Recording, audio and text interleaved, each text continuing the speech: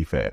His Royal Majesty, Oba Abdulrashid A. Akombi, Uluwo of Iwoland, Ashiwaju of Ife, Chief Alex Duduyemi, His Highness Dr. Ephraim Falugi, OOED, DG Prince Bisi Olatilo, Chairman and CEO of Biscon Communications, Mr. Olumide Akpata, former President of the Nigerian Bar Association, AIG Tunji Alakwini, Senator Tokunbo Afikuyomi, Hajia Bola M. Shagaya, MON, businesswoman and fashion enthusiast Abiola, Pastor Itwa Igodalo, Senior Pastor of Trinity House Church, Badebo Roads Viver, 2023 Labour Party governorship candidate for leadership lecture on the occasion of my 64th birthday.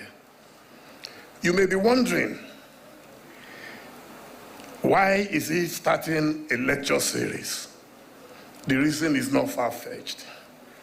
The clock is ticking, and by the grace of God, in smoke. The more we pay, begs all of us, we should stand at more. Don D. Mahama congratulated Dele Momodu and underscored the importance of addressing Africa's energy challenges.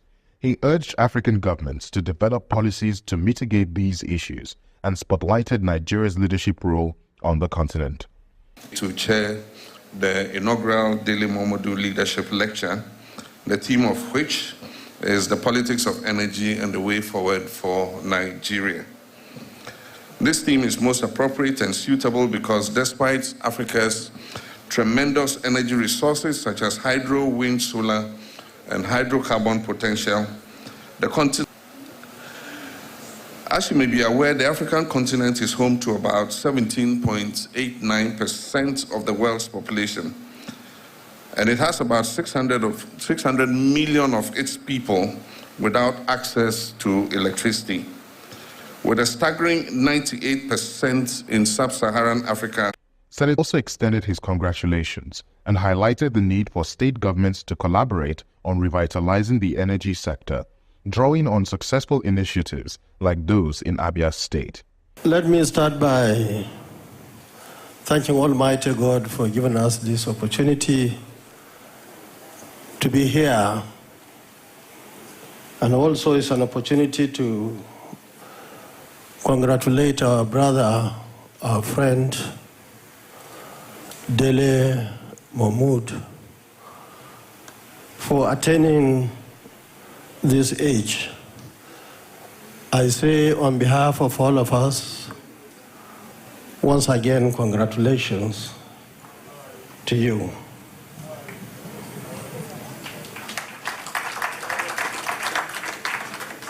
The guest speaker, thank you. We have been enlightened. In fact, if there was time, I had wanted you to tell us more about your experience of the power generation and distribution in Aba. And it will be a good opportunity, especially for businessmen and women, not only in Nigeria, but across the world, to emulate the good work that you have done. We need many, many more of Professor Naji in this country. With him, I'm sure this country would achieve much more. Chief Kola Karim, Managing Director and Chairman of Shoreline Energy International, and Mr. Donald Duke, former Governor of Cross River State, both addressed the pressing issues in Nigeria's energy sector, citing leadership failures as a primary cause. If Nigeria puts the directed investment in building up our gas reserves and gas resources, Nigeria will be a standard power in the forefront of what President Mahama said as a leading light in Africa. Why?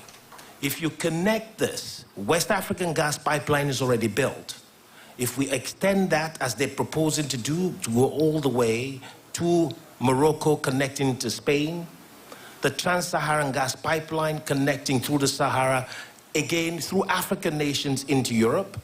If we go to the east, connecting through Central African Republic, going down south, imagine unleashing 206 TCF.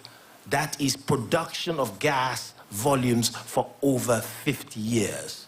Imagine what that will do to 54 countries on this continent. Another strength we must think about, and this is what I'm going to leave all of us with. If we see Russia with the geopolitical situation in Europe, the Nord Stream 1 and Nord Stream 2 gas pipeline, Russia was selling $500 million of gas per day into Europe. Just think about that connectivity and the strength of what President Mahama said and what our discussing leader said, where Nigeria could be in the forefront of driving Africa's growth. Thank you very much. Dele, congratulations, Roy. Congratulations on your birthday. This is a nation that at one point were flaring 2.5 billion cubic feet of gas daily. That's an equivalent of 25 million liters of diesel. You think of it. For over 40 years, we were flaring, burning 25 million liters of diesel. Talking about in the abundance of water, the fool is thirsty. Thank you. His Royal Majesty, Oba Adeyeye Enito Ogunwusi, emphasized national unity over political affiliations and lauded Dele Momodu for bringing diverse leaders together. People came, spoke very briefly, aptly, straight to the point. They are leaders, both in the private sector and public sector. A lot of Nigerians can actually talk and talk about the solution of this problem, but what are we all doing? It's very important for us to know. We've been talking about gas abundance for a very long time. We've been talking about so many things in this country that are in abundance, that we can actually even extract, and we will not focus on dollar economy. But the truth be told, the day as a nation that we start doing things not individually, the day we realize that this country is bigger than all of us, a good example of a celebrant today, that you are bringing all political parties together, irrespective of your party affiliation, that we will realize that Nigeria is bigger than all of us, then we will be a better nation. Goodwill messages were then delivered by veteran journalist Bimbo Oluyede and Prince Bisi Olatilo, both praising Momodu's multifaceted contributions. I want to congratulate him for the wonderful work that he has done over the years. I think he's one of the most consistent journalists that I can say we have in this country. He is also very professional, and he is a creative journalist. He sees opportunities to report and inform, to educate and entertain in virtually every situation in which he finds himself. I wonder sometimes whether he sleeps. And even when he's asleep, what kind of dreams does he have? Is it possible that the dreams are more than the reality? I'm not sure. But we need to congratulate him. We need to celebrate with him. We need to wish him God's continued guidance and protection and blessings. Now, the man we're celebrating today, I am only 70 years. The man is 64. And when he sees me, he goes down to greet me the way we do, to show respect for me. May God bless you, Dele. What do we say about Dele that hasn't been said here and will have to be said continuously?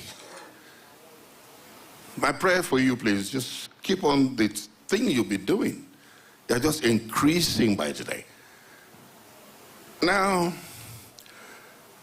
Professor Pat Naji, congratulations for the revolution you have ignited that has brought power to the whole of Abia. I'm hoping that you'll ignite it to all parts of Nigeria. Marankimi oye ijidon kedema ane tiene berekona galo gendi bodo ba because call me akabiko.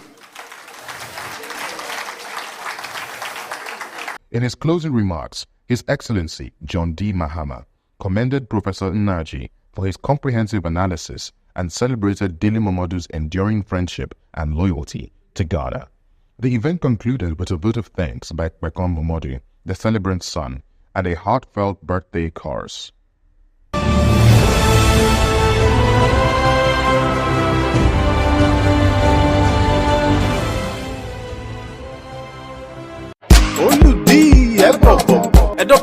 Who's your guy? Olumide Akpata. See us we dey like beans and rice. Edo people, I will never leave your side. I will never ever. I dedicate my time forever. Time to you, my people. Even if the road be rough, I know mine. Cause together we shall stand. My people, make we all come out on election day and vote Olumide Osaigbavo Akpata, una guy, as governor of Edo State. He ready to change our story and bring better life for we and our pikin them.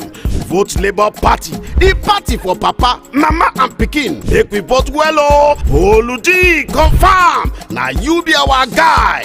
Labour Party, forward ever. Olumide Akpata. You are cordially invited to the 3rd Annual Choir Festival with the theme, Messiah My Father.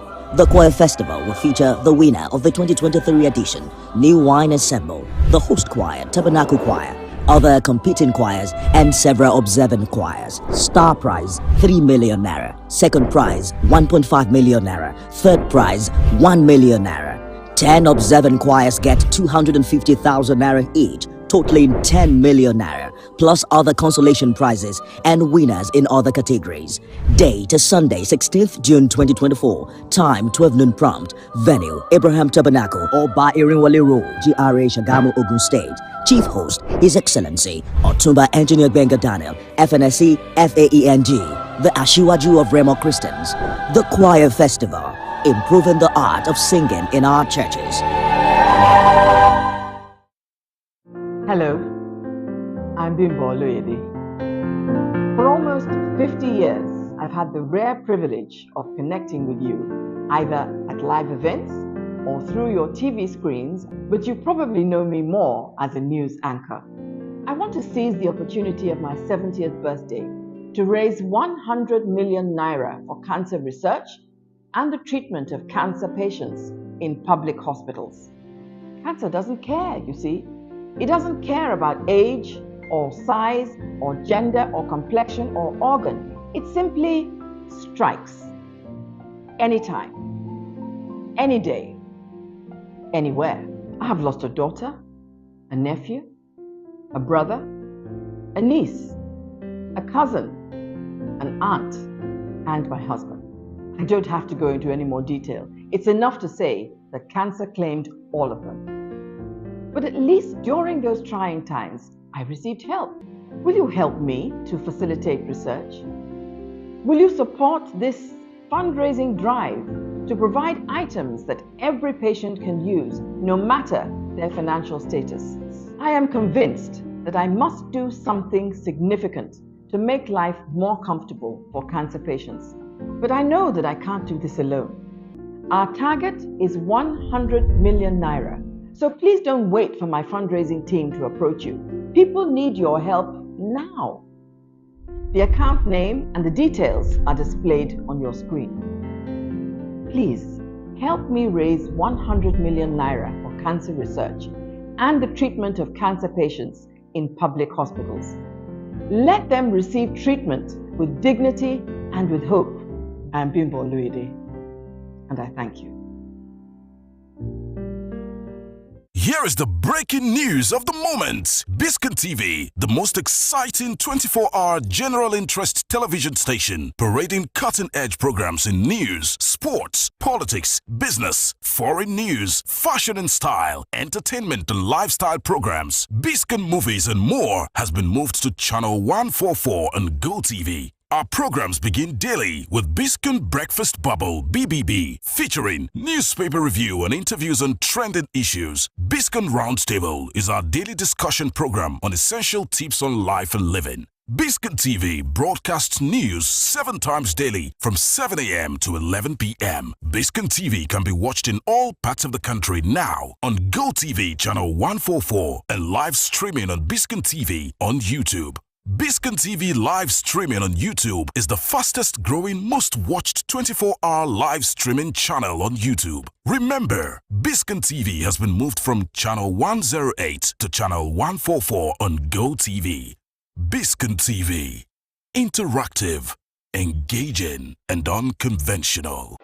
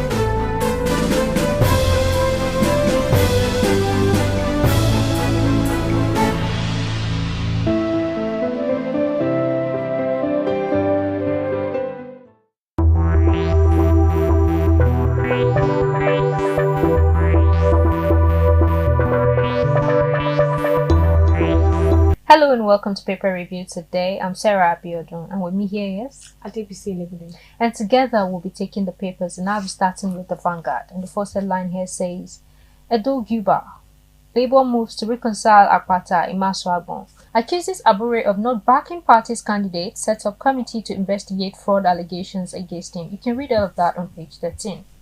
Minimum wage, while we may not accept 100,000 naira, organized labor, that's on page 5. Vanguard 2024 Economic Discourse holds this Thursday. That's on page 26. And boldly reading here is, manufacturers wail as unsold goods pile up in warehouses. As cost of living rises, purchasing power drops. Palm oil producers was hit. Beer producers emerge best performers. Experts blame forex volatility. Energy crisis prefers solutions. At Remember Service for late Otumba Balogun. Intense search for Iran's President Raisi after helicopter accident. You can read that on page 8. Tinubu OK's establishment of Green Industrial Zone. That's on page 9. Federal government moves to fight inflation through CNG. You can read that on page 9 also. And here Owela Kemfa saying, where the workers are expecting high wages corresponding with an inflation running at 30%, the government and employers provoked the labor leaders by proposing what are essentially wage cuts. They succeeded in stalling the negotiations. And finally, to the world of sports, formidable. Man City win Premier League for record 4th time in a row. You can read that on page 31. The Punch. And I'll begin with the first headline for the Punch newspaper. Oil production nears 1.7 mbpd at according to NMPC. MPC may raise interest rate again Tuesday. Syrian SEC fine 9 banks 678 million naira on page 27. Dangote petrol supply. Federal government may slash 6 trillion naira fuel import. 520 billion naira monthly fuel imports expected to drop as Dangote begins supply June, and that's on page 2. Helicopter crash. Iranians pray for missing president, minister on page 43. 8 manufacturers suffer 627 billion naira forex losses on page 2.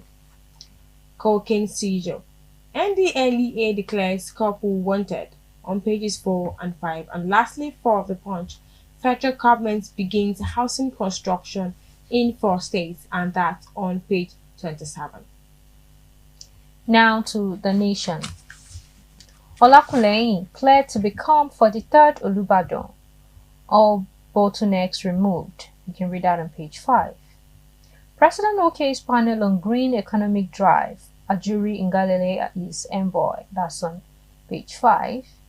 Central banks withdraws cybersecurity levy circular. You can read that on page 4. Troops rescue adopted 383 from Sambisa forest. You can read that on page 6. Violence erupts at Ekiti, Kwara boundary. Ogun APC attacks Senator Daniel. Tinubu likely to get minister's performance record this week. Deliverables based on administration's 8 priority areas are criteria. CBN faces tough choices on interest rate, inflation, others. Apex Bank's MPC meets. And lastly, for The Nation, we have anxiety over Iran president after chopper crash. That's on page 27. 4,000 Nigerian students in Germany. That's on page 6. Moving forward, I'll be taking the New Telegraph, and I'll be going to first headline for the New Telegraph newspaper. Forex crisis. LCE payments dropped by 62.77% to $204.47 million. MPC. Analysts project more rate hike as meeting commences today, and the story you can find on page 22. I remain in politics for life. Atiku says they struggled to enthrone this democratic system will ensure it's sustained on page 3. Nigeria not a democratic state by any means, attacked according to Agbakoba on pages 10 and 11. Serap sues Wike governors over alleged failure to account for trillions of FARC allocations on page 3. Now to sport. Man City win historic 4th consecutive EPL title. Arsenal second, Luton relegated. 10 years after abduction, army rescues 386 civilians from Sambisa forest. Federal government considering de-radicalization program review now. Military source. NAF at 60. We are now forced to reckon with in terms of security. Achieved. 4 ex-Zamfara governors pledge support in fight against insecurity. Community wants military base in Benue to end attacks, killings. Drug offenders. Lawyers push against death penalty, says it will serve no deterring purpose on pages 14 and 16. Tinubu creates committee to oversee green economy initiative. Appoints Ngelale special envoy on climate action. Helicopter carrying Iran's president crash lands on page 4. Minimum wage. Pension. Blackmail. Others won't stop us, NLC tells Soludo on page 4. Cybersecurity levy. CBN withdraws circular on implementation. Now this is asked to Ganduje. Constitute committees to reconcile aggrieved APC members. Seek support for party structure. Northern APC stakeholders meet in Kaduna. Declare Ganduje's suspension unconstitutional. And lastly, for the New Telegraph, we have study saying study links PTSD to teeth grinding crisis. That's on page 27. Now to Daily Sun. 2027, Obi supporters begin mobilization, set up committees. That's on page 27. NLC TUC insists on living wage, say no going back on demands. That's on page 6. Tinubu chairs 25-man presidential committee on climate action, green economy. Appoints Ngelale special envoy on climate action. That's on page 28. Reps Speaker to Ganduje set up machinery to reconcile aggrieved APC members. Stakeholders meet in Kaduna, strategize for 2027 polls. That's on page 6. 2 beheaded, 7 kidnapped, houses burnt in Eboyin community. That's on page 4. Nigeria, Germany, trade relations hits £3 billion. Over 4,000 Nigerians schooling in Germany. That's on page 7. NDLEA declares couple wanted, arrests 4 cartel members over cocaine seizure. That's on page 4. Reps propose election petition conclusion before president, governor swearing in. That's on page 6. And lastly, for Daily Sun, we have Serap sues governors, FCT, over failure to account for FACC allocations. You can read that story on page 26. Nigerian Tribune. NDLEA declares Indian-based Nigerian couple wanted. Arrest 4 suspected barons. Intercept China. UK-bound drug. Consignment recovers 2,025 explosives. Ondo 2024. No end in sight over APC crisis as Jimo Ibrahim rejects peace move. On page 23. Project Cargo's later Lagos ports as FX volatility bites. On page 6. Liquidity crunch. Banks borrowed 3 trillion naira from CBN to meet financial demands. On page 6. Now to Iran. Iranian presidential helicopter crashes. Saudi Arabia, Iraq. Azerbaijan offer to help in the search. On page 3. CCECC hands over $50 million transportation university to federal government. On page 6. Now, APC Northwest declares Ganduje suspension unconstitutional, and the story is on page 22. Recently constituted federal universities governing councils best in history. Committees of VC, and the story is on page 4. Labour Party. We will back Atiku Obi alliance to win presidency in 2027. Obedient movement begins mobilization. Set up Harmonization Committee NNPP. We are watching with keen interest, and the story is on page 4.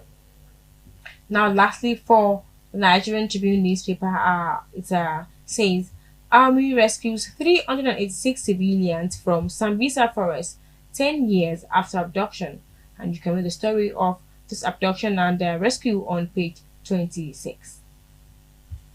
The Guardian. MPC meeting decision. Further hike anticipated as inflation interest rates converge above 30%. You can read all of that story on page 6. Minimum wage. NLC rejects 100,000 naira as federal government labor shift grounds. Iran's supreme leader urges prayer for president after chopper's hard landing. That's on page 3. 2027, Obi supporters begin mobilization. Set up Harmonization Committee. That's on page 3. Government projects cars 47.5% fiber courts. Telcos seek action. That's on page 5. Dozens flee Niger community over communal crisis. Seek government intervention. That's on page 8.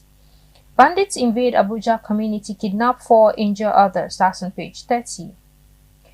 Eleme One access. An east-west road to sorrow, tears and death. That's on page 4. And lastly, for The Guardian, we have attaining food security through sustainable irrigation agriculture. That's on page 14.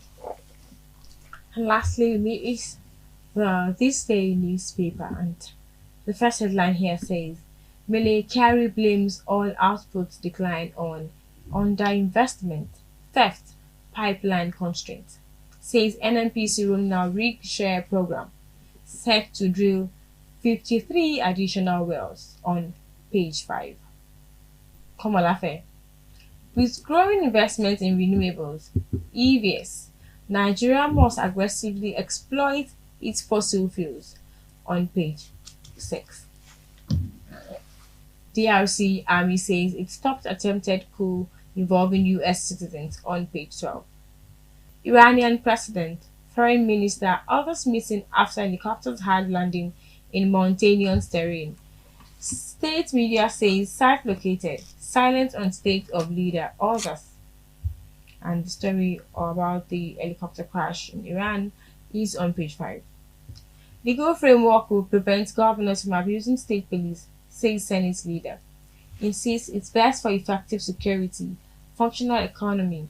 Nigeria has police-citizen ratio of 1 to 650, far cry from United Nations minimum ratio of 1:460, and the story is on page 5. Now we have the Monday interview. Peter Mba saying we're increasing Enugu's IGR from 25 billion naira to 287 billion naira, and the story is on pages 30 to 33 of the This Day newspaper, and that's the final story for the This Day newspaper. And lastly here with me is the Daily Trust.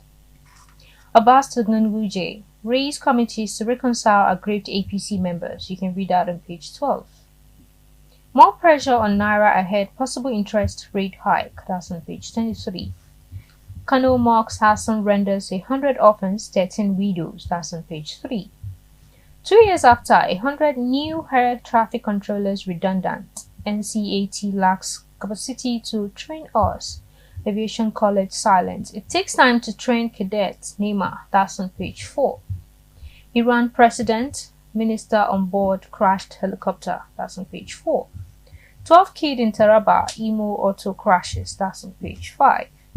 Man City win historic 4th straight Premier League title. You can read that on page 39. Army rescues 386 from Sambisa forest 10 years after adoption. That's on page 6. Gunmen killed 2 soldiers in Abia. You can read that on page 33.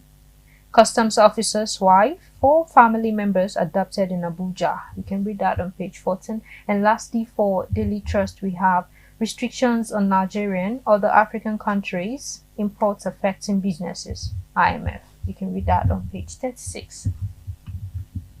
And so we've come to the end of paper review today. Thank you for watching.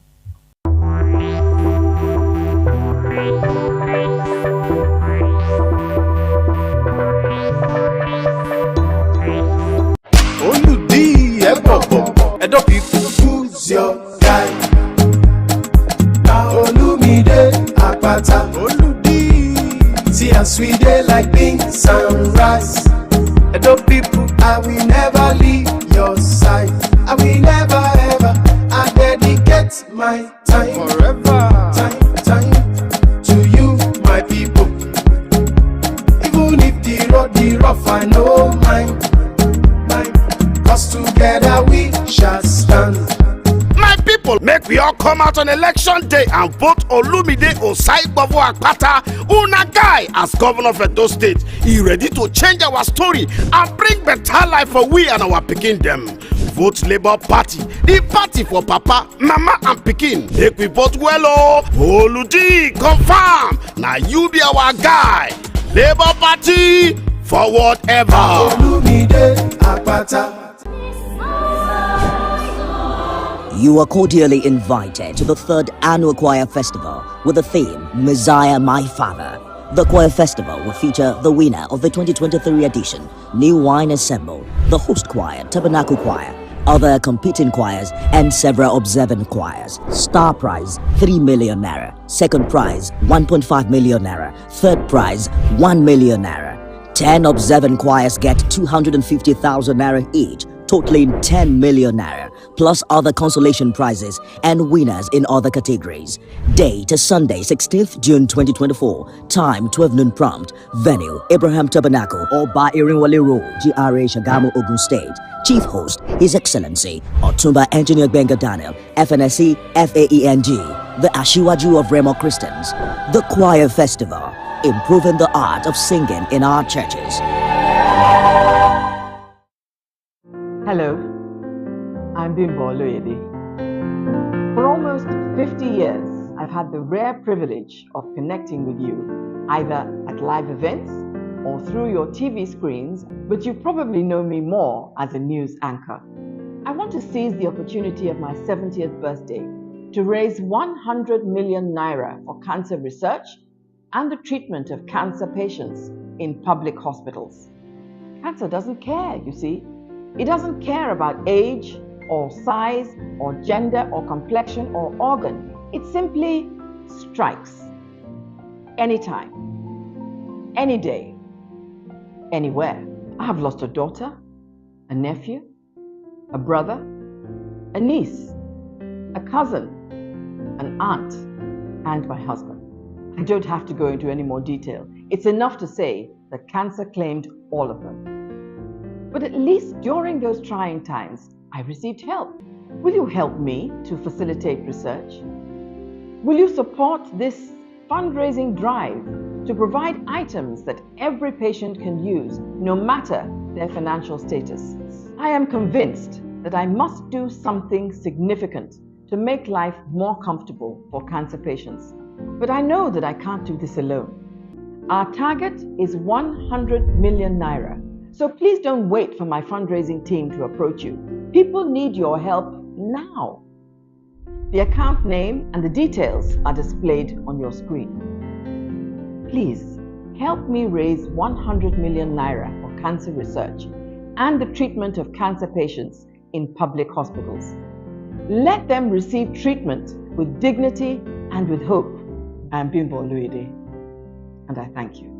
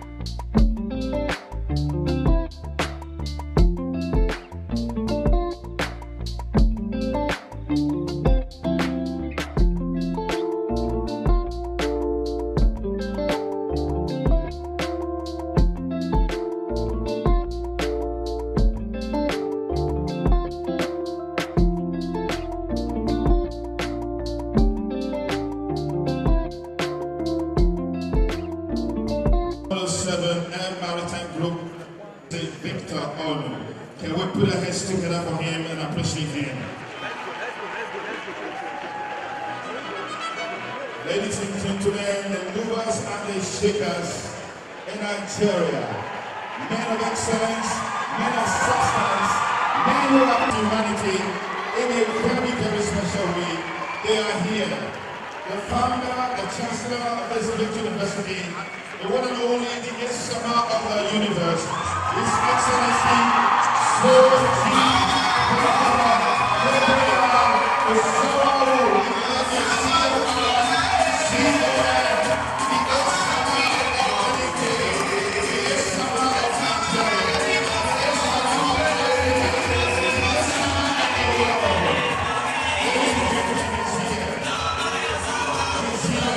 all the way from Ghana, the Adoti Hene of Kwando, Impresso Ghana, Amigos Paramisiabi of the House of Dominion. Thank you for your presence. Thank you for your presence.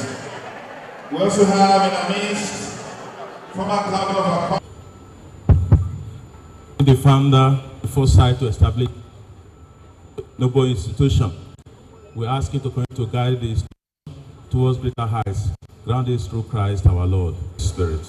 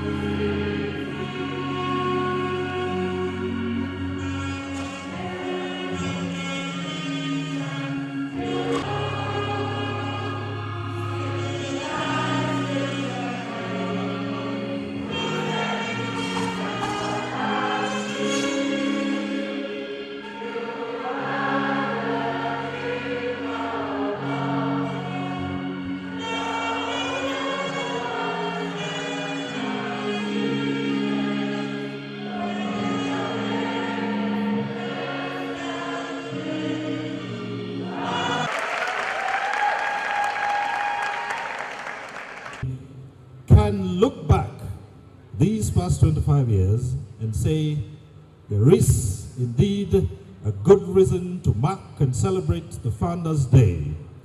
Let me borrow the words of a top former technocrat and public servant who is attending this ceremony in a very big capacity and who I'll introduce much later, but I'd like to borrow his very words this morning. He looked around and said, it is not easy running and sustaining a university for 25 years, especially one that is not situated in a city setting. May we give a warm round of applause for Ibidedion University, Okada.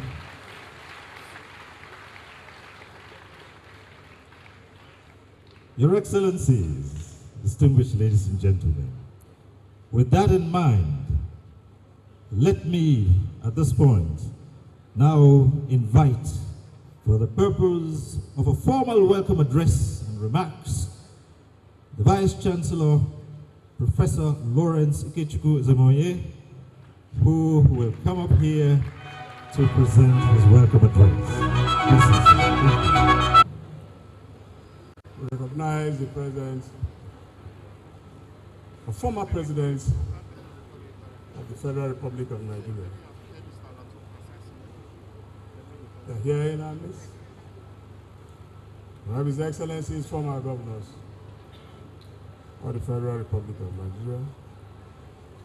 We have His Excellency's deputy governors of the Federal Republic of Nigeria. Very distinguished ladies and gentlemen, now permit me to also recognize the Honorable Chancellor of Igbenedion University, Okada, Sir Chief Dr. Gabriel Igbenedion, CON, CFR. Distinguished Excellencies and ladies and gentlemen, it is with great joy and gratitude to God that I welcome you all to this historic event, which is the celebration of the 25 years of pioneering academic excellence by the first private university in Nigeria, Igbenedion University, Okada.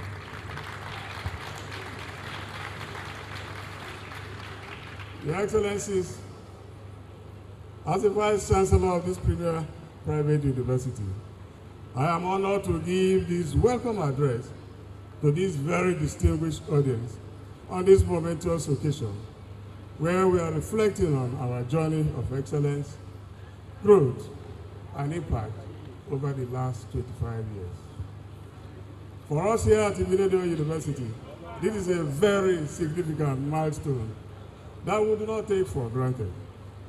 This is because the establishment of the university on the 10th of May in 1999 laid the impeccable trajectory for private universities and private intervention in the Nigerian university. Right Honorable Tajuddin Abbas and the House Committee Chairman on University Education, who are here ably represented by Honorable Barrister. I'm equally delighted, Your Excellency, to represent His Excellency General Absalam Abubakar, GCFR, the former head of state, whose administration laid the singular but historic distinction of responding positively to the clamor of extension of access to university education through the licensing of private universities in Nigeria in May 1999, with Igbenedion University as the first with certificate number 001. I must quickly welcome and thank His Excellency Dr. Goodluck Ebele Jonathan, GCFR, former President, Commander-in-Chief of the Federal Republic of Nigeria, for not only accepting to chair this occasion, but for his regular goodwill towards this university over the years. Let me also welcome, in a very special way, the Minister of Education, who is here represented by the Deputy Vice Chancellor of the University of Benin. In no particular order, I want to welcome other esteemed dignitaries here present, such as the speakers of the advisory colloquium, who will be recognized in due course. In law, spiritual, and temporal, I also recognize you. The Chief of Defense Staff, who is here ably represented, I recognize your presence. My brother Vice Chancellors, Rectors, Provosts, the military and paramilitary agencies, partnering institutions and agencies, I also welcome you.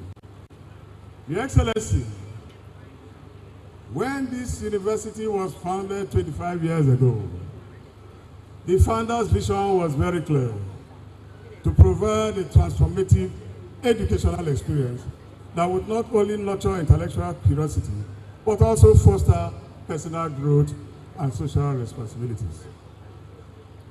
This university, over the past 25 years, have evolved into a beacon of academic excellence.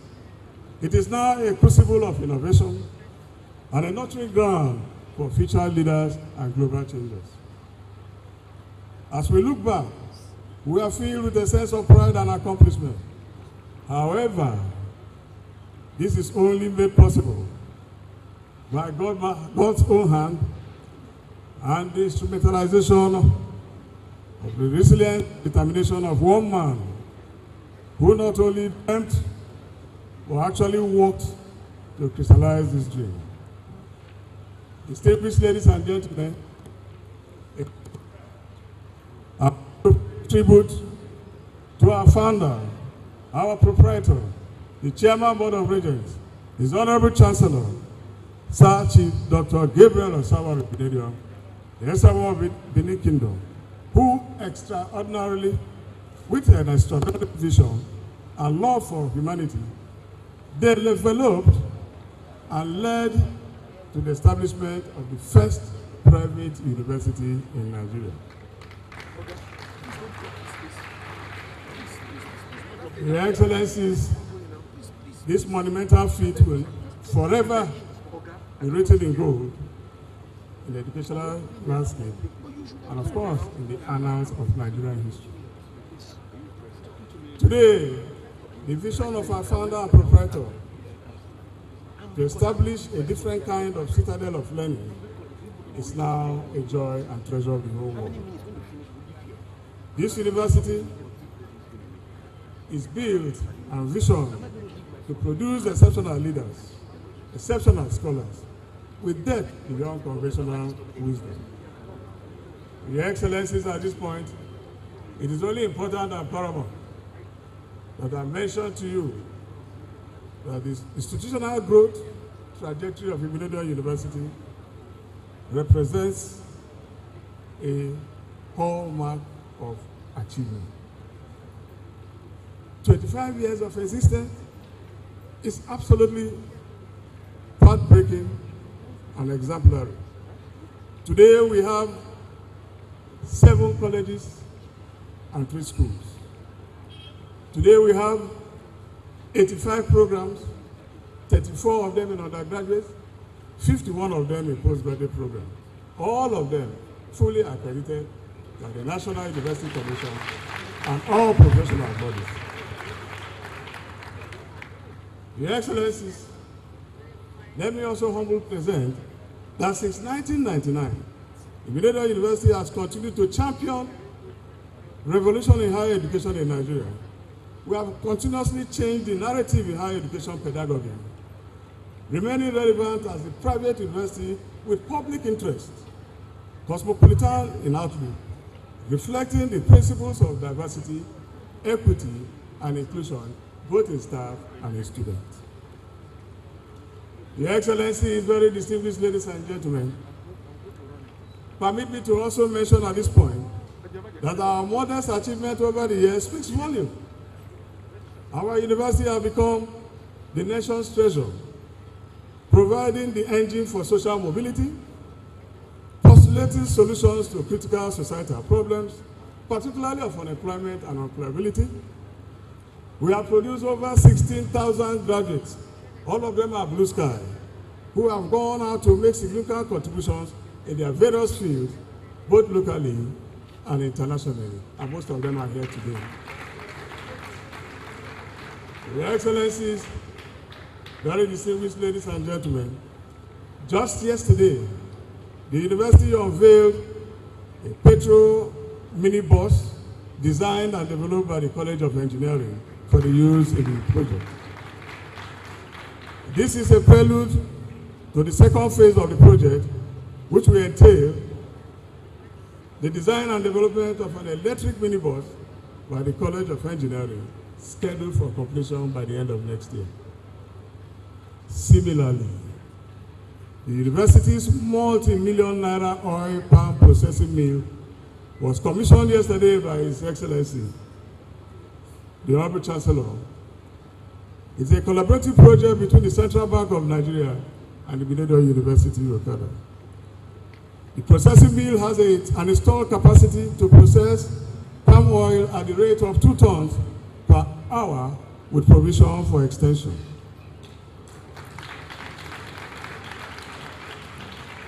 The facility will not only boost the university's internally generated revenue, but also join the federal government in fighting the issues of food security. Your Excellencies, please not be tired when I continue to reel out some of these achievements at this point in time. In the same vein, the newly completed Okunzi Ultramodern Hotel and Suite, which is a division of Igbenedion University Holdings at Wuse Junction, Okada, was also commissioned yesterday by the Honorable Chancellor of Igbenedion University. You may want to know that this is the first of its kind in Okada and Wuse communities. It is a 5-star hotel that boasts of state-of-the-art facilities and is set to change tourism narrative here in Nigeria. More importantly, it will cater for the needs of parents and visitors to Igbenedion University, who will no longer bother of traveling back to Benin, but will have to stay in a comfortable place in the hotel. Your Excellency, we all know that the workforce demand at the global level have changed. Education trajectory is also changing. With an incredible digital environment, today our Smart Campus program has accreditation for 6 IT academies. Our new centers of excellence allow for the expansion of research frontiers and expertise.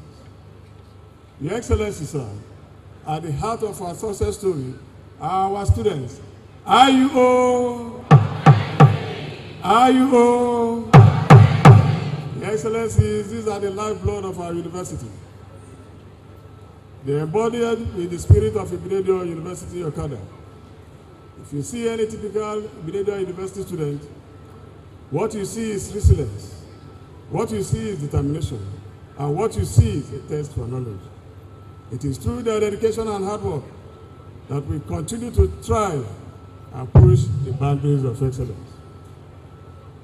Let me also mention that our Portopolis Healers postgraduate program, the master classes, have also helped our university. Your Excellencies, we will continue to invest in cutting-edge research, foster interdisciplinary collaboration. We're also ready to drive digital literacy, technological fluency. We're also ready to pursue curriculum shift, as now embedded in the CC mass. Our ultimate goal is to provide our students with a truly global education that prepares them to navigate the complexities of the interconnected world. Your Excellencies, it is now time for me to acknowledge the contributions of our various stakeholders and development partners, and to thank them for being part of our success stories the last 25 years. Of significance is the National University Commission, the Joint Admission and Matriculation, and of course, the National Youth Services Corps for mobilizing our students. All our professional partners that are here, we acknowledge you and we thank you for quality assurance that you have been doing for us. Our other international development partners, we thank you for joining in the trade.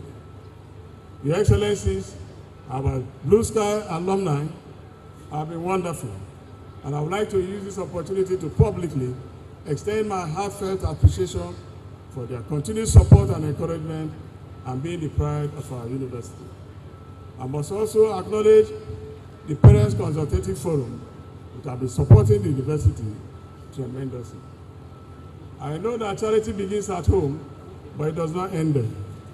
To the good people of Edo State, particularly the Okada community, they have played a vital role in ensuring a very peaceful environment which is conducive for teaching and learning.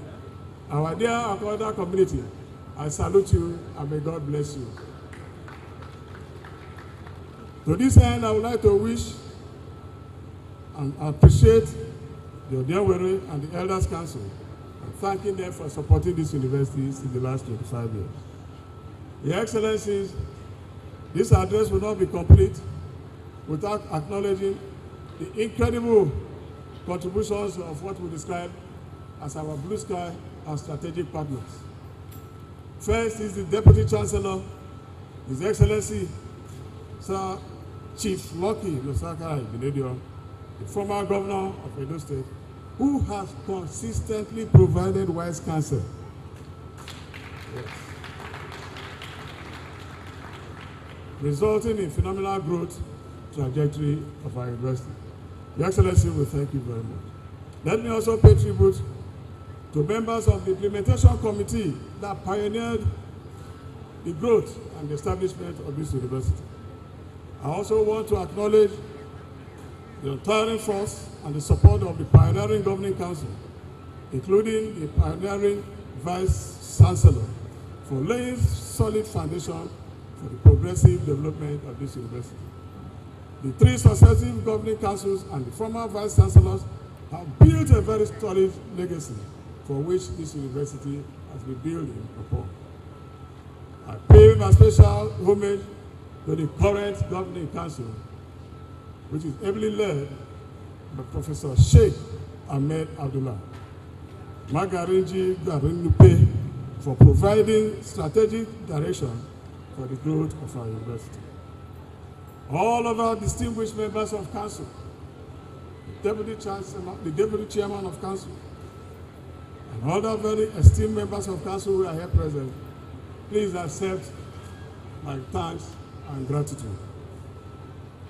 I wish to acknowledge in a very special way this time the faculty members, the staff and students, provost deans and directors, and all members of various committees of this university that have continued to work assiduously to ensure that we are in 25 years and still counting. I thank you all. As we embark on our Biscon transformation journey, a special one at that, we are resolved to invoke the spirit of resilience, innovation, and excellence that has defined Ibinedo University over the last 25 years. Together, we will continue to inspire. Together, we will continue to educate. Together, we will continue to inform. And together, we will continue to shape the leaders of tomorrow. Very distinguished ladies and gentlemen, Your Excellencies, I'm about to conclude this welcome address. But permit me to say that as we mark this 25th anniversary of Ibinedo University, a dream of one man that has become the treasure of the whole world, let us celebrate our past achievements. Let us also honor our shared values. And let us embrace the future with optimism and determination. I want to use this opportunity by the special grace of God to invite all of you to the 50th anniversary in 2049. God bless Ibinedo University. Ladies and gentlemen, the protocol is tall. I wasn't clever enough to do the jumping to save time.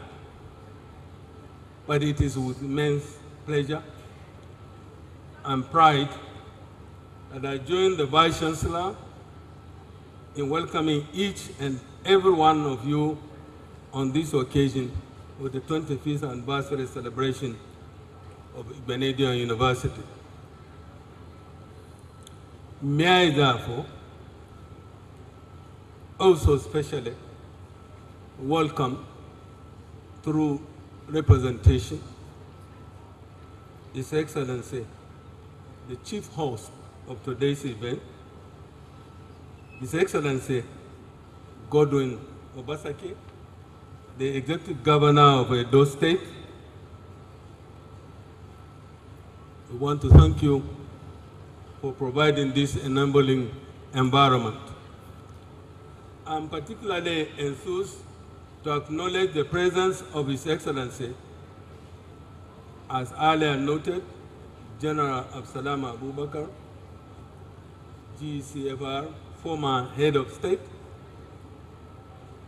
especially given Your Excellency's historic role in birthing private universities in Nigeria, particularly this university in 1999.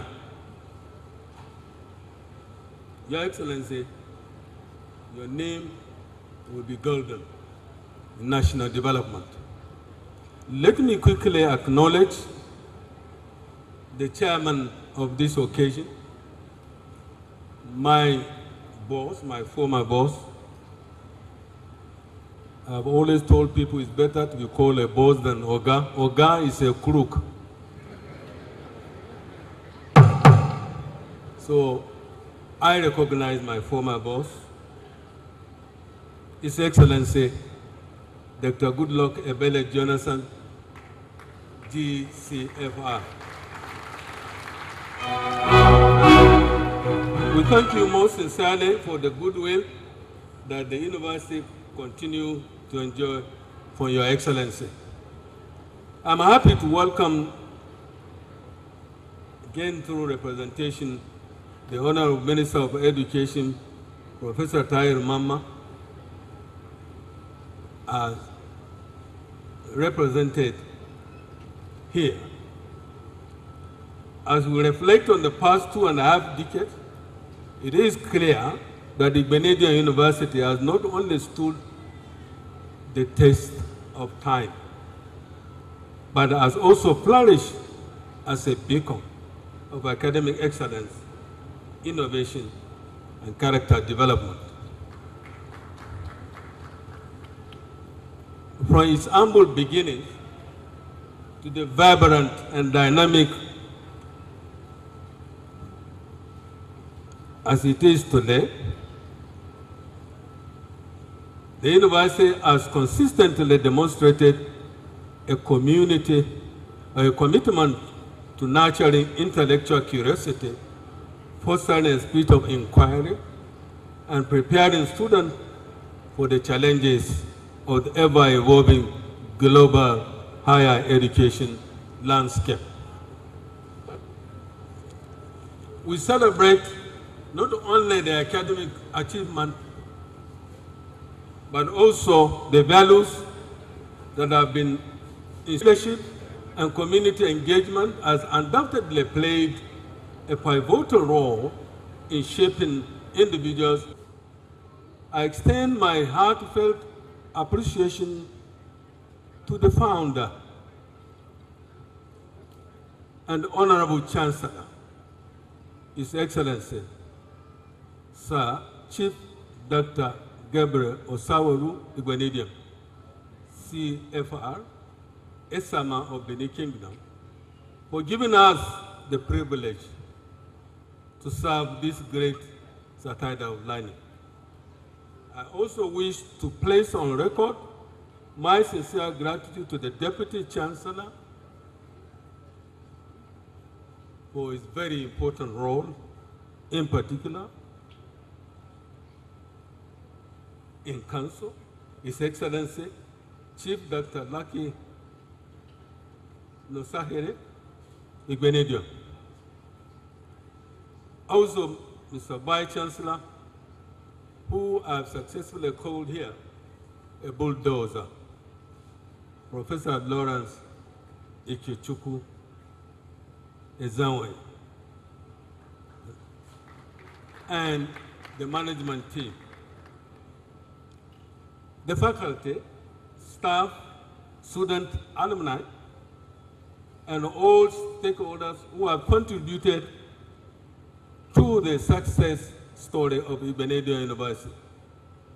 Your collective efforts have transformed the institution into a center of excellence, recognized not just nationally, but also internationally.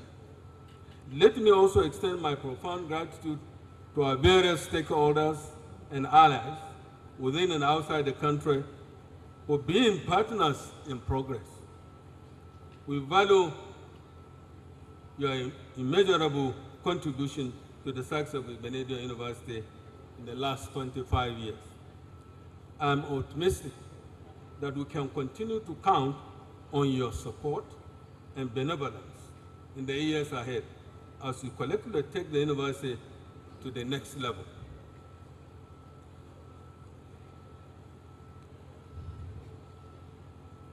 as we look to the future,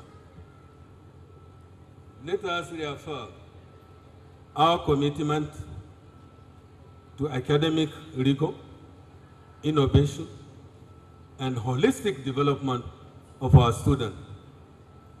May the next 25 years be marked by even greater achievement, groundbreaking research, and a continued dedication to producing graduates who are poised to make positive impact on society. Once again, congratulations to all for reaching this significant milestone. May the spirit of excellence and the pursuit of knowledge continue to guide us in the years ahead. Thank you.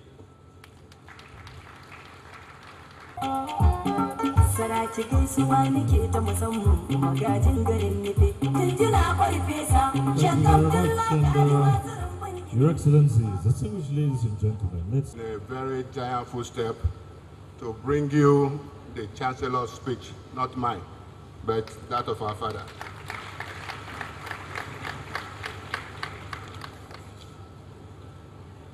It is with immense pride and profound gratitude that we gather here today to celebrate the 25th anniversary of our beloved university, Igbenedion University, Okada. We today celebrate an institution that has become a beacon of academic excellence, innovation, and community. Let me register my profound appreciation to our chief host, the Executive Governor of Edo State, Your Excellency Godwin Obaseki, ably represented by the Commissioner of Education, Joan Obiawe. Permit me to thank Your Excellency, our Father General Abdul Salam Abubakar, the former head of state, Federal Republic of Nigeria, for accepting to be part of this historic event. Significantly, sir, it was under your administration that Igbenedion University received its license to operate as the first private university in Nigeria with the license number 001. I talk very general. I wish to specially appreciate Your Excellency, Dr. Goodluck Ebele Jonathan, GCFR, former President of the Federal Republic of Nigeria, for honoring our invitation on this event and particularly accepting to chair the 25th anniversary colloquium. Your Excellency, thank you very much.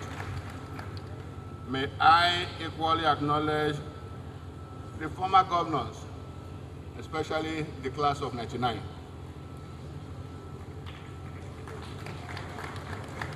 For graciously honoring us today.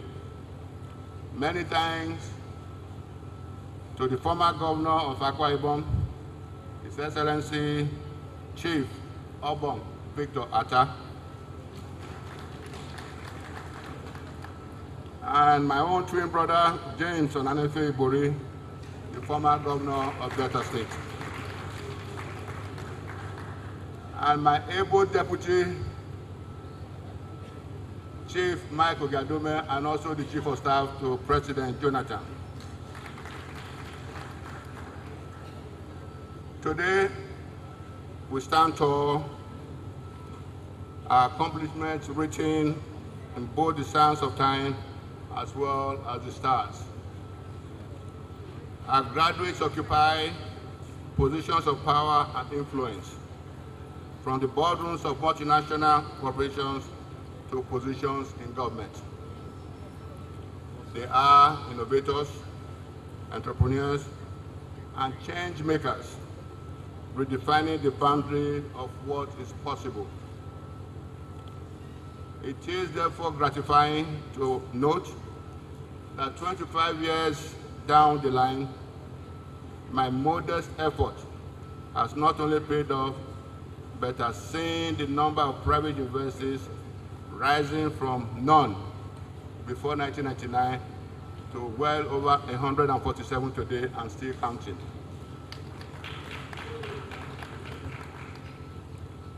Suffice it to say that the journey towards the establishment of private university in Nigeria did not come on a platter of gold. I recall with nostalgia that the journey began when I broached the idea with the former president and commander-in-chief of the armed forces, General Ibrahim Badamasi Babangida, GCFR, at a private meeting in 1992. Fortunately, the then president keyed into it.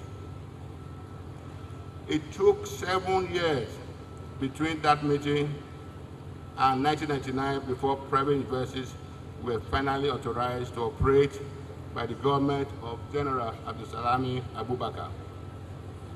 It is therefore a thing of indescribable joy for me to personally have the esteemed presence of General Abubakar to witness this historic occasion. Thank you again, sir. At this point, I wish to pay tribute to distinguished Nigerians and associates who shared in the vision and responded to the clarion call to midwife the establishment of Ignition University back then. This person served as the foundation team for the actualization of that dream. Of particular note is the planning committee inaugurated on the 13th of March 1995 under my chairmanship. Members of the committee included S.I. Omorobe, Professor T.M. Yusufu, Ambassador Dr. Gobadia, Mr. Frank Imokweme, Professor Igarewa, and Bright Igbinedion. A.O. Egobame Esquire San, with Prince R.O.A. Williams as secretary. It is noteworthy that the committee work led to the presentation of the operational license for the establishment of Ignition University on the 20th of April 1999. The planning committee was subsequently transformed into implementation committee with enlarged membership on the 12th of May 1999. The new members included Professor E.U. Emovon, who served as interim Vice Chancellor, Honorable Justice I.O. Aloye, retired, Mr. I.E. Edokolo, and Dr. Ogiame, with Prince R.O.A. Williams as registrar. The implementation of committee worked assiduously for 6 months as the Provisional Governing Council and Senate, guiding the physical and academic development of the university.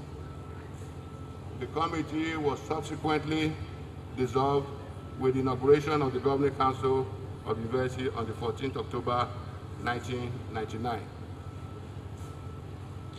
The pioneer Governing Council was made up of late Professor Bashir Ahmad Ikara as Pro-Chancellor and Chairman of Governing Council, Professor Emovon, Interim Vice Chancellor, Mr. Bright Igbinedion, Dr. Isweli, Professor Osage, Dr. Ese Ngawa, Professor P.O. Erabo, Professor Olu Aino, Professor Onyemelekwe, Professor Wanashi, Justice O. Aloye, Ambassador Abel Gobadia, Chief M. Okoya Thomas, Professor Maria Ikejiani Clark, Professor Akintoyemi, and Professor Joy Ugu as members, while R.A. Williams served as Registrar Secretary to the Council. I remain indebted to these distinguished Nigerians who toiled ceaselessly and selflessly with unwavering commitment to advance the cause of higher education in Nigeria, especially through private sector intervention during the university's embryonic stage. I pay tribute to the memory of those who are no longer with us and have passed on to higher glory. For I am consoled by the assurance that the legacy they left behind will serve as a lasting testament to their credit. May their soul continue to find peace in the bosom of the Lord. I also wish to acknowledge the exceptional diligence and commitment of the successive governing councils who have kept the church aglow in the last 25 years. An array of vice chancellors include Professor E.U. Imobon, who served as interim vice chancellor from 12th of May 1999 to the 28th October 1999. Professor Anthony Osagie, serving from 29th October 1999 to 30th November 2003. Professor Nduka Uraya, who served as acting vice chancellor from December 2003 to 11th of September 2004.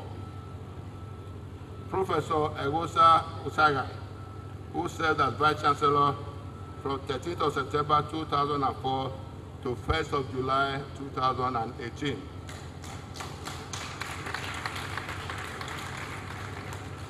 Special tribute goes to Professor Sagai for being the longest serving vice chancellor who contributed immensely to the solid foundation that the current vice chancellor, Professor Lawrence Ikechukwu Ezimoye, whose tenure began on the 2nd of July 2018 to date, has now taken to the next level. The list of pro-chancellors and chairmen of governing council include Professor Bashir Ahmad Ikara, whose tenure dates between 14th October 1999 to 2001. Emeritus Professor Chief Oluwaina OFRO, served from 2001 to February 2012. Professor David Awambo, serving from 22nd February 2012 to 4th of March 2015. Emeritus Professor Oluwole Akonde, serving from 1st of May 2015 to 3rd June 2018. And our own very distinguished Professor Sheikh Ahmed Abdullah OON, who has consistently done us well with his wealth of experience from 4th of June 2018 to date. From inception to date, we have remained steadfast in our commitment to providing quality education and fostering academic excellence. Our dedicated management, ably led by the Vice Chancellor, Professor Lawrence Ikechukwu Ezimoye, faculty, staff, and students have contributed immensely to our success, shaping Igbeneghu University into a prestigious institution of higher learning. We thank the parents and guardians of the pioneer students and subsequent ones for the confidence reposed in the university by entrusting the education of their wards in our care. We do not take this for granted, as reflected in the number of Blue Sky graduates who are excelling in their various callings across the globe, making you and Igbeneghu University proud. Today, as we commemorate this significant milestone, we also express our gratitude to individuals and organizations that have supported us along the way. Here, we extend a special appreciation to the government of Edo State under His Excellency Godwin Obaseki's watch for your continued support and partnership over the years. We equally thank the Federal Ministry of Education for providing strategic guidance and support through the National University Commission as a regulator, and the university has partnered with the Commission in shaping the quality of academic programs and, by extension, the quality of graduates. The partnership between the Benin University and professional regulatory bodies, such as the Medical and Dental Council of Nigeria, Pharmacists Council of Nigeria, Nursing and Midwifery Council of Nigeria, Medical Science Laboratory Council of Nigeria, the Council of Legal Education Council, the Engineering in Nigeria, the COREN, amongst others, continue to work stronger by the day. We are grateful to you for providing invaluable oversight on quality assurance for academic programs.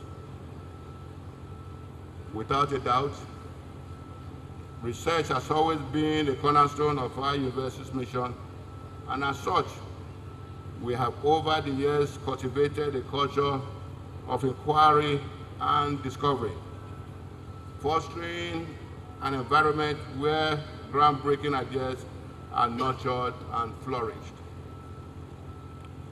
Our growth trajectory is proof to the fact in the realm of academia, our institution has consistently surpassed expectations, which has spurred the creation of dynamic learning environment, characterized by rigorous academic programs, state-of-the-art facilities, and a vibrant campus. Community that has stayed committed to providing holistic education, nurturing intellectual curiosity, and empowering interdisciplinary collaboration between graduates who are well equipped to face the challenges of our ever-evolving world. Today, we proudly stand as a testament to the power of education in shaping the destiny of individuals and societies. For our commitment to diversify and inclusion has created a blend of culture, ideas, and perspectives that enrich us all. Our emphasis on practical skills, experimental learning, and industry collaborations has empowered our graduates to excel in their chosen fields, contributing to the advancement of our economy and society as a whole. Looking ahead, we are filled with excitement and anticipation for what the future holds. The next 25 years will undoubtedly bring new challenges and opportunities, and our university is prepared to embrace them with open arms. As we celebrate today the 25th anniversary of our venerable private university, let us acknowledge and applaud the remarkable feats achieved over the years in the realms of academia, research, and manpower development. Our institution's unwavering commitment to excellence has transformed lives, pushed boundaries, and created lasting legacy. So, as we celebrate this momentous milestone, let us rededicate ourselves to the mission of Igbinedion University, Okada. Let us continue to be a beacon of hope, a catalyst for change, and a wellspring of knowledge and opportunity for all who walk through our doors as we continually nurture the next generations of leaders who will shape the future of our nation and the world at large. Thank you for your attention. God bless you all.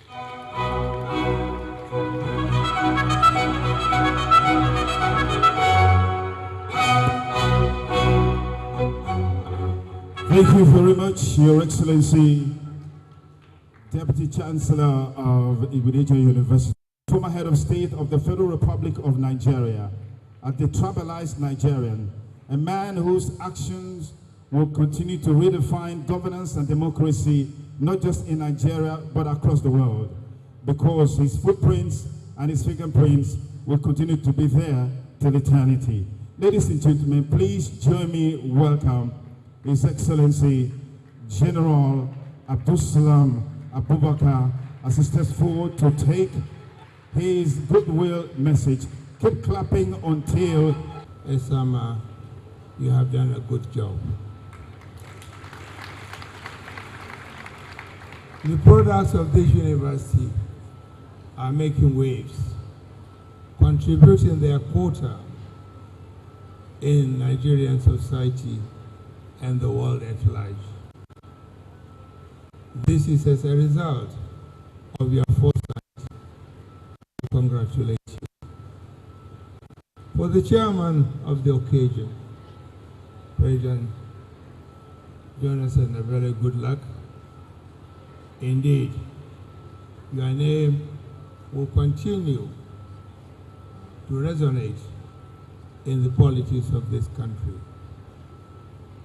Your action alone saved democracy when you conceded defeat to your opponent. I congratulate you, and on behalf of Nigerians, I want to thank you for this action. Your Excellencies, distinguished ladies and gentlemen, I want to thank, through the Honorable Commissioner, on behalf of Ignatian University, for the support your government has been giving to the university. Thank you very much. For the Okada community, I think your role is very important in bringing peace to the university. I want to thank you for this wonderful action. Your Excellencies, the Deputy Chancellor, Lucky Ignatian, I want to thank you for coming to Abuja to twist my arm to come and accept this invitation. I want to thank you. For the former governors of Akwa Ibom and Delta, I want to thank you for the role you played since you assumed the office of governorship in 1999. Your actions has gone a long way to establish and project democracy. Thank you very much. For all of you here, I want to say thank you for honoring the invitation and being part of this ceremony. In the next 25 years, most of us wouldn't be here. So I want to wish you well as you celebrate the 50th year anniversary of the university. Thank you very much indeed. Who indeed is the one who midwifed the democracy that we enjoy today, General Abdulsalam Abubakar, who again is my uncle. So you see, I'm very much at home with my family.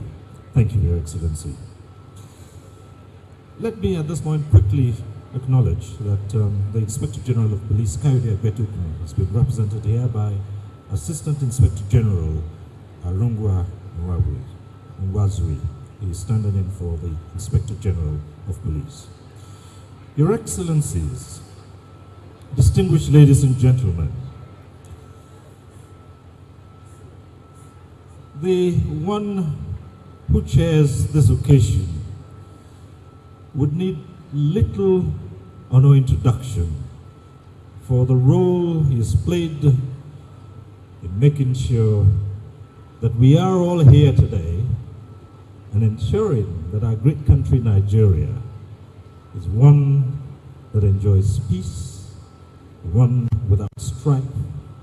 And for all the years, ever since he left office, he has become a universal ambassador of peace and an international statesman. No one, not on this side of the planet, will forget in a hurry his commitment and his sacrifice at a time the nation stood at a precipice and people didn't know what would happen next. And he stepped forward and said, let all the tension end and let the country survive.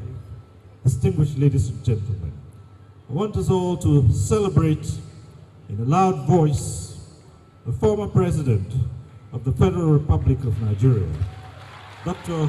Goodluck Ebele Jonathan, GCA. Today I'm really happy, really excited to be here in Okada to participate in this silver jubilee of the Benedict University, Okada. I congratulate the Chancellor and the founder, a man I call my father, the Deputy Chancellor who has been navigating the university management, the students' parents, and all the people that are here to celebrate. It's a unique ceremony, and we need to commend them and congratulate the university for this epoch in the history of private university, the evolution of private universities in Nigeria. We have to also congratulate the Edo State and the Okada community for providing the environment for the growth of this private university.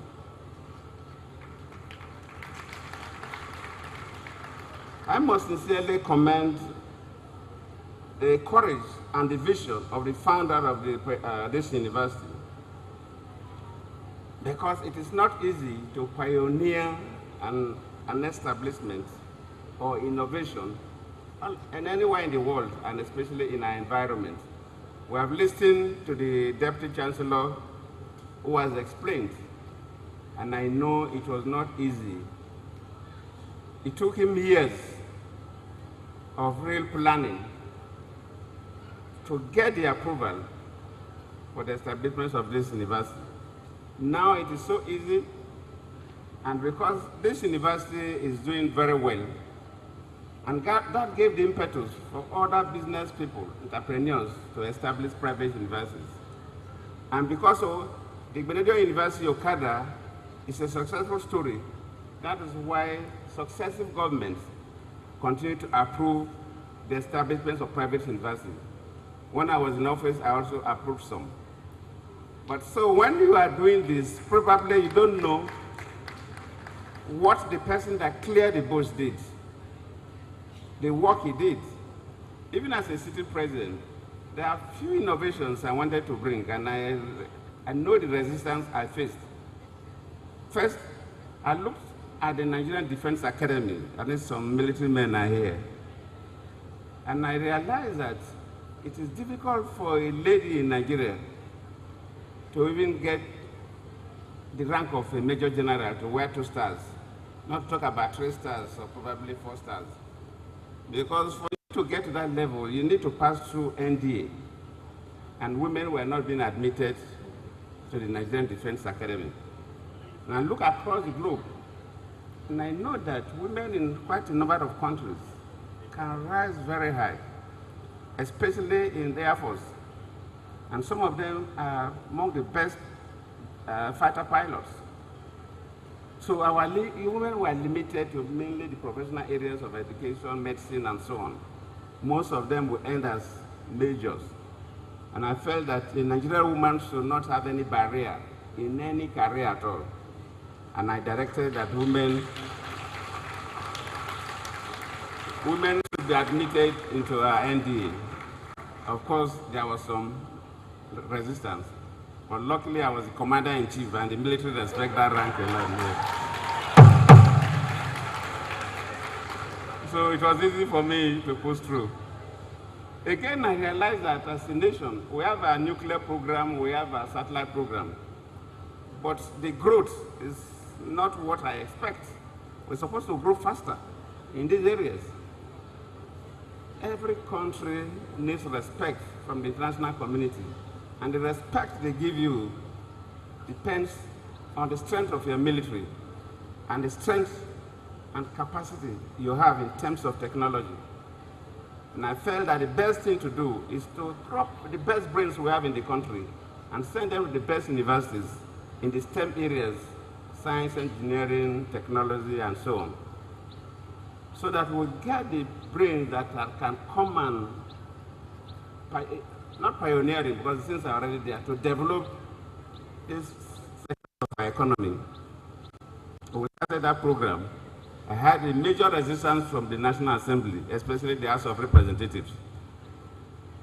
They couldn't invite me, but I remember they invited the Executive Secretary of the National University Commission, Professor Okodi. I was pushing the country forward. Some people were pushing it backward. And in fact, immediately I left office, they have to stop that program. That's the program that has helped us to develop, even in terms of, there is always this resistance when people start something that is perceived to be new. So for our father to succeed in establishing this university, and today we are celebrating the silver jubilee, we have to thank him, we have to appreciate him. In fact, all the people who own universities today are supposed to be here to celebrate this man.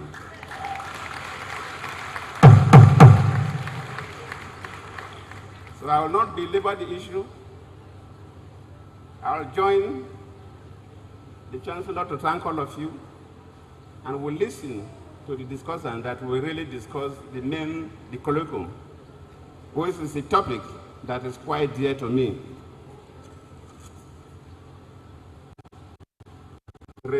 Imagine tertiary education for Africa's present and future realities.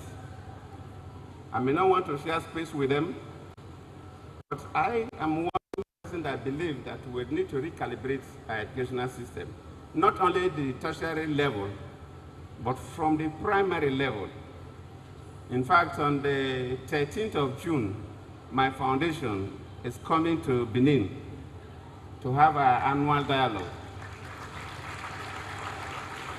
And incidentally, the topic that we're bringing Africans to discuss, the keynote speaker is the professor from Kenya, is similar to this topic. How do we recalibrate our educational system to make sure that we pilot the economy and also make us to live peacefully? Because if you look at what is happening to our schools from primary, secondary to the tertiary level, first and foremost, the effective aspect of our education. We have bullying in secondary schools, especially, maybe some primary school too. At the time, it was a very popular thing in Lagos that the government was worried. You go to the tertiary schools, you have issues of cultism. People who are involved celebrate themselves. But if our universities are infested with cultists, nobody can send his son or daughter to any Nigerian university to school. And we know in those good days, people send their children to University of Ibadan, University of Isuka. Now we send our children to Ghana and other places. So government and our educationists must find a way to stop the issue of bullying in our lower school, primary and secondary school, and the issue of cultism must be curtailed if we want to create a learning environment that will attract people from the world. In terms of our learning processes, today is a day that technology is used to drive all processes. Even as a law sector, in those days people want to read law, they don't have nothing to do with mathematics or engineering. But today, you cannot even read law without understanding your computer. Because judgments, from what we are told, in the future, most magistrates will even lose their jobs because robots will give judgments. Lawyers will just key their information into the system. The prosecutor and the defense and the robot will interpret. They want to limit the human interference so that the issue of who know who will not be there. And that's where the world is going. So even as a lawyer, you must be ready to be technology savvy for you to survive. So while we're training, I'm not saying everybody must read the science, but technology is becoming the language for you to understand anything, even to do your basic research work. So we need to recalibrate and make sure that these are built into our curricula, so that when we train our graduates, they come out with not just certificates, but they come out with knowledge and skill. What we pursue mainly today is certificate, and that must be phased out. We must discourage the issue of certificates. Yes, you have a certificate to show that you have passed through a process, but that certificate should not be the ultimate. The ultimate is the knowledge and the skill somebody acquires. And this can only be possible if we recalibrate our educational system. We are from the list of discussants, these are very competent people to be moderated by my friend, Professor Afolabi. So I know they will give us good views. I had a written speech, but I don't want to belabor the issues. I don't want to waste their time, because that aspect will be discussed by our professionals. So once again, I congratulate the university for celebrating their Silver Jubilee. I congratulate their summer for his vision that it nurtured over 25 years, but materialized at a particular time, 1999, that Abdul Salami was the head of state. Your Excellency, we thank you for approving this university.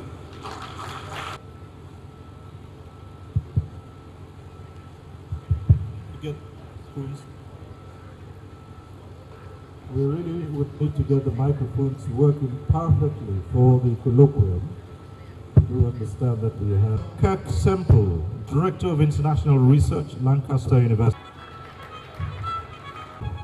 of Igbinedion University, Okada.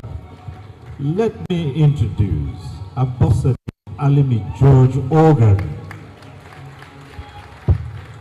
the founder, Women in Leadership Advancement Network, a tri-sector leader with almost 20 years experience working across non-profit. We say this so that IUO students can celebrate one of their own as well. Must be sustained, but I don't know where it is. But one of these points, we need to revisit it and get it back. It's gone now, I tell you for sure, but we must get it back. The second is, as a Nigerian, that with the enormity of power in your hands, on that day that the results of election came, you have done wonders. But you left everything to God, and for the sake of this country, and for the peace we enjoy today, we give you kudos. Thank you very much.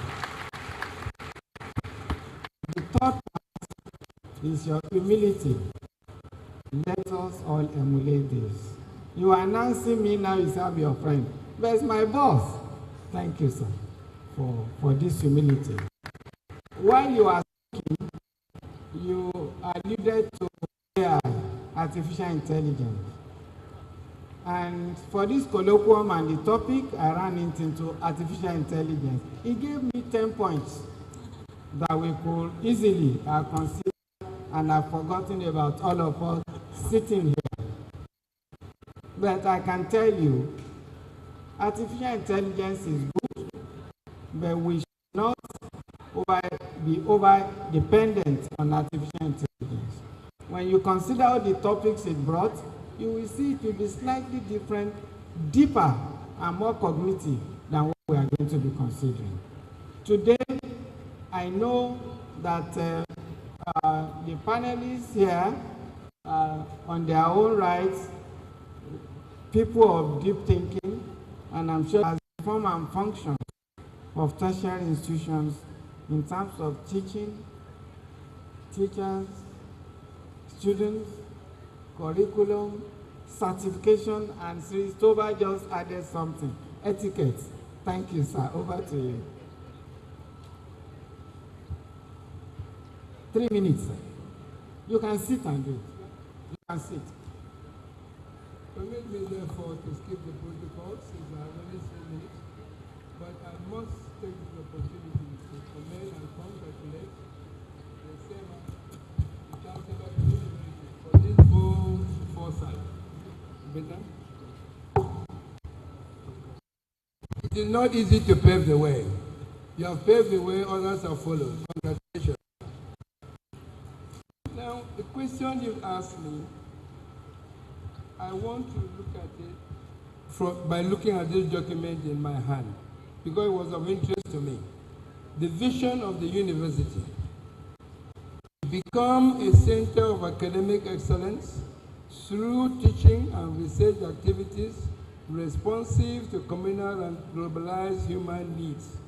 And the mission: to pursue excellence in teaching, research, and scholarship through the provision of world-class facilities and opportunities for education, training, and employment to all those able to benefit without any form of discrimination. Let me say right away that I've never been in the mainstream of academics. Occasional visiting lecturer and external examiner, that's all. But I have observed enough to be able to speak on this subject.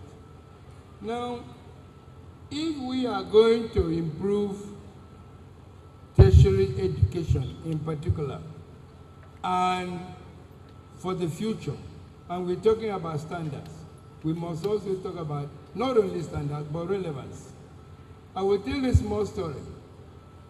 I went to one of the very earliest tertiary institutions in Nigeria, the Nigerian College of Arts, Science and Technology, in 1957, to study architecture.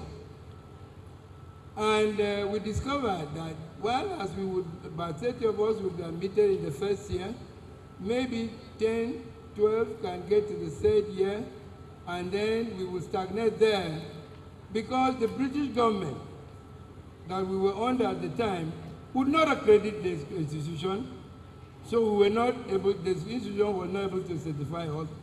But more than that, we discovered, particularly in the field of architecture, which I am very familiar with, that, and this we discovered when Professor Adeyinka Adeyemi became the head of school. And I'm glad that the British professor is here, because when I left here, I had to go to Leeds to study. The British had a problem on their hands, which was that there were a lot of returnees in technical fields who could not find work in Britain. So the policy, and I mean policy, was that the colony should not graduate people in certain professions, so that the returnees will find work in the colonies. So you can see that when you are planning for the future, the manpower need has to be very, very critical factor. If you don't take into consideration your manpower needs, you'll produce people that will be very irrelevant, they cannot find work, and they cannot be employed by the government. Apart from this business of manpower needs, there's also the issue of skill acquisition. Today, I think it is our chairman that said we want to get rid of this certification business. Not entirely, but we must marry it to some skill acquisition. Because it's not sufficient to come and say, I have certificate. What can you do? I can work for government. You have to be able to have certain skills that even the government will require before they will give you employment. And this will come from a lot of research work. We have to focus on research. We spend very little money on research, unfortunately, in Nigeria. But research and development become critically important for us. So I agree that what we need to do is what the chairman of the education said. We must recalibrate. And the recalibration must take into cognizance certain things. Yes, raise standard, be very conscious of the manpower needs, and make people acquire certain skills, then they'll be equipped to go out and fend for themselves. Thank you very much. For manpower needs, and of course, skills and skill matching. Now may I take my next panelist, Professor Yakubu Ochefu Agbo, to take my fifth line of thinking, which is tertiary institutions, especially universities, are benchmarked and ranked using yardsticks determined by the West. Should this continue to be the case? As we accept the concept of competitive and differentiated development in tertiary education, where in the future do Western determined ranks sit? Are we going to have peculiar ranking methodologies for Africa? Over to you, Professor.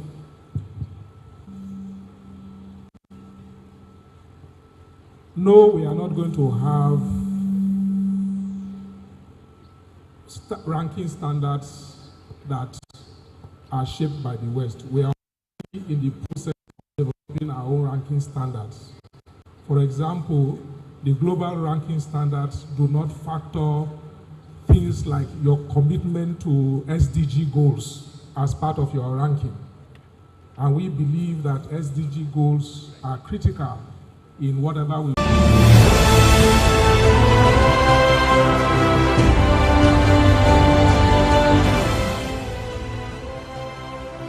On Friday, May 17, 2024, the Island Club, Nigeria's premier social club, came alive as members from across the country gathered in large numbers for its 2024 general elections.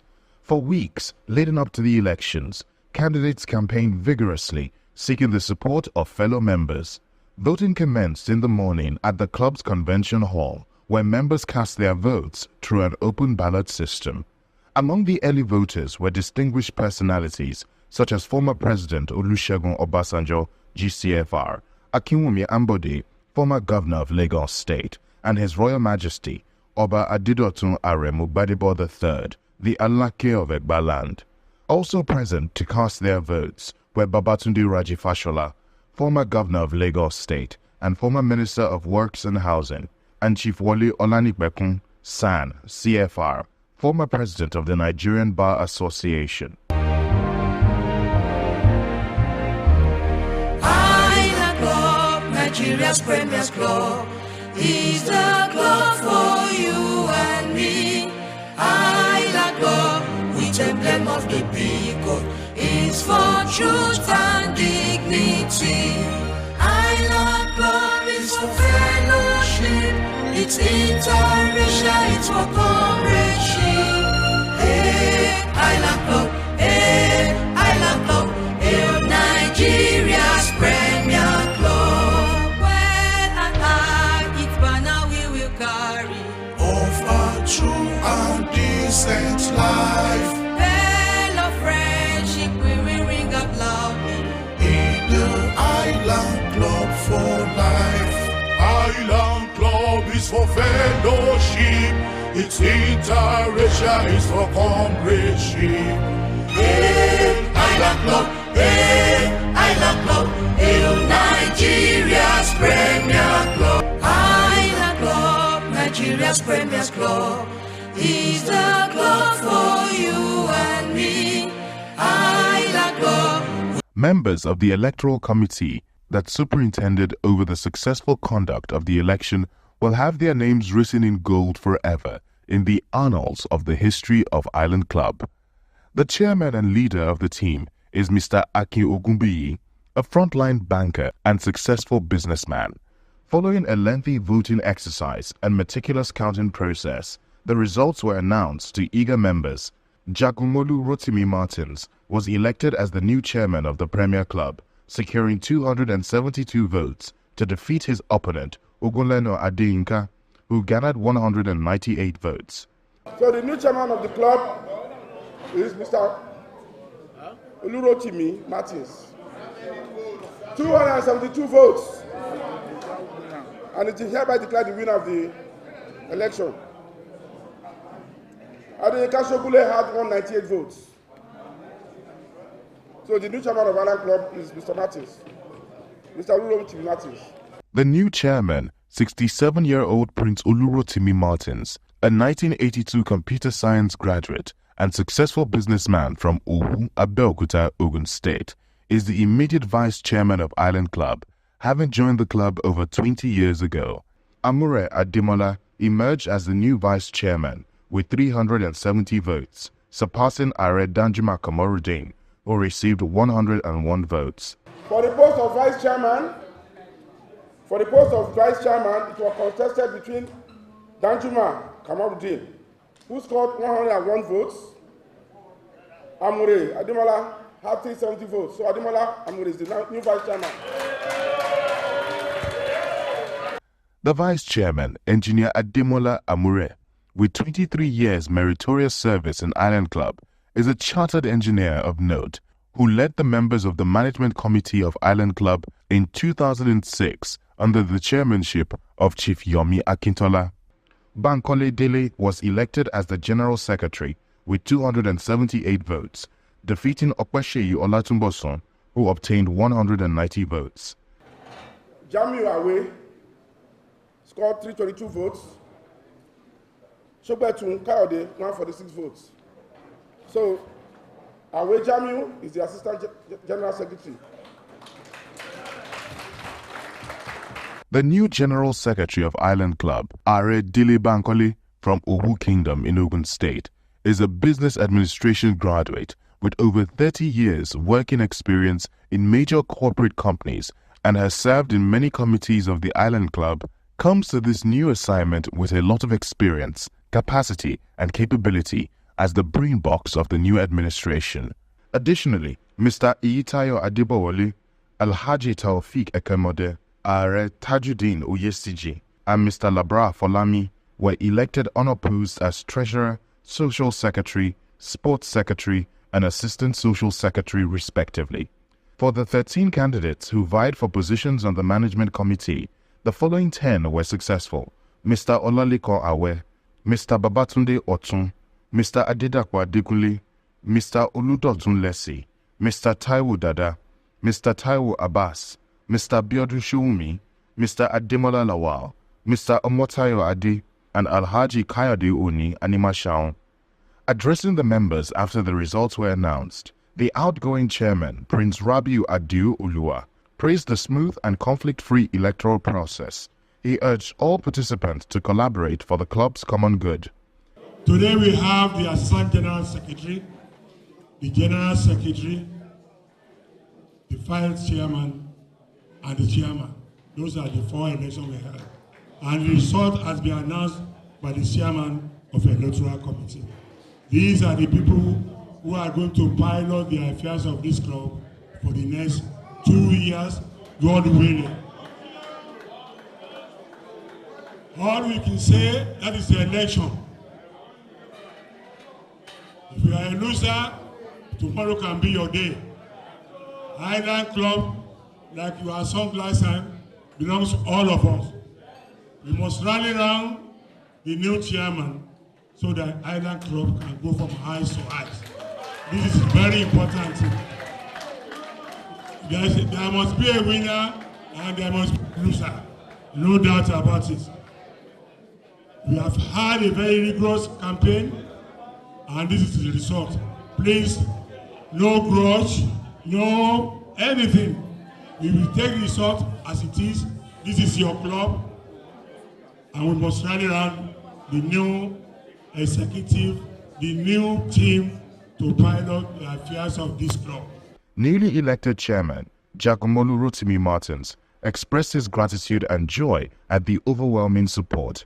He emphasized the need to elevate the club to new heights and called on his opponents to join him in advancing the club's mission. First and foremost, I want to thank Almighty God for making this possible. The journey was long and rough, but I ran a clean campaign addressing the critical issues in our club. And I'm pleased that The members of Island Club recognized this and voted me accordingly. I extend my heartfelt thanks to all the dignitaries who came out today to support me, including the former president, General Olusegun Obasanjo, the Alake of Egbaland, former governor of Lagos State, Akinwumi Ambode, and many others. I think this is a unique time for us to bring back our club. Special thanks to the chairman, Prince Rabi Adeolua, trustees, Chief Olufa Lomo, Chief Adeni Williams, Prince Ademola Dada, Alhaji Akim Awe, and Mr. Banjola Dipo. Your support means the world to me, and my joy knows no bound.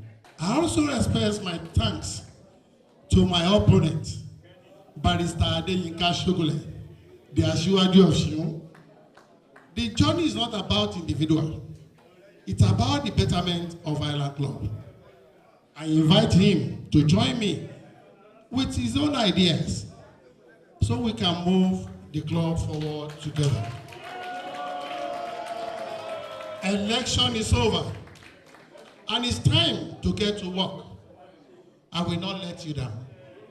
I promise you, I will not let you down. Thank you once again, and God bless you. Thank you. In a jubilant atmosphere, members joined together in singing the club's anthem. Up Nigeria Premier Club is the club for you and me. Highland Club with emblem of the peacock is for truth and dignity. Highland Club is for fellowship, is interracial, is for comradeship. Hail Highland Club, hail Highland Club, hail Nigeria Premier Club. 3 are the cheers for the Federal Republic of Nigeria. Hip hip hip, hip hip hip, hip hip hip. 3 are the cheers for Lagos State, the center of excellence. Hip hip hip, hip hip hip, hip hip hip. 3 are the cheers for our social Premier Club, the Island Club. Hip hip hip, hip hip hip, hip hip hip. Celebrating late into the night and into the early hours of the morning.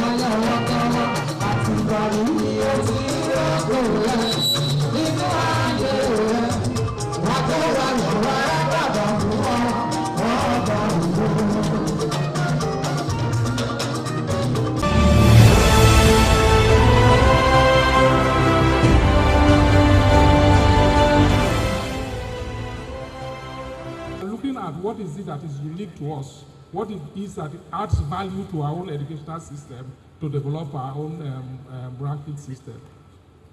Secondly, institutional differentiation is key.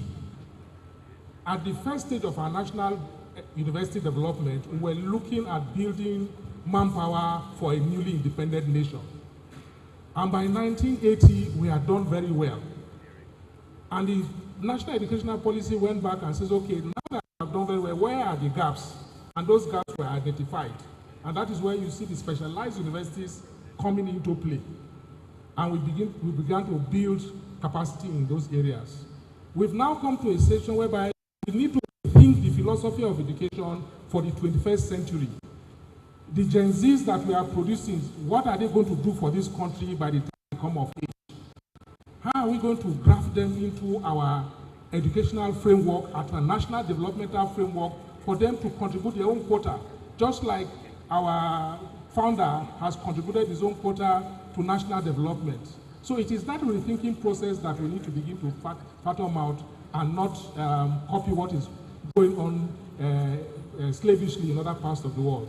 The Africa 2063 agenda of the African Union, as far as universities are concerned, has also issued out a framework that makes it necessary for us to work together, identify our common variables, how we can collaborate more within the African continent and not just with the outside world. So these are the ranking frameworks that we are currently pursuing, being driven by the Federal Ministry of Education, the National Universities Commission, and of course with the universities. Thank you, sir.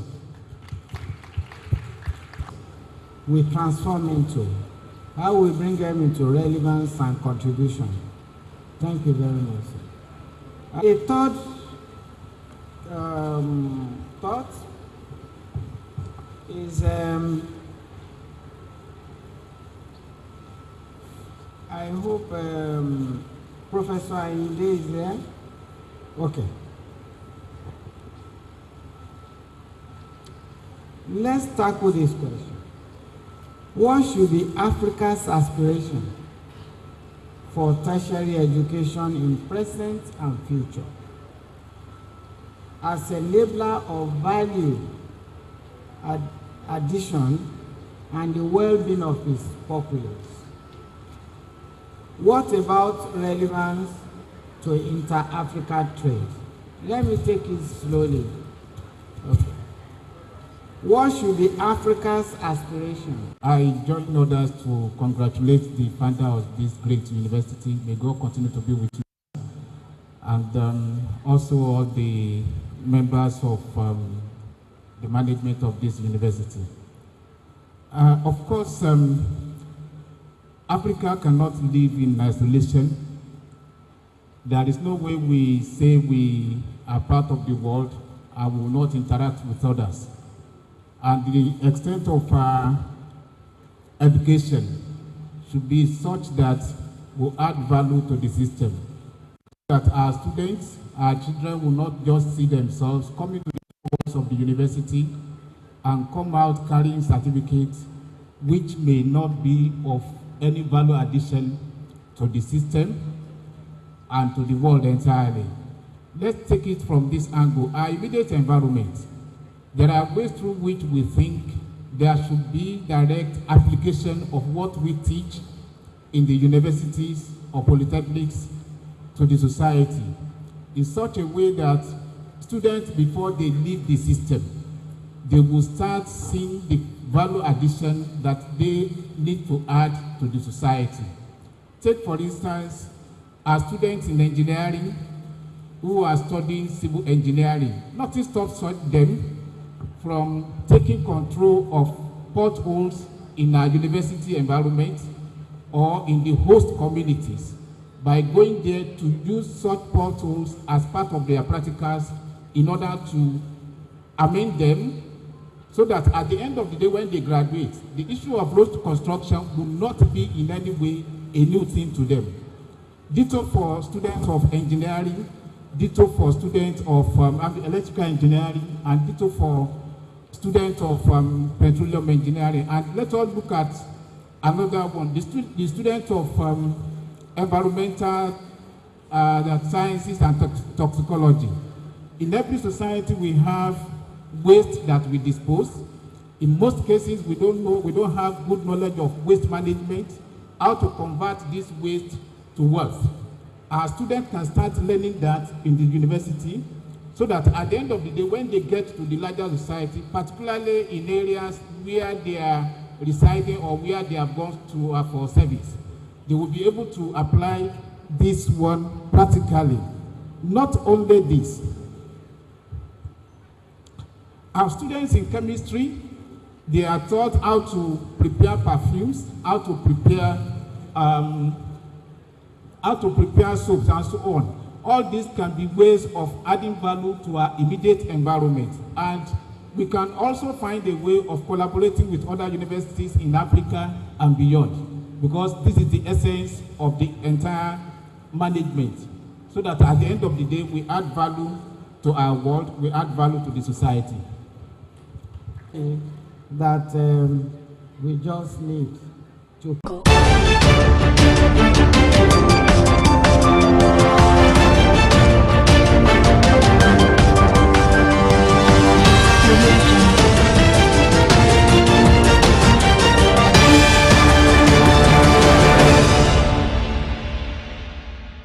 Thank you for joining us again on the News Hour on Biscon Television. I'm Stella Opara. Coming up in the news, federal government may slash 6 trillion naira fuel import. MTN announces 2024 scholarship for Nigerian students. In business news, CBN, SEC, fined banks 678 million naira. On the foreign scene, new Taiwan President Lai Ching-te calls for peace, urges China to end military threats. And in the world of sports, Iwobi, Basi help Awoni, Aino secure Premier League stay. Now the news in full. The federal government may cut its approximately 6.2 trillion naira yearly fuel import bill if the Dangote Petroleum Refinery begins the sale of premium motor spirit, as promised by the chairman of the Dangote Group, Aliko Dangote. Dangote, while speaking at the Africa CEO Forum Annual Summit in Kigali, Rwanda on Friday, assured Nigerians that following the laid-down plans of the Dangote refinery, Nigeria would no longer need to import petrol starting next month. The country's petrol import was reduced to an average of 1 billion litres monthly after President Bola Tinubu removed fuel subsidy on May 29 last year, according to a report by the National Bureau of Statistics. According to Dangote, the $20 billion refinery can meet West Africa's petrol and diesel needs, as well as the continent's aviation fuel demand. He said right now, Nigeria has no cause to import anything apart from gasoline, and by sometime in June, within the next 4 or 5 weeks, Nigeria shouldn't import anything like gasoline, not 1 drop of a litre. The assurance by Dangote, if realized, would reduce the country's approximately 6.2 trillion naira annual spending on PMS import. With an average monthly consumption of 1 billion litres, Nigeria currently spends approximately 520 billion naira on the importation of PMS every month. This is 6.2 trillion naira annually. Going by the planned June supply of PMS by Dangote, the country is expected to save a substantial amount from the elimination of shipping and other charges attached to importation, according to operators and industry experts. Now, MTN Nigeria Foundation has announced scholarship opportunities for Nigerian students to support education and empower the next generation of leaders. It has also increased the annual award amount from 200,000 naira to 300,000 naira for eligible students. The scholarships are in 3 categories, which include the MTN Science and Technology Scholarship, the MTN Scholarship for Blind Students, and the Top 10 UTME Scholarship. MTN disclosed this in a statement published on its official website on Friday. MTN disclosed further that the scholarship program aimed to recognize and reward high-performing students in Nigerian public tertiary institutions. According to the statement, the MTN Science and Technology Scholarship is open to 300 level students studying science and technology-related courses in Nigerian public tertiary institutions like universities, polytechnics, and colleges of education. Also, the MTN Scholarship for Blind Students is open to 200 and 300 level blind students studying any course in Nigerian public tertiary institutions. Away from that, Methodist Church Nigeria has urged President Bola Tinubu to waste no further time to put every necessary thing in place to kick off the implementation of policy on state police. The church said that the idea of state police is right for tackling the rising insecurity challenge across the country, despite fears in some quarters that it might be used as an instrument of victimization by the state government. The church has equally urged the handlers of the nation's economy, particularly the Minister of Finance, Mr. Wale Edu, and the Governor of Central Bank of Nigeria, Yemi Cardoso, to intensify efforts to stop the free fall of Naira and salvage the country's economy nosediving every day. It lamented the economic hardship Nigerians are currently grappling with as a result of subsidy removal from petroleum products. This was contained in a communique issued at the end of the Second Synod of Methodist Church Nigeria, Diocese of Yewa, held at Methodist Church Nigeria, Igbogila, Yewa North Local Government Area of Ogun State.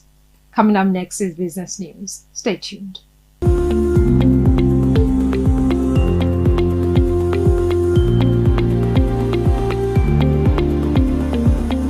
Welcome back to Biscon Television News. Now to business news.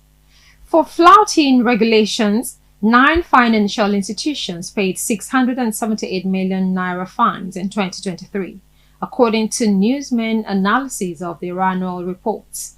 Last year, the financial groups were more regulatory compliant, as the fine they paid during this period was 89.25% lower than the 6.31 billion naira penalties they paid in 2022.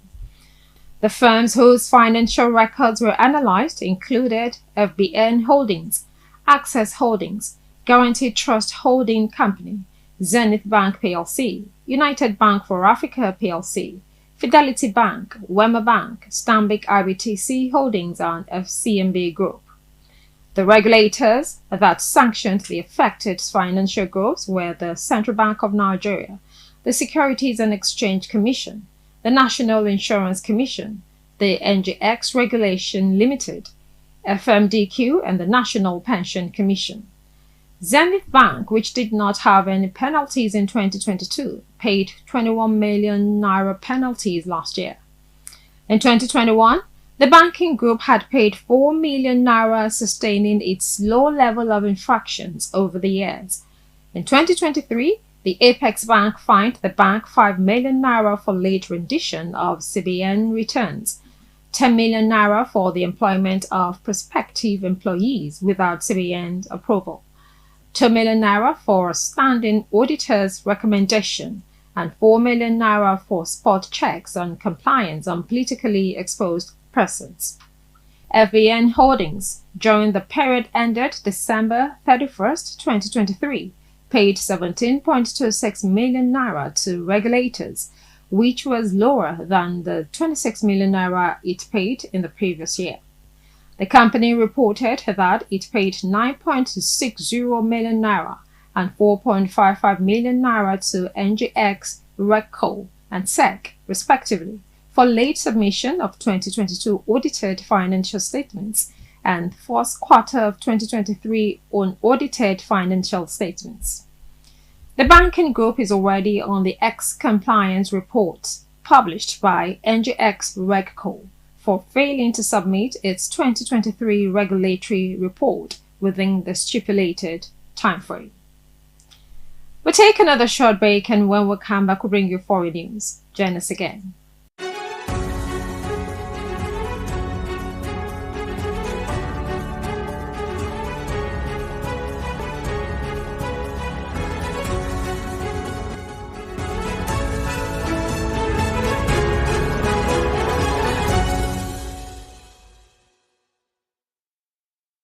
Welcome back. Now to foreign news.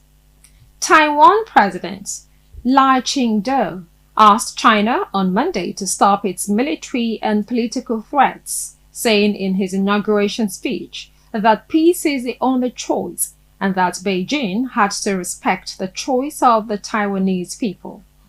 China responded by saying Lai had sent dangerous signals that seek to undermine peace and stability across the Taiwan Strait.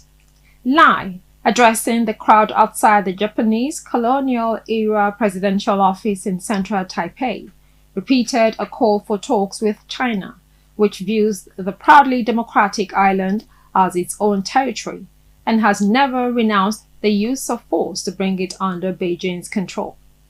China's Taiwan Affairs Office said Lai's comments fully exposed his true nature as a Taiwan independence worker, adding that the situation in the Taiwan Strait was complicated and grim. China repeatedly called Lai a separatist who risked war in the run-up to his election in January. Taiwan has faced pressure from China, including regular Air Force and Navy activities near the island, since the election victory by Lai, 64, who is widely known by his English name William. Lai, who took over from Tsai Ing-wen, having served as her vice president for the past 4 years, said people must be realistic about the threat and Taiwan must show its determination to defend itself. You're still watching Biscon Television News. Up next is Sports News. Stay tuned.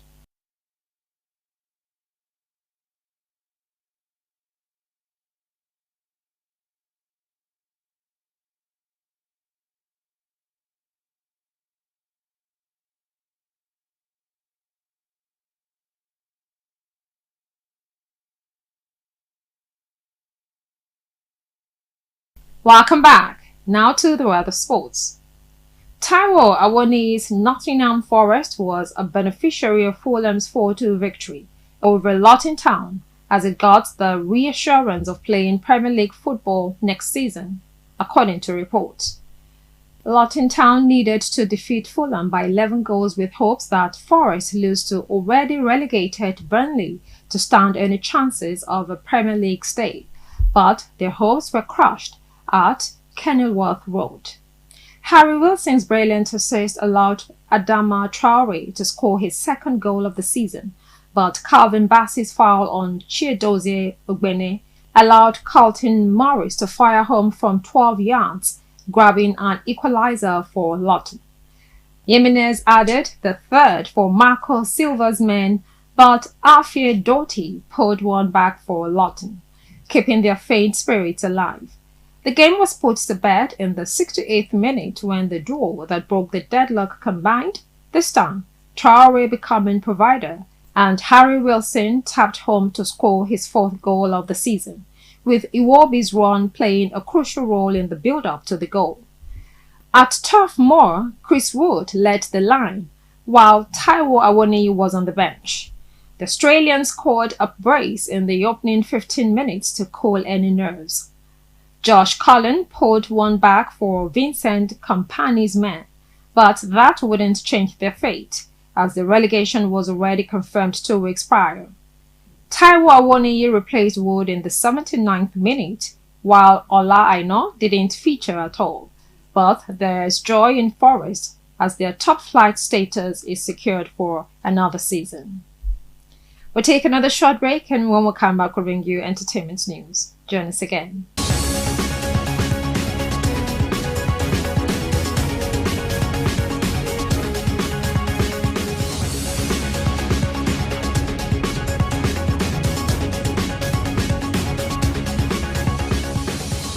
Welcome back. Now to entertainment news. The Lagos premiere of Water and Gary, a highly anticipated film inspired by the life of singer and actress Tiwa Savage, was a glittering event that captivated A-list celebrities, industry professionals, and eager fans alike. The live sport event center became a hub of excitement and cinematic excellence as attendees flocked to witness the much-awaited spectacle. Beyond the red carpet's glamour, the techno booths emerged as a captivating attraction. Celebrities were enthralled by the company's latest state-of-the-art devices, snapping selfies and exploring the impressive features of techno's smartphones. This engaging activation showcased techno's ability to connect with its target audience and highlighted the company's commitment to innovation and technology. However, the true star of the night was undoubtedly the film itself.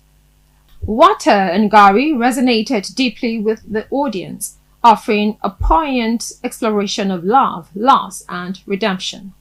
The movie transported viewers into Tiwa's world with its raw emotion and heartfelt storytelling, leaving a lasting impression on everyone present. The film's authenticity and powerful performances were met with enthusiastic applause and admiration. Every actor, from the lead characters to the supporting cast, delivered captivating portrayals that showcased their dedication and talent. The evening was filled with praise for the film's ability to connect with audiences on a personal level. And that's the news for now on Biscon Television, compiled and produced by Sarah Abiodun. Now the last line. Socrates said, "The unexamined life is not worth living." I'm Stella Opara. Thank you for watching.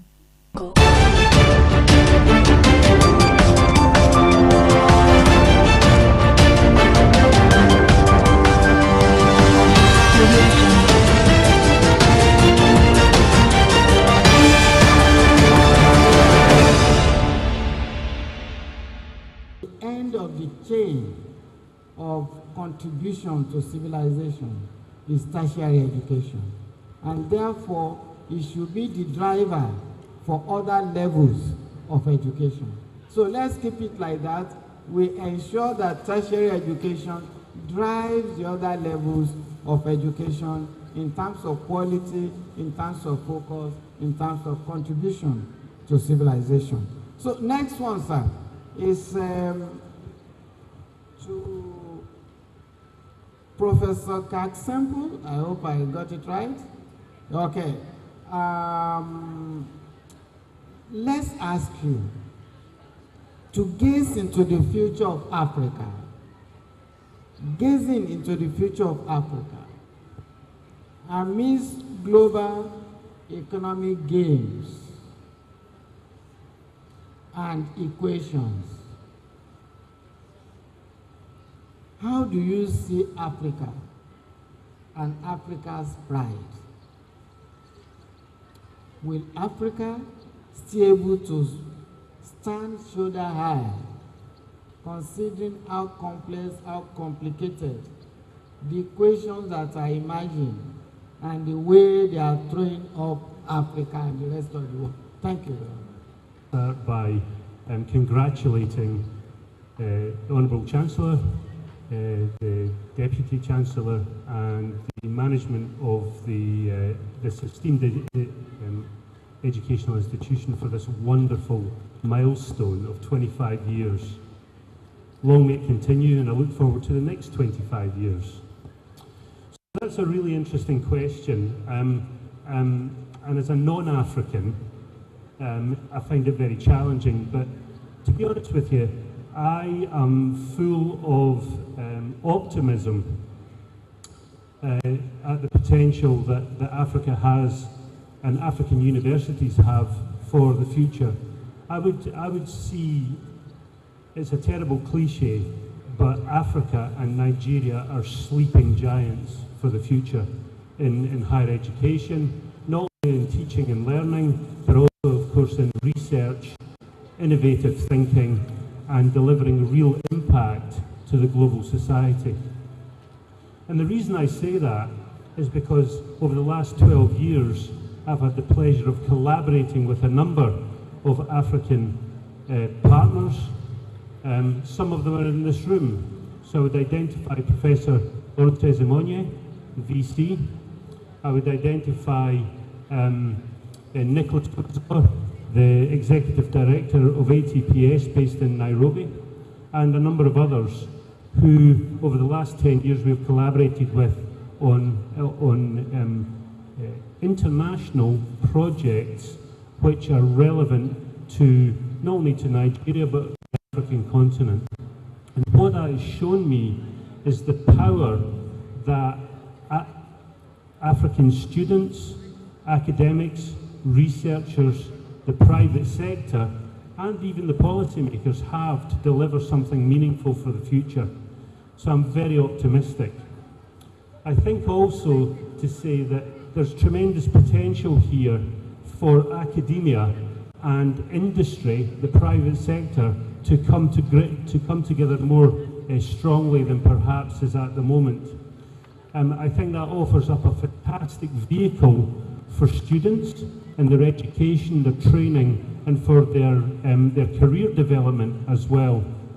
And I know at Igbinedion University and in other universities in Nigeria that this has been taken on and has been driven forward, and I look forward to seeing the evidence of that in the coming years. So I think I'll stop there and pass you back the mic, sir. There's optimism, but you are still at the potential level. So this is really a wake-up call. This colloquium is a wake-up call to wake from our sleep. Sleeping giants, please wake up. We, in Africa, must tackle our problems frontally. Yes, we need to seek help, but we must determine what direction we want to go. Thank you very much.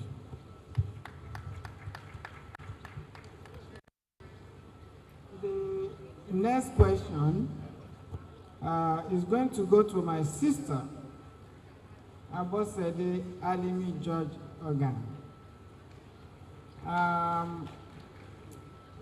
Can you try your hand on how do we position or continue to enhance the positioning of tertiary education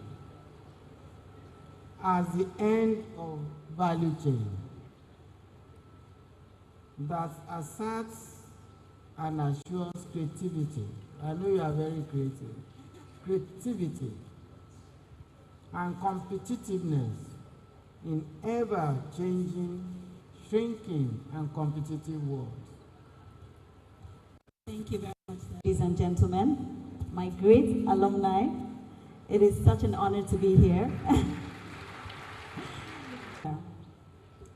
So thank you for that question. I want to propose 3 things as we think about how tertiary education can be the value chain for creativity. The first thing that I want to recommend is how do we, as the topic says, reimagine tertiary education, but actually redefine the pathways of tertiary education. And I'll explain what I mean. It's good to see that a lot of tertiary institutions are adopting entrepreneurship and leadership skills as prerequisites, regardless of what you are studying. Because you could be a medical doctor, you could still be an entrepreneurial medical doctor. And the set of skills that you need to be a medical doctor are technical skills, but the skills that you need to manage a business are completely different and require creativity. So I think the first thing that I'm proposing is how do we redefine the pathways of making tertiary institutions a place that actually trains problem solvers. And that's where I want to hinge my point around creativity. When you come out of these institutions, you are supposed to become a problem solver. It doesn't matter what area or sector you decide to solve the problem. So I am proposing that we need we often call them soft skills, and I think that's one of the reasons it's not prioritized. But anyone who wants to tell you what has been the most important qualities in getting them far in life will tell you it is those things we call soft skills. So what I'm proposing for us to get graduates that actually turn around the systems in which they find themselves, become problem solvers, become employers, is that they have other alternative skills like entrepreneurship leadership skills, and communication skills. The second thing that I want to propose, sir, is inclusion. As the only woman sitting on this panel, and based on the work I do to increase female leadership, I have to talk about inclusion, but I'll tell you why inclusion matters. Inclusion matters because in tertiary institutions, there are already courses that women feel that they should not participate in.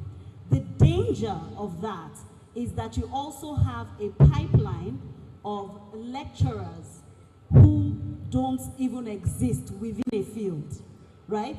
Because if I'm not trained as a student, I cannot become a lecturer in that field. And imagine how it goes.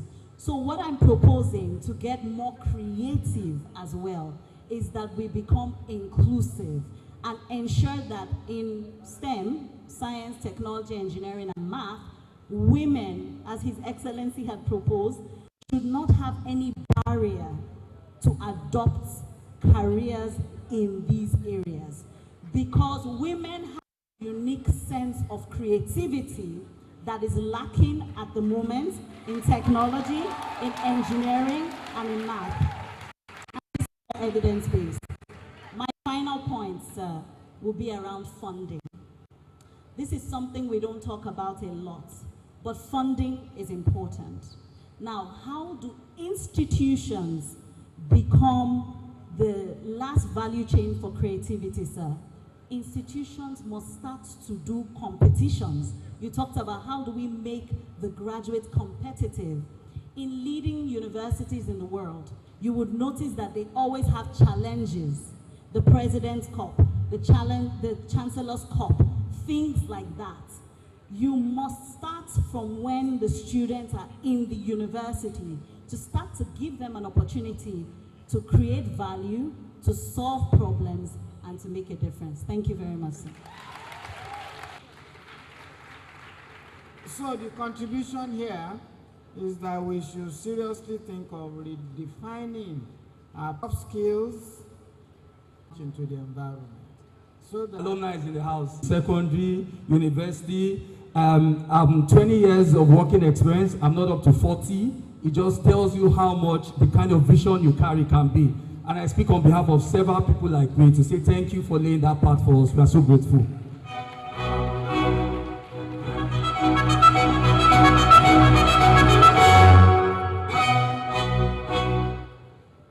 Okay, so back to the conversation around funding, especially for private universities. So essentially, I believe that education is a fundamental human right. And I also believe in the concept that everyone who has gone through quality education owes a duty to pay it forward. So if you ask me my thoughts on a sustainable funding model, I would really speak to the fact that once anyone has gone through a quality education, right, especially for private universities, where it's quite tough, right, constraining the funds for them, I really do believe in the idea that those who have passed through the system can volunteer their time, volunteer their efforts, and much more, those who are placed in a situation where they can provide some sort of financial resources should also contribute back. I also believe as well too that educational organizations belong to an ecosystem, so I think it's very important that we are speaking to this ecosystem. Every year as we graduate a couple of people out of the organization, it's also very important that we are having that interaction as well too with the alumni and also with those who are quite present in the system. So if you ask me my thoughts on a sustainable funding model, I'll just say it speaks to the ecosystem and just really getting the ecosystem, understanding the strategy. If you ask me a school like Igbenedion University, it would be good to have a roadshow. We can speak to our various alumni across the world and across the country.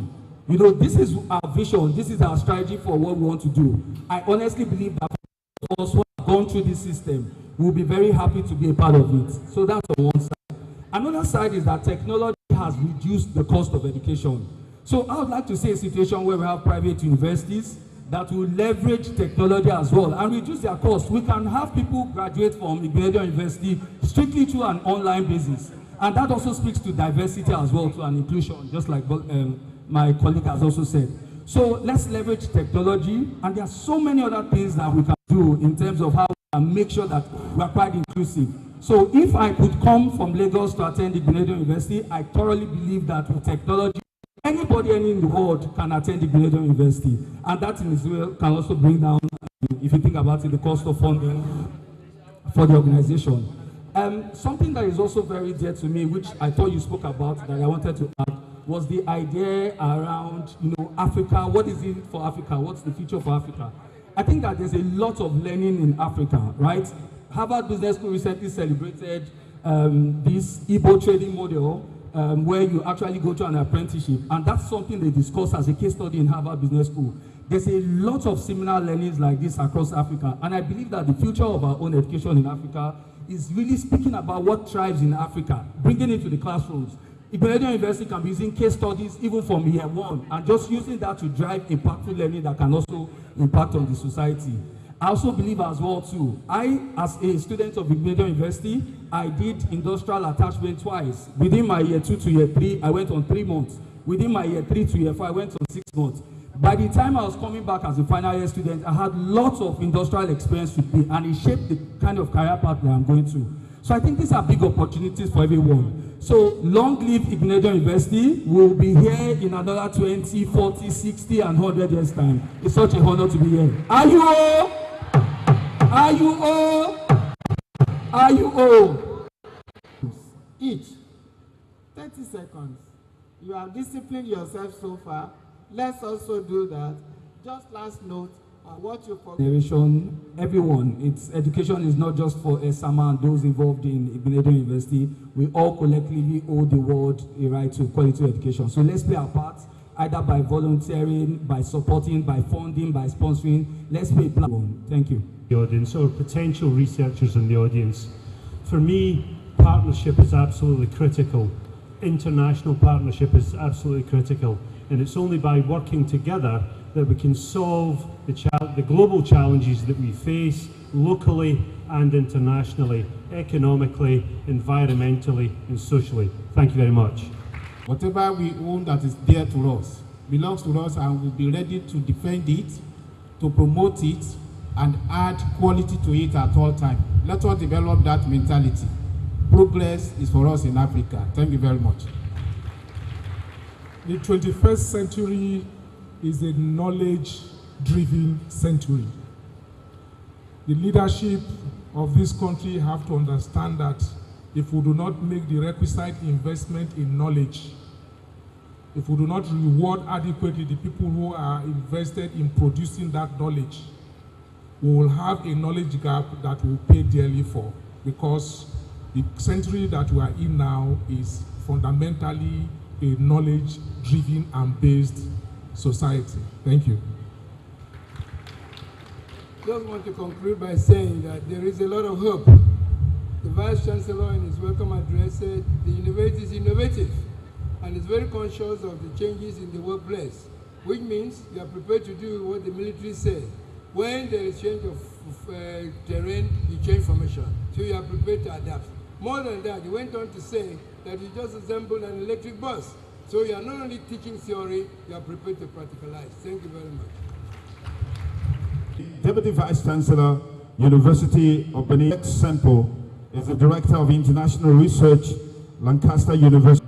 Abosade Alimi George Organ, Founder of Women in Leadership Advancement Network, WILAN, and IU alumnus. Thank you so much for your time. It's my esteemed pleasure to be here this afternoon to represent His Excellency Governor Godwin Norerase Obaseki, Executive Governor of Edo State. Regrettably, he couldn't be here himself. I know that this is a very important occasion that he would have loved to attend. Before I read his speech, I do want to, in my capacity as the Honorable Commissioner of Education in Edo State, congratulate the founder and members of the Igbinedion University community. It is very heartening to me as Commissioner of Education to know that the first private school in Nigeria is in Edo State. And also that the first state-owned university in Nigeria Ambrose Sali University is also in Edo State. So in Edo, we are very proud to be pace setters, and I convey the well wishes of the entire education ecosystem in Edo State to the Igbinedion University community.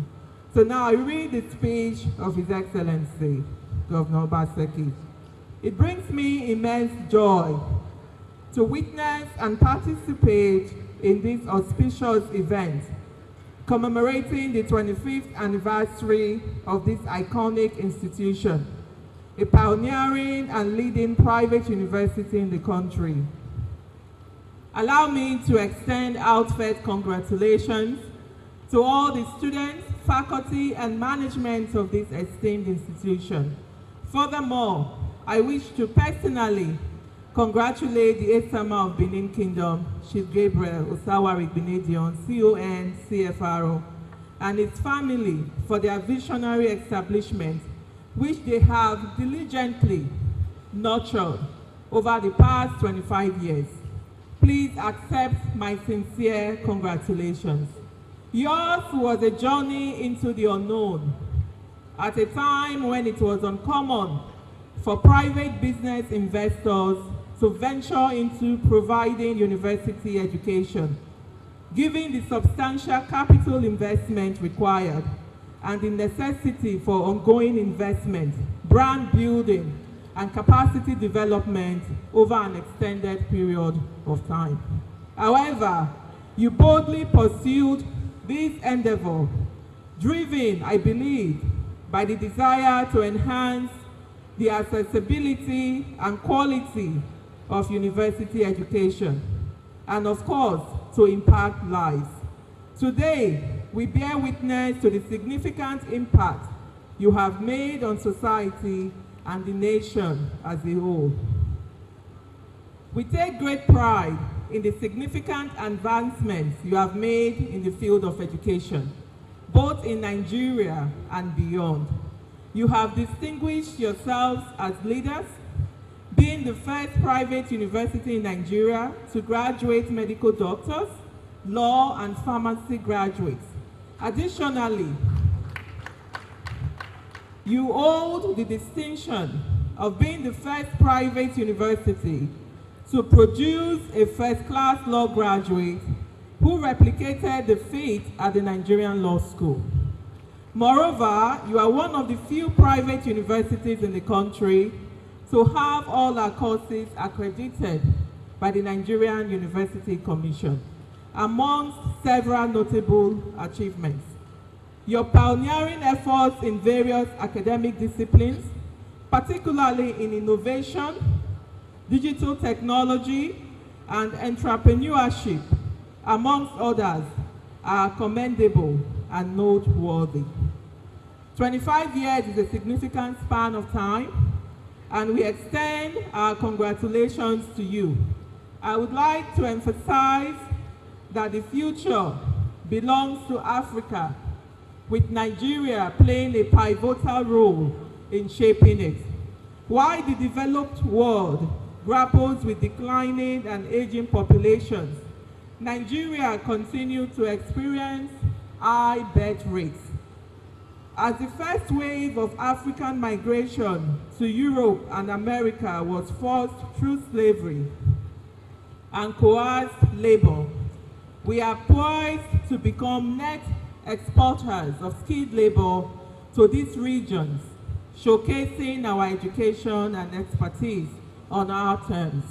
Human capacity is the most valuable asset globally, and Nigeria, along with other African countries, will take its rightful place on the world stage with a well-developed, trained, and equipped workforce. You undoubtedly play a crucial role in this endeavor. I envision a future where Edo State, and indeed other parts of Nigeria, thrive once again, and you are instrumental in realizing this vision. We feel blessed to have you on our soil. Once again, congratulations, and we wish you many more successful years ahead.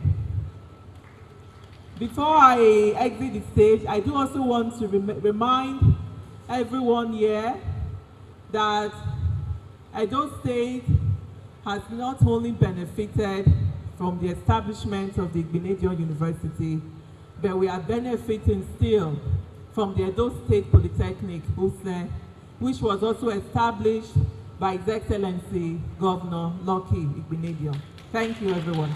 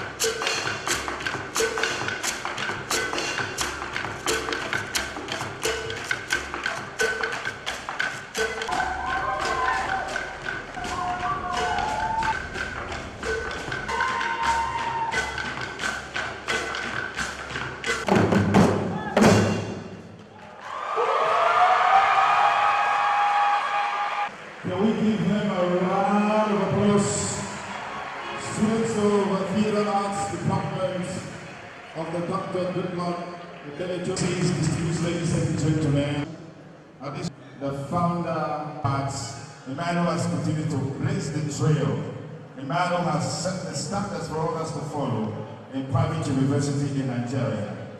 His Excellency Dr. Gabriel Osawao Ibilidion, CFR, the Isama of Benin Kingdom, will be making his remarks at this juncture. Let's give him a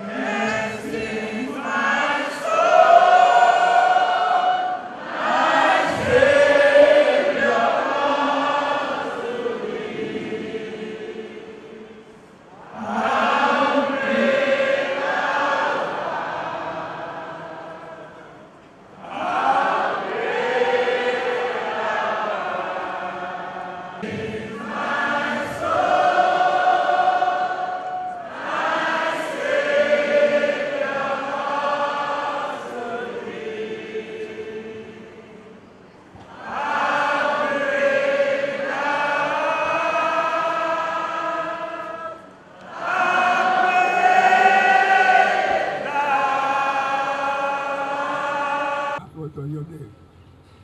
In the signature. Thank you, Abubakar. Thank you, Abubakar. I must just say thank you.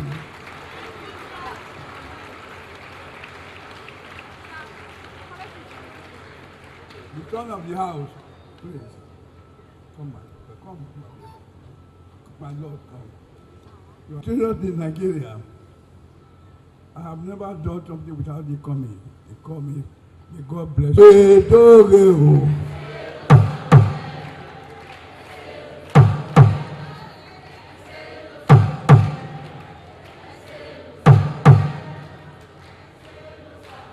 President General Ibrahim Babangida, who was also very instrumental to this vision coming to reality. Thank you very much. Thank you. Well, thank you very much. Your Excellencies, distinguished ladies and gentlemen, just quickly for you to know that the performance you watched a short while ago, and wondering who and just what the name of that group was. The drums ensemble which you witnessed, they called The Seed. So, the drums ensemble, The Seed. Let's appreciate them one more time.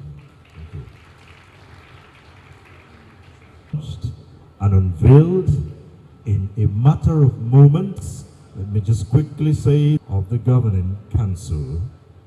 And so, to do the honors, let me, at this point, once again invite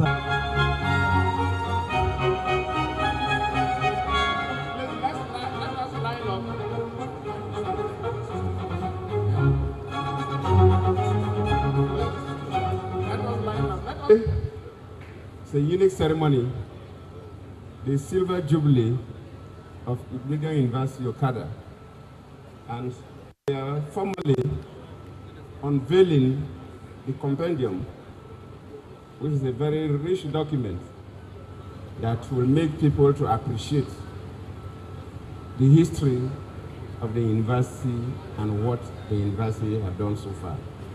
Like one of the speakers talked about the next, Abdul Salami talks about the next 50 years. 25 years, you'll be here to celebrate.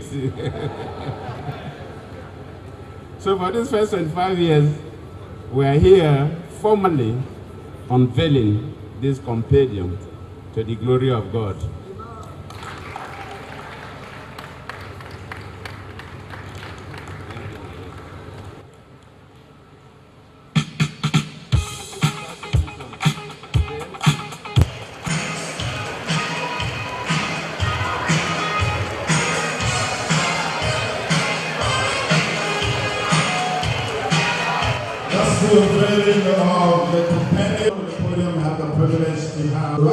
After this, we will witness the cutting of the 45th anniversary cake to celebrate this good institution. We want to appreciate all the vendors to be hot.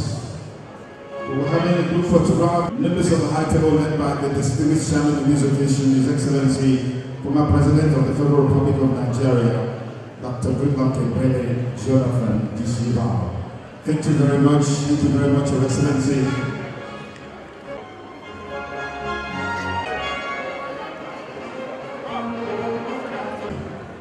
To celebrate Ignition University Okada. It's still the 25th anniversary celebration. General Abdulsalami will be with you in spirit. I'll be there as well to support the cutting of this beautiful cake. So all move closer to cut this cake, the 25th anniversary cake. Please, photographers, just move backward a little bit. Where is the VC? VC! Vice Chancellor, your attention is required. Yes, sir. All right. Here we go.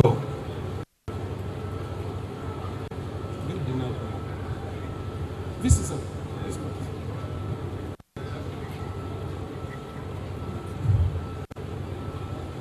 One, two, three, go. Please put your hands together. Cake has just been cut. Thank you very much.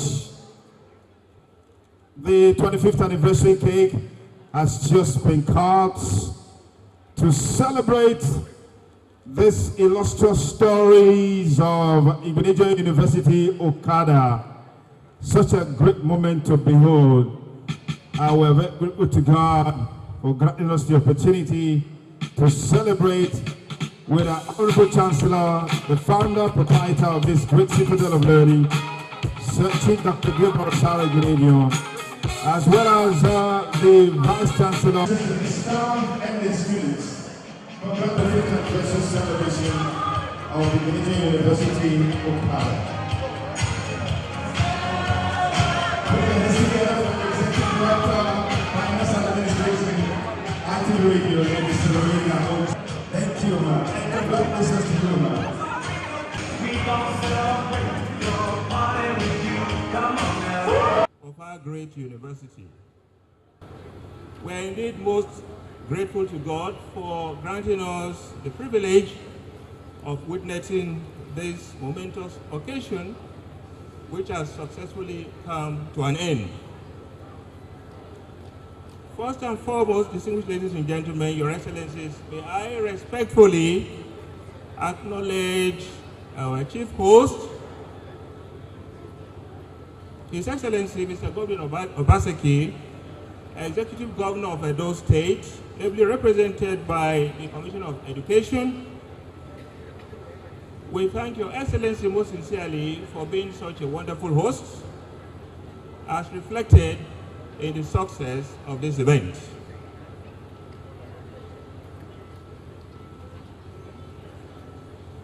May I, at this point, extend our deep gratitude to our foremost benefactor, Your Excellency, General Abdulsalami Abubakar, GCFR, former head of state, who gave us the license to operate as the first private university in Nigeria.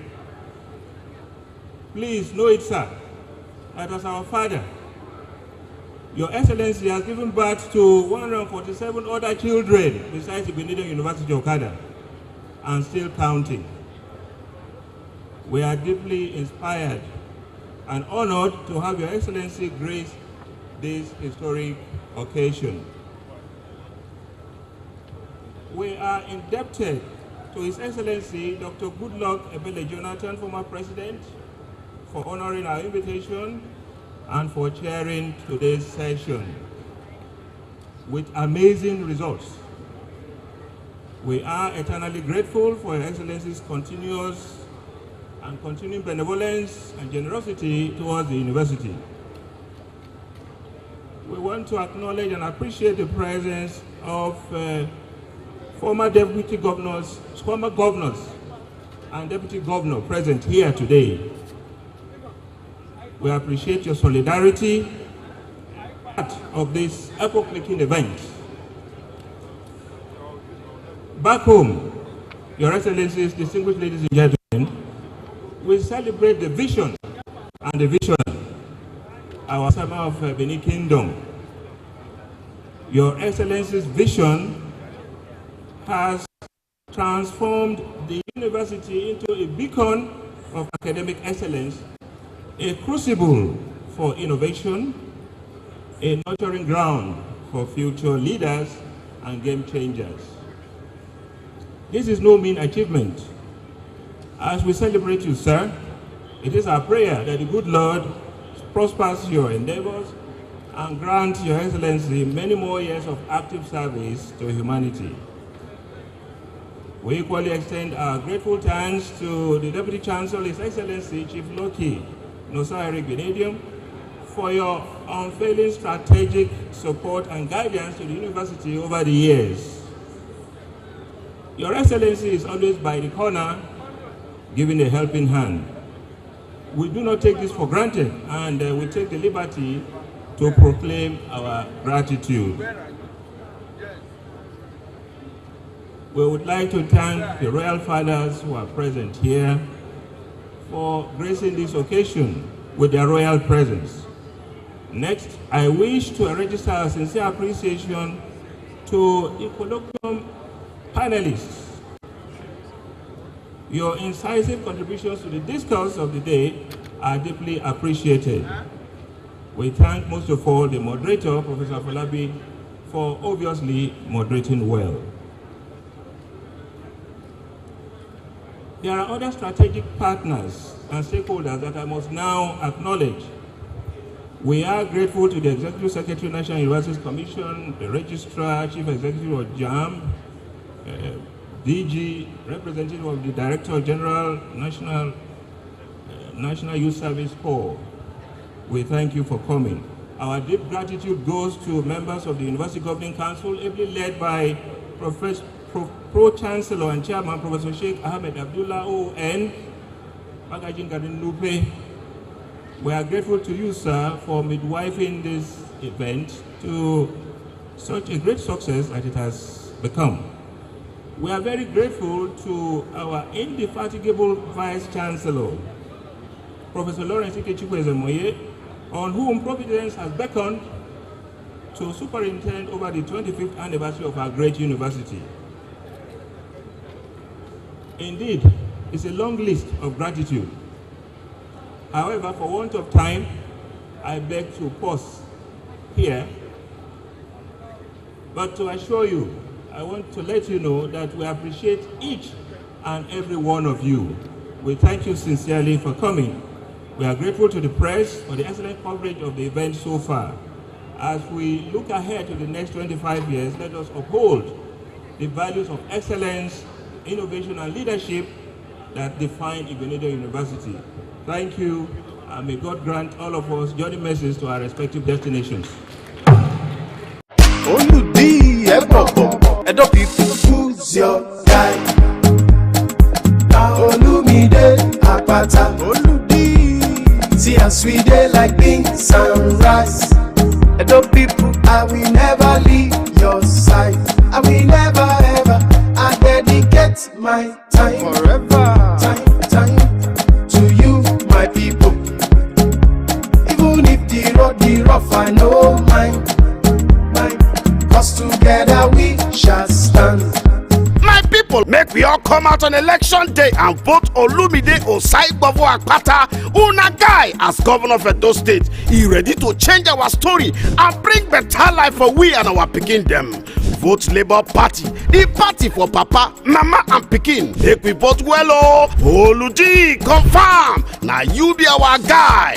Labour Party, forward ever. Olumide Akpata. You are cordially invited to the 3rd Annual Choir Festival with the theme, Messiah My Father. The Choir Festival will feature the winner of the 2023 edition, New Wine Assemble, the host choir, Tabernacle Choir, other competing choirs, and several observant choirs. Star prize 3 million naira, second prize 1.5 million naira, third prize 1 million naira. 10 observant choirs get 250,000 naira each, totaling 10 million naira, plus other consolation prizes and winners in other categories. Date is Sunday, 16th June 2024. Time 12 noon prompt. Venue Abraham Tabernacle or Ba Irinwale Road, GRA Shagamu, Ogun State. Chief host His Excellency Otumba Engineer Benga Daniel, FNSC FAENG, the Ashiwaju of Remo Christians. The Choir Festival, improving the art of singing in our churches.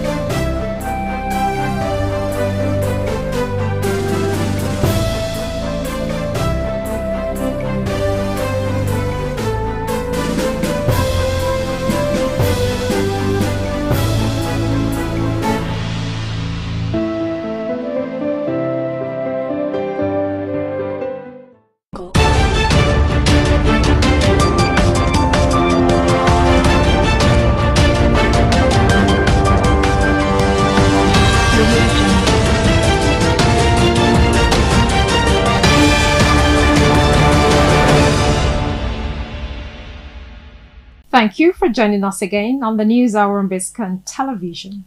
I'm Stella Opara. Coming up in the news, federal government may slash 6 trillion naira fuel import. MTN announces 2024 scholarship for Nigerian students. In business news, CBN, SEC, fined banks 678 million naira. On the foreign scene, new Taiwan President Lai Ching-te calls for peace, urges China to end military threats. And in the world of sports, Iwobi, Bassi help Awoni, Aino secure Premier League stay. Now the news in full. The federal government may cut its approximately 6.2 trillion naira yearly fuel import bill if the Dangote Petroleum Refinery begins the sale of premium motor spirit, as promised by the chairman of the Dangote Group, Aliko Dangote.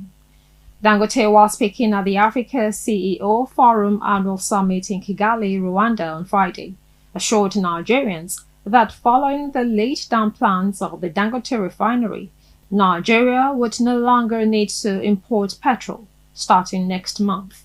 The country's petrol import was reduced to an average of 1 billion litres monthly after President Bola Tinubu removed fuel subsidy on May 29 last year, according to a report by the National Bureau of Statistics. According to Dangote, the $20 billion refinery can meet West Africa's petrol and diesel needs, as well as the continent's aviation fuel demand. He said right now, Nigeria has no cause to import anything apart from gasoline, and by sometime in June, within the next 4 or 5 weeks, Nigeria shouldn't import anything like gasoline, not 1 drop of a litre. The assurance by Dangote, if realized, would reduce the country's approximately 6.2 trillion naira annual spending on PMS import. With an average monthly consumption of 1 billion litres, Nigeria currently spends approximately 520 billion naira on the importation of PMS every month. This is 6.2 trillion naira annually. Going by the planned June supply of PMS by Dangote, the country is expected to save a substantial amount from the elimination of shipping and other charges attached to importation, according to operators and industry experts. Now, MTN Nigeria Foundation has announced scholarship opportunities for Nigerian students to support education and empower the next generation of leaders. It has also increased the annual award amount from 200,000 naira to 300,000 naira for eligible students. The scholarships are in 3 categories, which include the MTN Science and Technology Scholarship, the MTN Scholarship for Blind Students, and the Top 10 UTME Scholarship. MTN disclosed this in a statement published on its official website on Friday.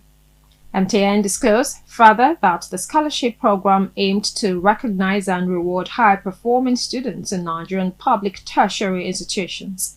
According to the statement, the MTN Science and Technology Scholarship is open to 300 level students studying science and technology-related courses in Nigerian public tertiary institutions, like universities, polytechnics, and colleges of education. Also, the MTN Scholarship for Blind Students is open to 200 and 300 level blind students studying any course in Nigerian public tertiary institutions.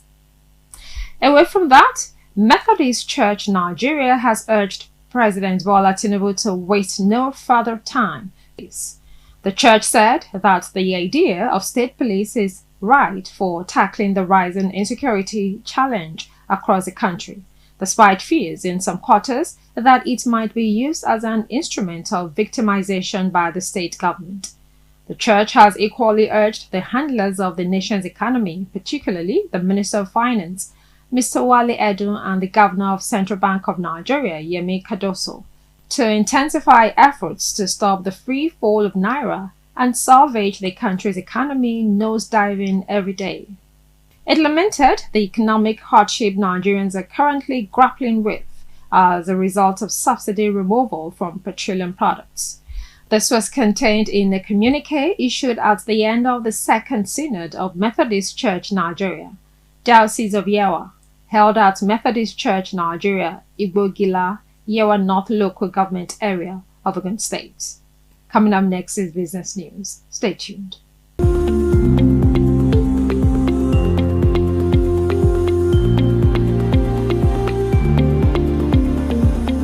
Welcome back to Biscon Television News. Now to business news. For flouting regulations, 9 financial institutions paid 678 million naira fines in 2023, according to Newsman analysis of their annual reports. Last year, the financial groups were more regulatory compliant, as the fine they paid during this period was 89.25% lower than the 6.31 billion naira penalties they paid in 2022. The firms whose financial records were analyzed included FBN Holdings, Access Holdings, Guarantee Trust Holding Company, Zenith Bank PLC, United Bank for Africa PLC, Fidelity Bank, Wema Bank, Stanbic IBTC Holdings, and FCMB Group. The regulators that sanctioned the affected financial groups were the Central Bank of Nigeria, the Securities and Exchange Commission, the National Insurance Commission, the NGX Regulation Limited, FMDQ, and the National Pension Commission. Zenith Bank, which did not have any penalties in 2022, paid 21 million naira penalties last year. In 2021, the banking group had paid 4 million naira, sustaining its low level of infractions over the years. In 2023, the Apex Bank fined the bank 5 million naira for late rendition of CBN returns, 10 million naira for the employment of prospective employees without CBN approval, 2 million naira for a standing auditor's recommendation, and 4 million naira for spot checks on compliance on politically exposed persons. FBN Holdings, during the period ended December 31st, 2023, paid 17.26 million naira to regulators, which was lower than the 26 million naira it paid in the previous year. The company reported that it paid 9.60 million naira and 4.55 million naira to NGX, RECO, and SEC, respectively, for late submission of 2022 audited financial statements and first quarter of 2023 unaudited financial statements. The banking group is already on the X-compliance report published by NGX RegCo for failing to submit its 2023 regulatory report within the stipulated timeframe. We'll take another short break, and when we come back, we'll bring you foreign news. Join us again.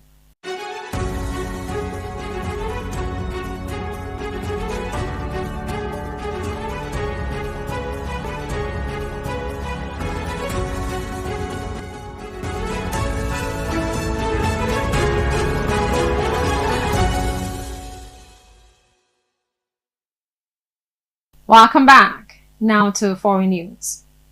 Taiwan President Lai Ching-te asked China on Monday to stop its military and political threats, saying in his inauguration speech that peace is the only choice and that Beijing had to respect the choice of the Taiwanese people.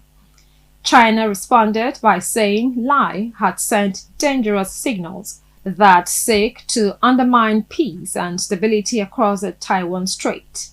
Lai, addressing the crowd outside the Japanese colonial-era presidential office in central Taipei, repeated a call for talks with China, which views the proudly democratic island as its own territory and has never renounced the use of force to bring it under Beijing's control.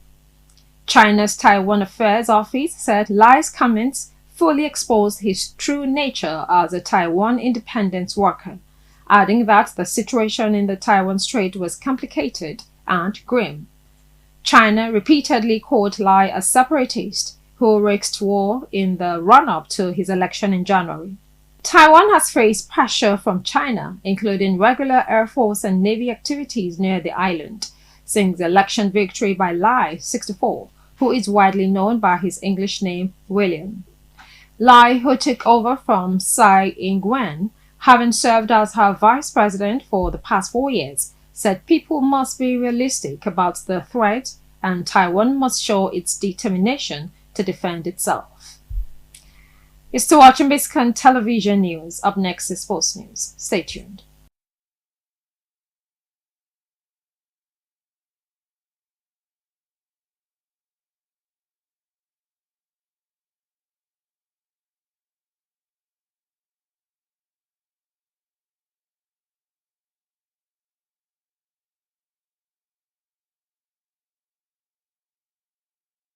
Welcome back. Now to the weather sports.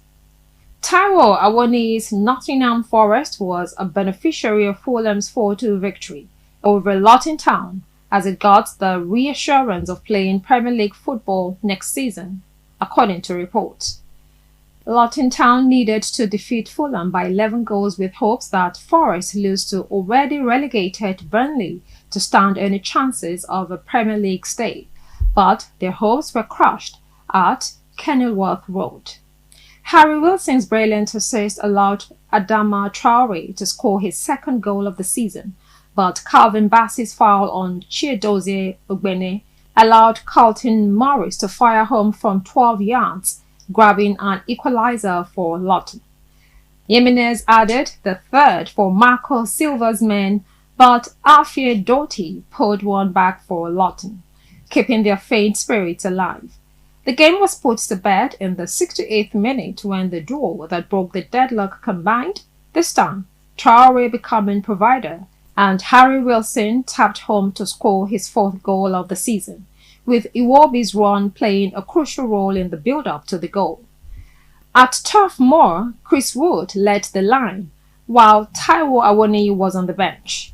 The Australian scored a brace in the opening 15 minutes to cool any nerves. Josh Cullen pulled one back for Vincent Kompany's men, but that wouldn't change their fate, as the relegation was already confirmed 2 weeks prior. Taiwo Awoniyi replaced Wood in the 79th minute, while Ola Aina didn't feature at all. But there's joy in Forest, as their top-flight status is secured for another season. We'll take another short break, and when we come back, we'll bring you entertainment news. Join us again.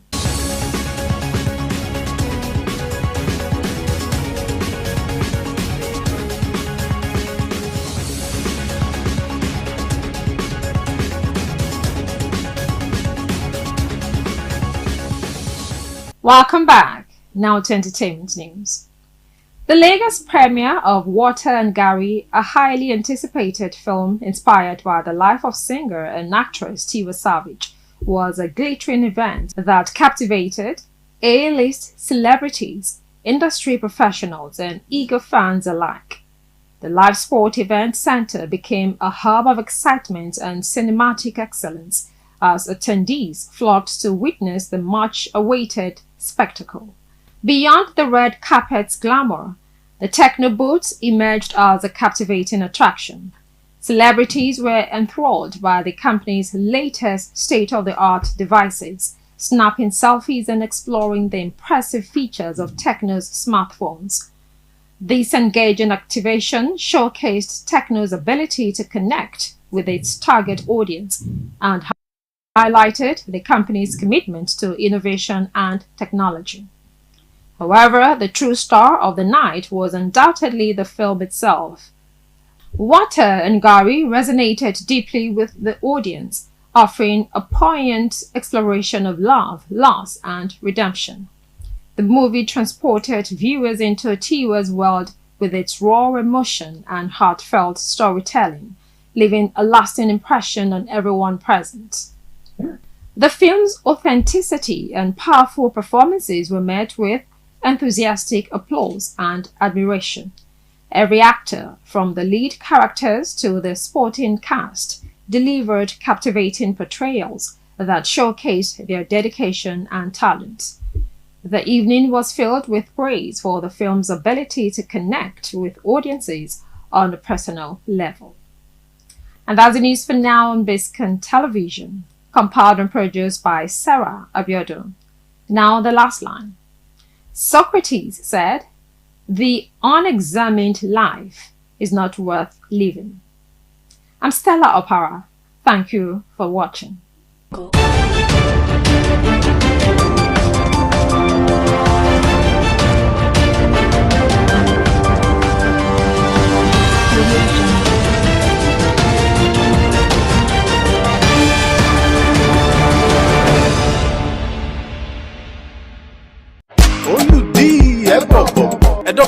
Who's your guy?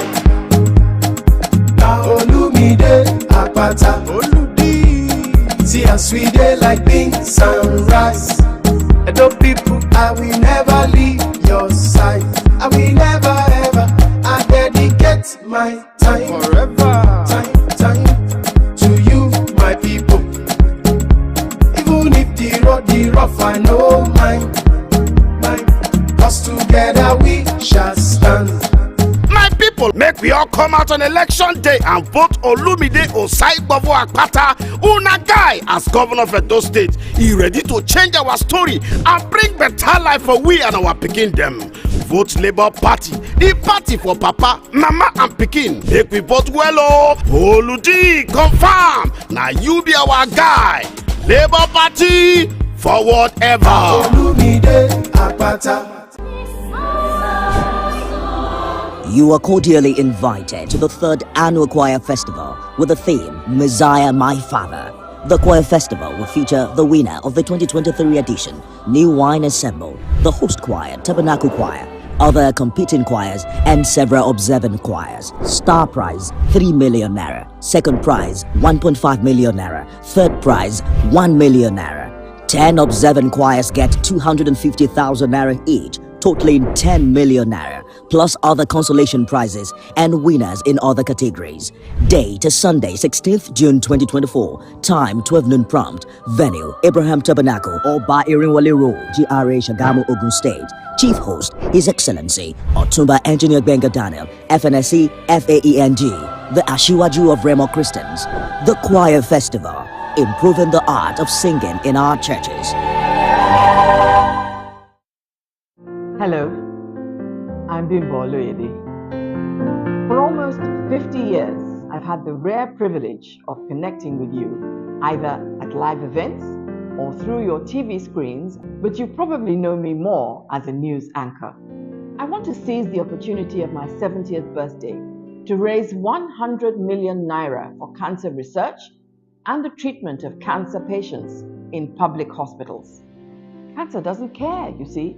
It doesn't care about age or size or gender or complexion or organ. It simply strikes anytime, any day, anywhere. I have lost a daughter, a nephew, a brother, a niece, a cousin, an aunt, and my husband. I don't have to go into any more detail. It's enough to say that cancer claimed all of them. But at least during those trying times, I received help. Will you help me to facilitate research? Will you support this fundraising drive to provide items that every patient can use, no matter their financial status? I am convinced that I must do something significant to make life more comfortable for cancer patients. But I know that I can't do this alone. Our target is 100 million naira. So please don't wait for my fundraising team to approach you. People need your help now. The account name and the details are displayed on your screen. Please help me raise 100 million naira for cancer research and the treatment of cancer patients in public hospitals. Let them receive treatment with dignity and with hope. I am Bimbo Oluide, and I thank you.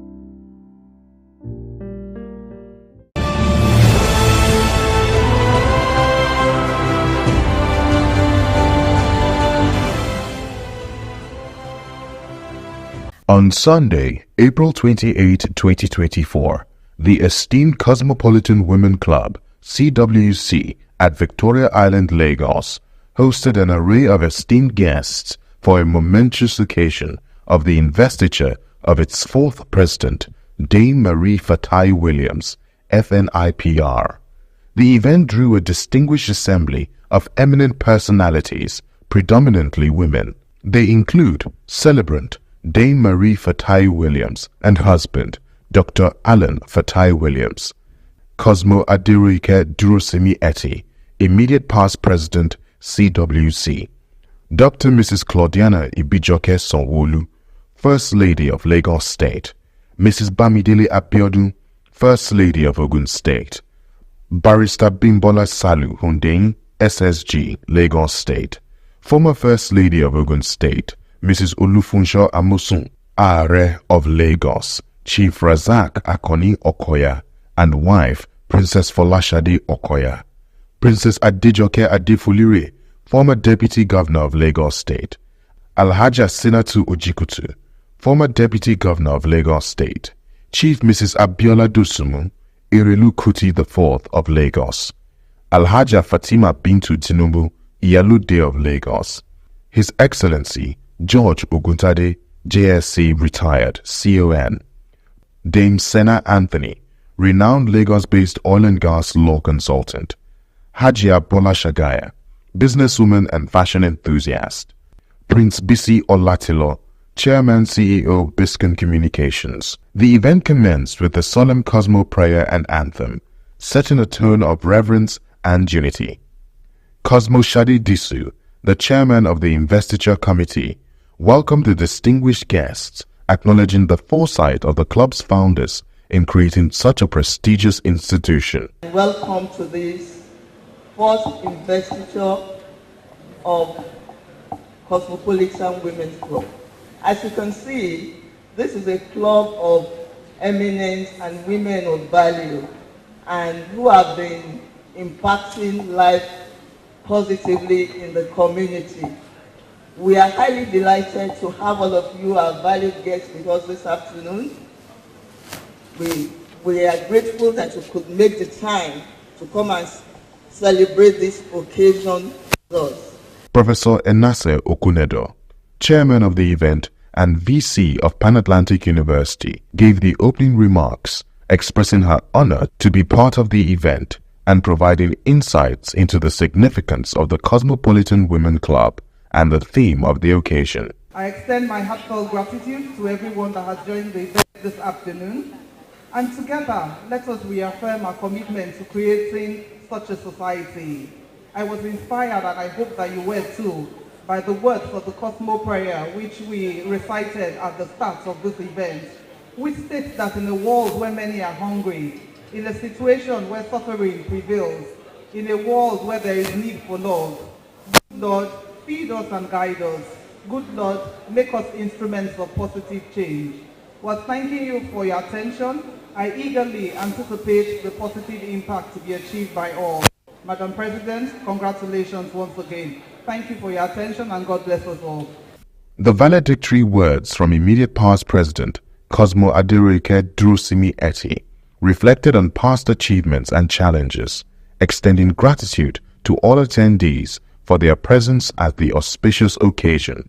I enjoyed their cooperation, I enjoyed their moral support, and I also enjoyed their financial support.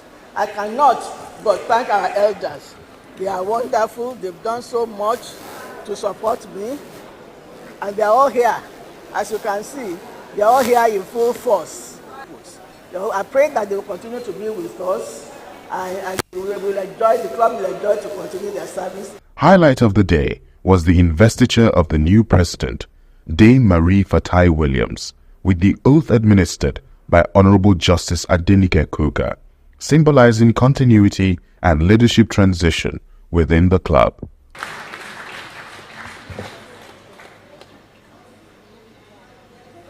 The Metropolitan Women Club on Dame Marie Fatai Williams. Thank you very much. Thank you very much indeed. Thank you. To God be the glory. And I say thank you to the now formally recognized immediate past president of the club in the person of Cosmo Aderoike Durosimi Eti, who served for 6 good years. Thank you. The event further featured the investiture of new executive members and an award presentation by the International Women's Society, adding layers of recognition and honor to the occasion. For your meritorious services, I now present to you your certificate of award as guest veteran. Thank you.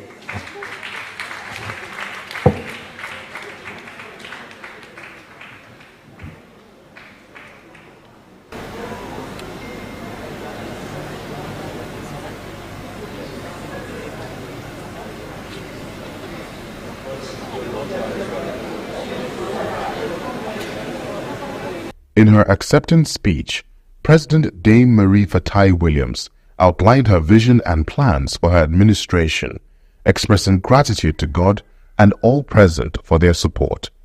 We address ourselves as Cosmo sisters, not because of family lineage or tribal affiliations, but because of our common humanity. Our diversity, even as a nation, should be the source of our strength and not our undoing.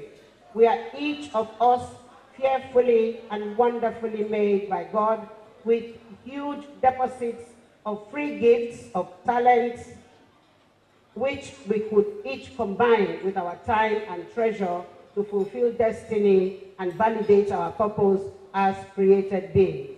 The call to service is divine.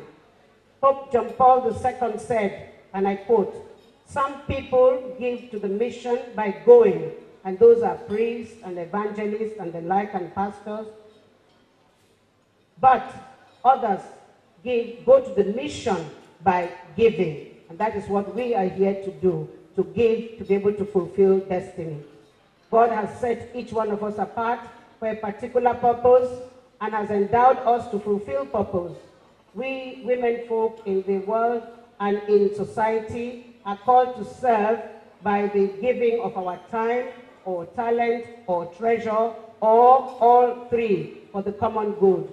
Tribe and tongue, race, color, or creed, or status should never be a barrier to our outreach of touching lives positively and validating our shared vision as CWC members. Let us together enrich others by our freely received gifts, because a candle that lights other candles banishes darkness. Otherwise, a single candle alone, not doing anything, melts and becomes a fading glow, symbolizing nothing.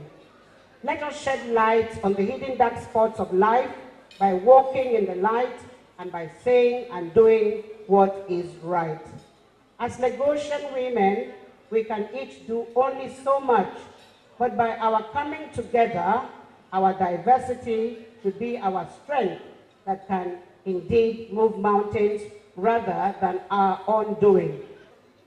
The event continued with vibrant performances by the young and gifted Academy dancers, followed by musical interludes that captivated the audience.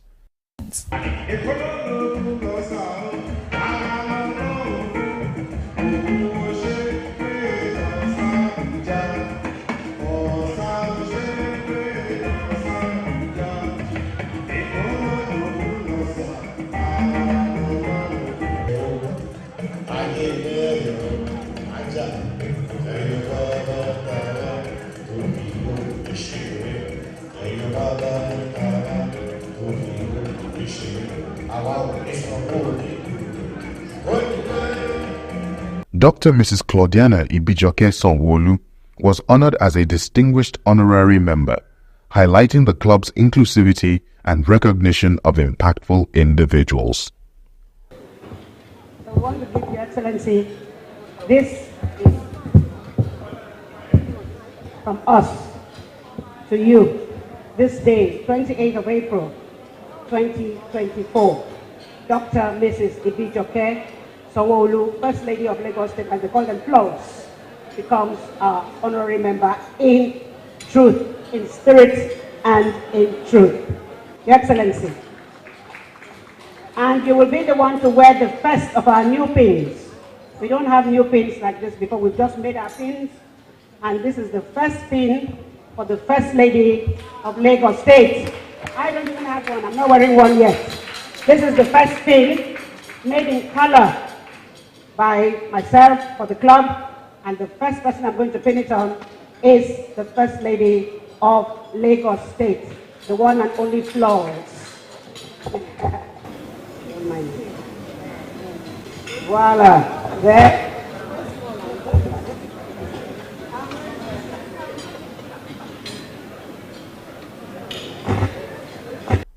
The keynote lecture by guest speaker Dr. John Momo, CEO founder of Channels Global Media, focused on the theme of upscaling national development through women's social impact activities, inspiring all attendees with insightful perspectives. So as we gather here to witness the investiture of the newly elected president and executive committee, we stand on the cusp of a new chapter, one that is filled with potential and promise. And lest I'm found wanting of showing some civility, please accept my congratulations and best wishes for a most successful tenure, Madam President and members of the Executive Committee. Empowerment extends beyond education. It's about financial independence, about access to health and health resources and legal rights. It's about creating an environment where women can thrive, not just survive. Programs that support women entrepreneurs, initiatives that facilitate women's health and well-being, and policies that aim to protect and promote women's rights are not just beneficial, they are essential. Moreover, women's social impact extends deeply into community development. Women are often at the forefront of grassroots movements that aim at improving local infrastructure, healthcare, education, and environmental sustainability. Their involvement ensures that the development agenda meets the nuanced needs of all community members. And to harness this potential, we need more than policies. We need a paradigm shift. We need to shift from seeing women as beneficiaries of development to leaders of development. Let us all pledge to support our new leaders, to contribute our best efforts and keep the flame of progress alive in our hearts. Whether it is through mentoring, supporting women-led businesses, or pushing for transformative policies, thank you for your passion, for your dedication, and your belief in a world where every woman can achieve her highest potential. Together, let us move forward with courage and conviction as champions of change and as builders of a better tomorrow. Congratulations once again to our newly elected President and Executive Committee. May your tenure be marked by success and significant impact. Thank you very much. God bless you all. And God will fly the flag. Thank you very much. Notable figures such as Mrs. Bamidele Abiodun and Chief Mrs. Joke Bakari praised the club for its social impact and transformative initiatives, expressing confidence in its future endeavors under the new administration. It is an honor to join you all today at the Cosmopolitan Women Club for the investiture ceremony of the Executive Committee and Dame Marie Achai Williams as President.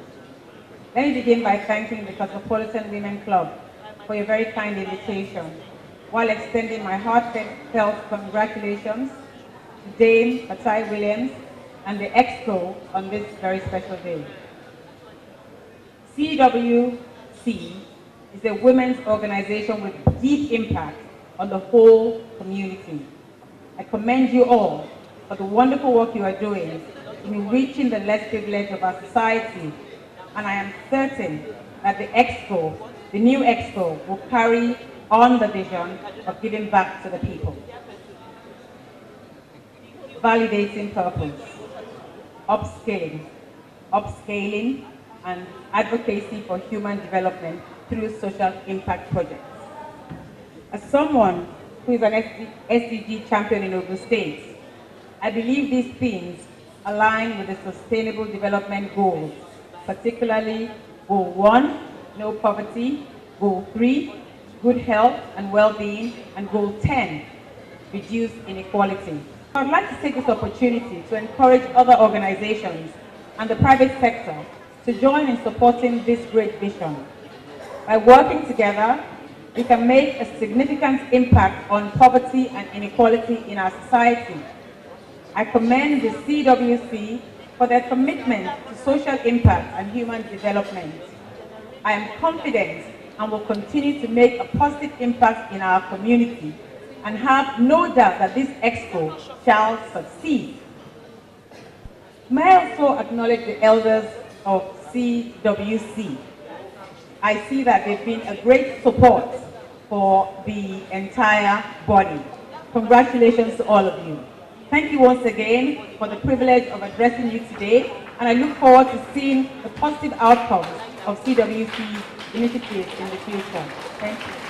I want to pledge that we'll continue to support a lot of the what they intend to do this year. It's things that we will really identify with.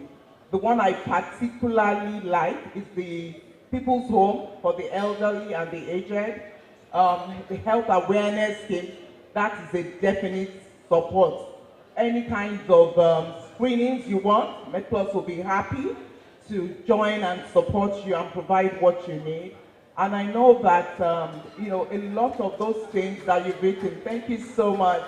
A lot of companies written here are willing to support because they're all good causes, and they're causes that are impactful and, will really help the community. And there's really a lot of deficient, there are a lot of gaps in all those areas. The event concluded with the cutting of the ceremonial cake, overseen by Justice Adenike Koka, followed by a vote of thanks by Cosmo Yiwande Savage, Vice President of the Cosmopolitan Women Club, and closing remarks by President Dame Marie Fataya Williams, signaling a promising chapter ahead for the club and its endeavors.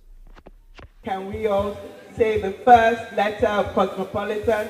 Give me a C, and then a W, and the final C. Congratulations to the President.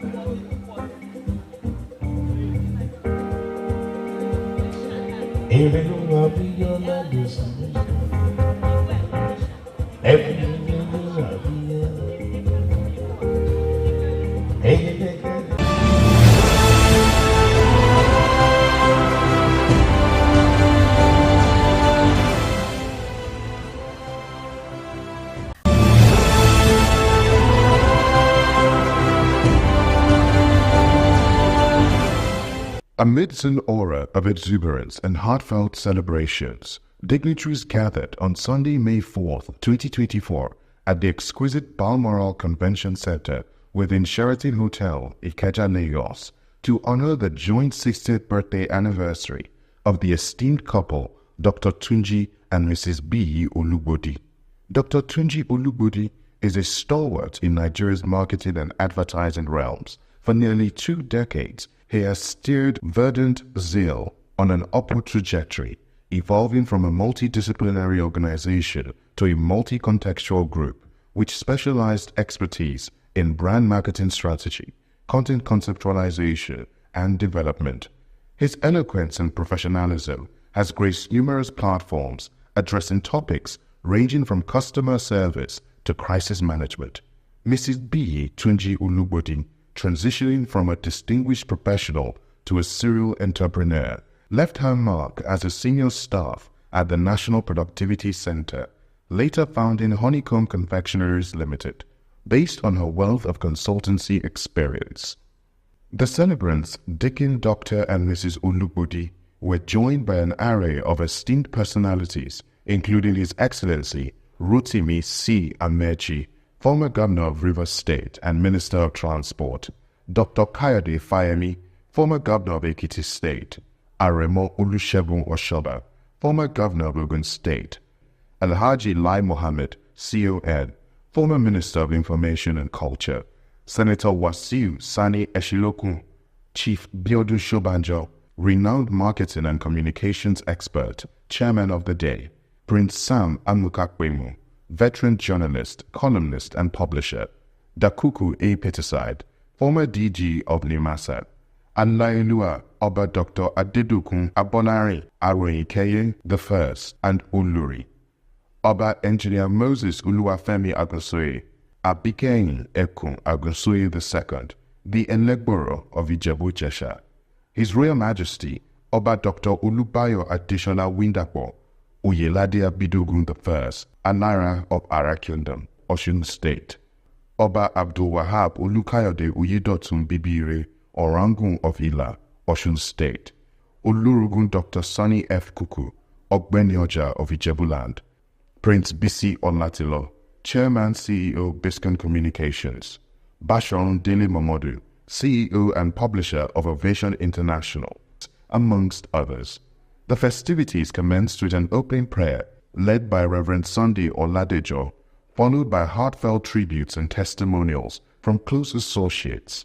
On an hunting expedition, when he talks, you have no option than, to defer to his views that are usually very strong, reasoned, and pungent. I was wondering before I came here, I said, one day at least I will know the jewel of inestimable value. Madam, I am not disappointed at all. I now saw and I can appreciate who is behind all this.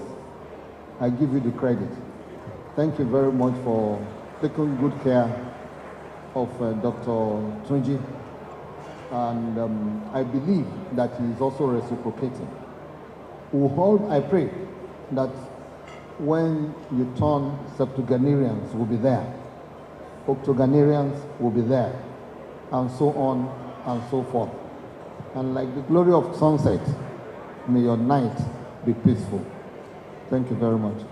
When they say you will speak, I was wondering, what else can you say about such a good man, such a man that will defend you in and outside? Madam, thanks for letting Tunji work with us. The worst thing that happens to a man, 2 things. For your wife to die, the man is finished. For you to have a bad wife, the man is also finished. So when you see a good man, it means that the wife is also good. Because if you are not good, then Tunji will be restless, more restless than he is today. He will be wondering whether he can attain the character that he has attained. So I pray that God will bless you, the two of you and your kids, and I hope that next year, like the Attorney General said, I will join the 60th. Thank you very much. In 1992, and we just hooked up like sisters. B is a loving, caring, tender-hearted sister. We could go on and on and on, gisting way into the midnight and everything. Very accommodating sister. And Mr. O, my husband will say, "Wa pe Mr. O, wa pe B." She won't check back by anyone for big sister B, big brother ni Mr. O. No. Thank you so very much, Mr. O. I know I have to come and do it properly. For taking care of. And mom sends her love and wishes to you as well. Sister me dúpẹ́. Mommy no dúpẹ́. A dúpẹ́ lọ́dọ̀ Ọlọ́run. Olúwa máa túbọ̀ máa ràn yín lọ́wọ́. It will be with you. You're going out and you're coming in. We'll continue to order your steps in the mighty name of Jesus. Amen. Darling sis. Love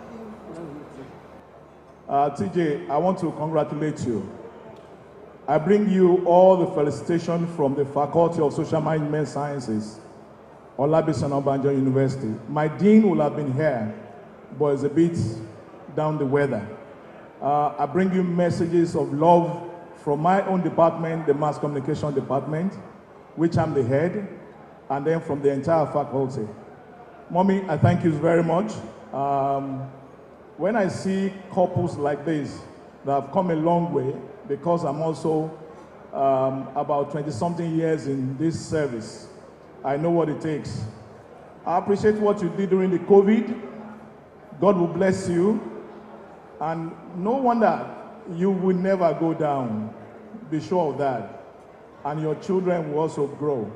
Thank you so very much. I'm really delighted to be here to celebrate him and his wife on attaining the diamond, and pray that we would all find cause to continue to celebrate with them and be back here for the platinum and several more years. And these days, biotechnology is improving.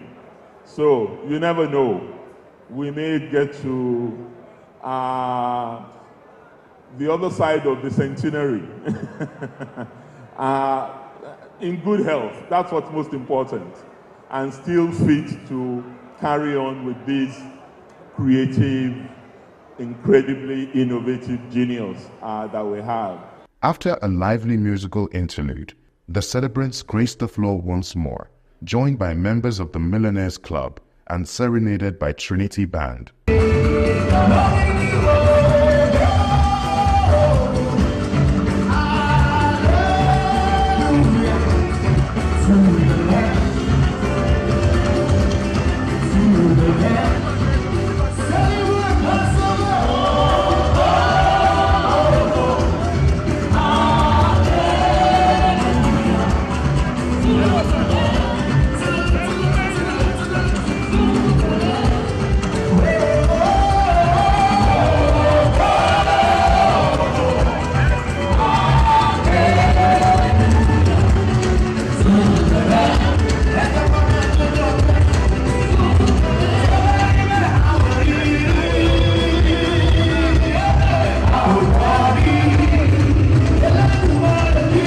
Oba Dr. Ulubayo Adeshola Windapo acknowledged Dr. Tunji's contributions, especially in his own journey to kingship. I bring you greetings from our kingdom. That is where Tunji and B hail from. I want to confirm to this party that what everybody has been saying about Tunji and B is very true.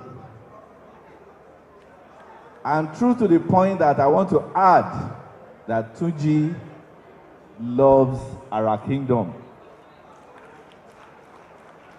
beyond his job, beyond the society that he belongs to, he has a special love for our kingdom. And I'm here to bear witness to that. And I want to add that if not for him and for God, my standing here and being on the throne of our kingdom may be a mirage. Please clap for Tunji. The ceremonial cake cutting, directed by Dr. Biodun Shubanjo, was a moment of felicitations, emphasizing the esteem in which Dr. Tunji Ulugbudi is held. Tunji, now you are on the 6th floor. Now you are about to become a very high chief in Ara. It imposes on you to keep doing what you've been doing all of these years. In fact, to do more. Give more to your society, give more to your profession, give more to humanity. Because at the end of the day, it is all of these things that people will remember. So I want to congratulate you one more time. I'm going to spell their names in the manner in which they usually are called. You know, B is called BY and Tunji TJ. So I'm going to spell their names by just spelling the abbreviations. So at the end of the final J, you'll cut the cake. Are you ready? Bí àwọn olóyè ṣe máa ń gé kẹ̀kẹ́ bẹ̀rẹ̀ sí kọ láti ìgbà yìí lọ. So I start. B, Y, T, and a J. Please clap for them. Thank you very much. Thank you.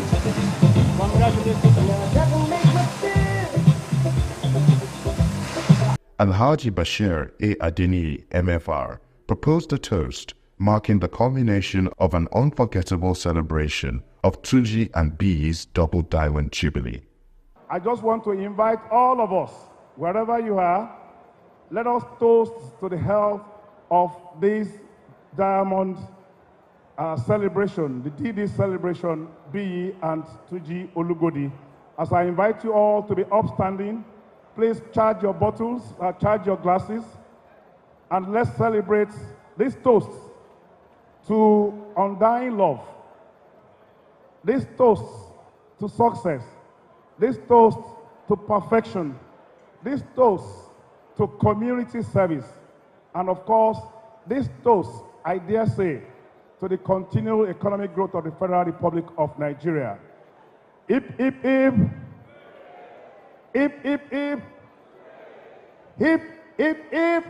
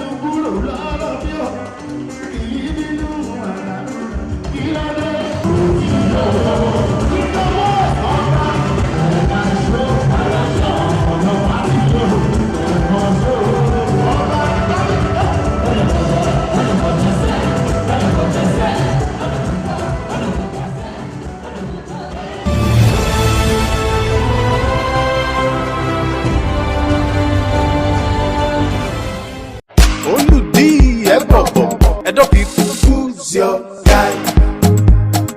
Olumide Akpata, Oludi. See as we dey like beans and rice. Edo people, I will never leave your side. I will never ever. I dedicate my time forever. Time to you, my people. Even if the road be rough, I know mine. Cause together we shall stand.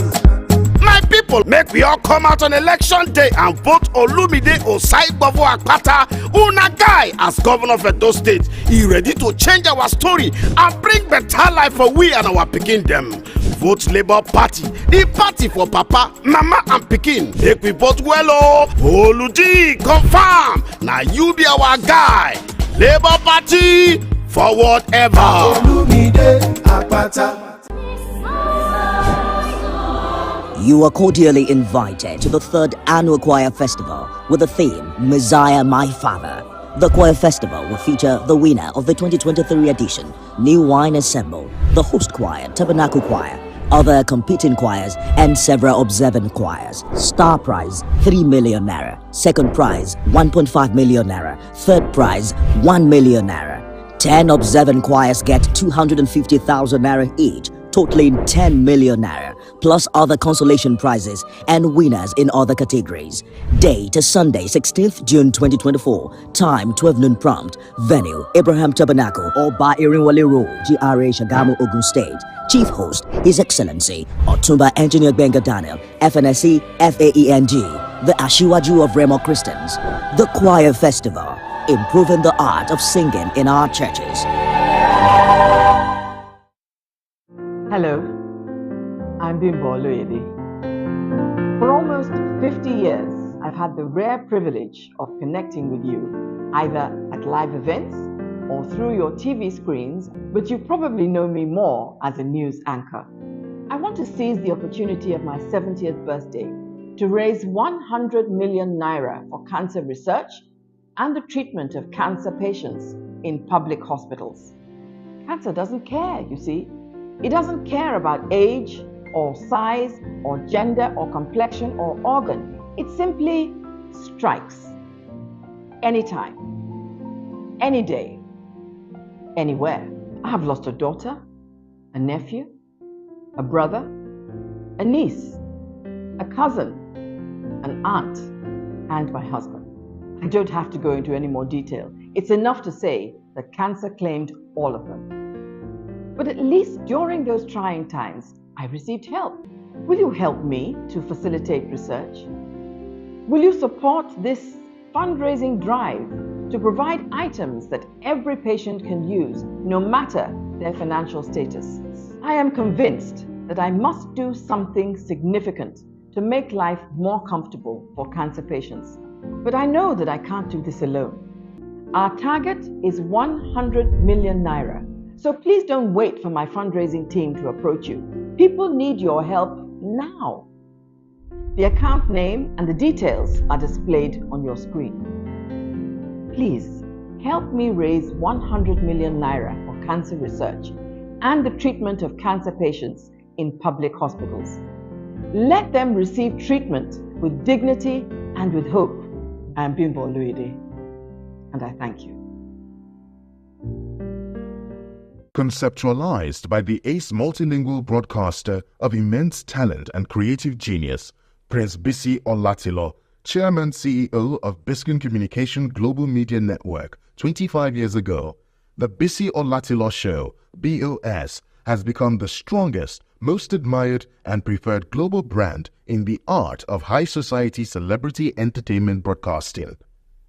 For the past quarter of a century, the ubiquitous The Bisi Olatilo Show, BOS, has become the face of Nigeria on global television, projecting the image of the country with our peculiar lifestyles, fashionable dress sense, and the different ways Nigerians celebrate from the north, east, west, and south, showcasing proudly Nigerian inimitable styles of celebration.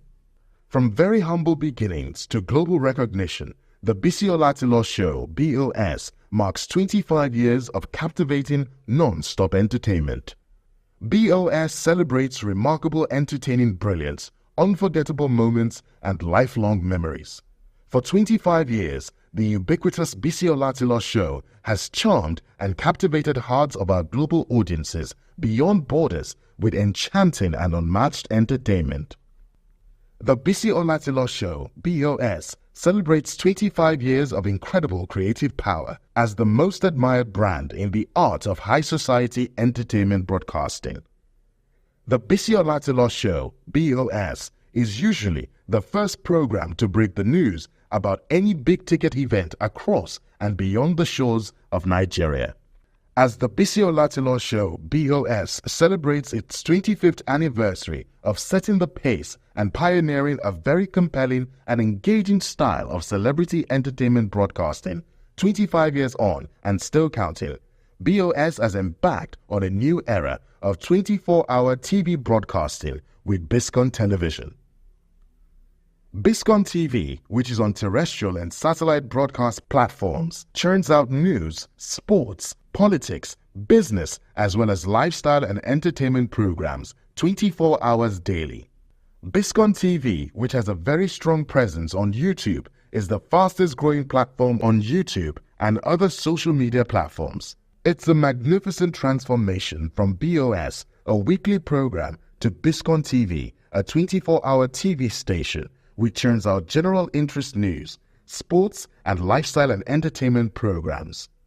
More years of brilliant broadcasting from the stable of Biscon Communication Global Media Network beckons. Here is the breaking news of the moment. Biscon TV, the most exciting 24-hour general interest television station, parading cutting-edge programs in news, sports, politics, business, foreign news, fashion and style, entertainment and lifestyle programs, Biscon movies and more, has been moved to channel 144 on Go TV. Our programs begin daily with Biscon Breakfast Bubble (BBB), featuring newspaper review and interviews on trending issues. Biscon Roundtable is our daily discussion program on essential tips on life and living. Biscon TV broadcasts news 7 times daily from 7 a.m. to 11 p.m. Biscon TV can be watched in all parts of the country now on Go TV channel 144 and live streaming on Biscon TV on YouTube. Biscon TV live streaming on YouTube is the fastest growing, most watched 24-hour live streaming channel on YouTube. Remember, Biscon TV has been moved from channel 108 to channel 144 on Go TV. Biscon TV, interactive, engaging, and unconventional. You are cordially invited to the 3rd Annual Choir Festival with the theme, Messiah My Father. The Choir Festival will feature the winner of the 2023 edition, New Wine Ensemble, the host choir, Tabernacle Choir, other competing choirs, and several observant choirs. Star prize, 3 million naira. Second prize, 1.5 million naira. Third prize, 1 million naira. 10 observant choirs get 250,000 naira each, totaling 10 million naira, plus other consolation prizes and winners in other categories. Date is Sunday, 16th June 2024. Time 12 noon prompt. Venue Abraham Tabernacle, Oba Irinwale Road, GRA Shagamu, Ogun State. Chief host His Excellency Otumba Engineer Benga Daniel, FNSC FAENG, the Ashiwaju of Remo Christians. The Choir Festival, improving the art of singing in our churches. Hello, I'm Bimbo Oloyede. For almost 50 years, I've had the rare privilege of connecting with you, either at live events or through your TV screens, but you probably know me more as a news anchor. I want to seize the opportunity of my 70th birthday to raise 100 million naira for cancer research and the treatment of cancer patients in public hospitals. Cancer doesn't care, you see. It doesn't care about age or size or gender or complexion or organ. It simply strikes anytime, any day, anywhere. I have lost a daughter, a nephew, a brother, a niece, a cousin, an aunt, and my husband. I don't have to go into any more detail. It's enough to say that cancer claimed all of them. But at least during those trying times, I received help. Will you help me to facilitate research? Will you support this fundraising drive to provide items that every patient can use, no matter?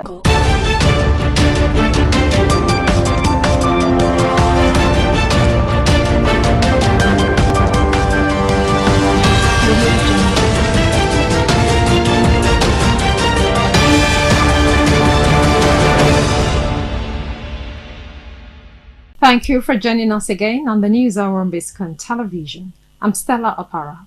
Coming up in the news, judges' salaries review guarantees judicial independence, says Fagbemi. Labour agrees to attend Tuesday's talks. In business news, stop non-state actors from collecting taxes, CITN tells government. On the foreign scene, ICC seeks Israeli Prime Minister and Hamas leaders' arrest for war crimes. And in the weather sport, Ronaldo shows off £1.4 million diamond watch during Usyk Fury fight. Now the news in full. The Attorney General of the Federation and Minister of Justice, Lateef Fagbemi, has said that improved salaries and allowances for judges and other judicial officers was a step towards judicial independence in the country. Fagbemi stated this on Monday in Abuja in his address at a public hearing on a bill for an act to prescribe the salaries and allowances and fringe benefits of judicial office holders in Nigeria and Related Matters Bill 2024, organized by the Senate Committee on Judiciary, Human Rights and Legal Matters. The senior advocate of Nigeria noted that the upward review of judges and other judicial officers' salaries has become imperative given the inflationary trends being experienced in the country in the past few years. Now detained leader of the proscribed indigenous people of Biafra, IPOB, Nnamdi Kanu, caused an uproar at the Federal High Court in Abuja Monday when he refused to submit himself for trial in the terrorism charges against him. Shouting on top of his voice, Kanu vowed he would not submit himself to trial, claiming that the Nigerian government has no powers under the Constitution and international laws to file criminal charges against him. He told the court to forget any trial, adding that he would not allow himself to be prosecuted unjustly and illegally. He cited several authorities from a document in his possession in the dock to support his objections to the trial. Attempts by Justice Nyako to calm him down were rebuffed as he repeatedly shouted on the government lawyer, calling him a terrorist and a dishonest man. In a bid to save the situation, the court agreed to a request by Kanu's lawyer for an adjournment to enable the legal team consult with him in a clean room where there should be no eavesdropping. Justice Nyako subsequently fixed June 19 and 21 for commencement of trial. Now, the organized labor has agreed to attend the negotiation meeting of the tripartite committee on the minimum wage slated for Tuesday. The vice president of the Trade Union Congress, Mr. Etim Okon, confirmed this in an interview Monday in Abuja. The Nigeria Labour Congress and the TUC had walked out of the negotiation meeting as the federal government proposed 48,000 naira as a new minimum wage for workers in the country. The Labour also accused the government of failure to provide any substantiated data to support their offer, and lack of transparency and good faith undermines the credibility of the negotiation process, it added. Also, the Director General of Nigeria Employers Consultative Association, Mr. Adewale Smart Oyinride, said he hoped that the Tuesday meeting on the tripartite committee would be successful. In another story, Global Excellence magazine held its 20th anniversary edition of Recognition Awards with grand celebration at the Ethel Hotel in Ikeja, Lagos. The prestigious event honored exceptional achievements across various sectors by individuals, public, private, and corporate sector players. Global Excellence is a platform that informs, educates, and entertains the public, published by Global Excellence Communications Limited. The awards recognized Honorable Ademore Koye, member representing Shomolu constituency, as the representative of the year.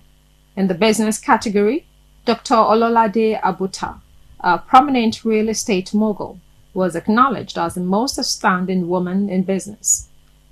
Dr. Olufemi Bakri, the MD of Paralex Bank, was named Banker of the Year 2023, while Zenith Bank PLC received the accolade for Global Excellence Bank of the Year 2023. Great. It's my pleasure to present to you Bank of the Year, courtesy Excellence Recognition Award 2024. Congratulations.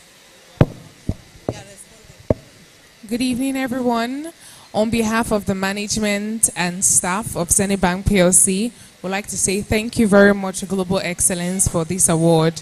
With Zenith Bank, you are sure that whatever we do and in all that we do, it's always in your best interest. Thank you so much. In the second segment, Dr. Daniel K. Olukoya, General Overseer of Mountain of Fire Miracle Ministries, was honored as the Humanitarian Icon of the Year 2023. Keen into the anointing of my father in the Lord, Dr. Daniel Kolaole Olukoya, to pray for this organization as you continue to excel in the mighty name of Jesus Christ. You will not fall, you will not fail in the mighty name of Jesus Christ.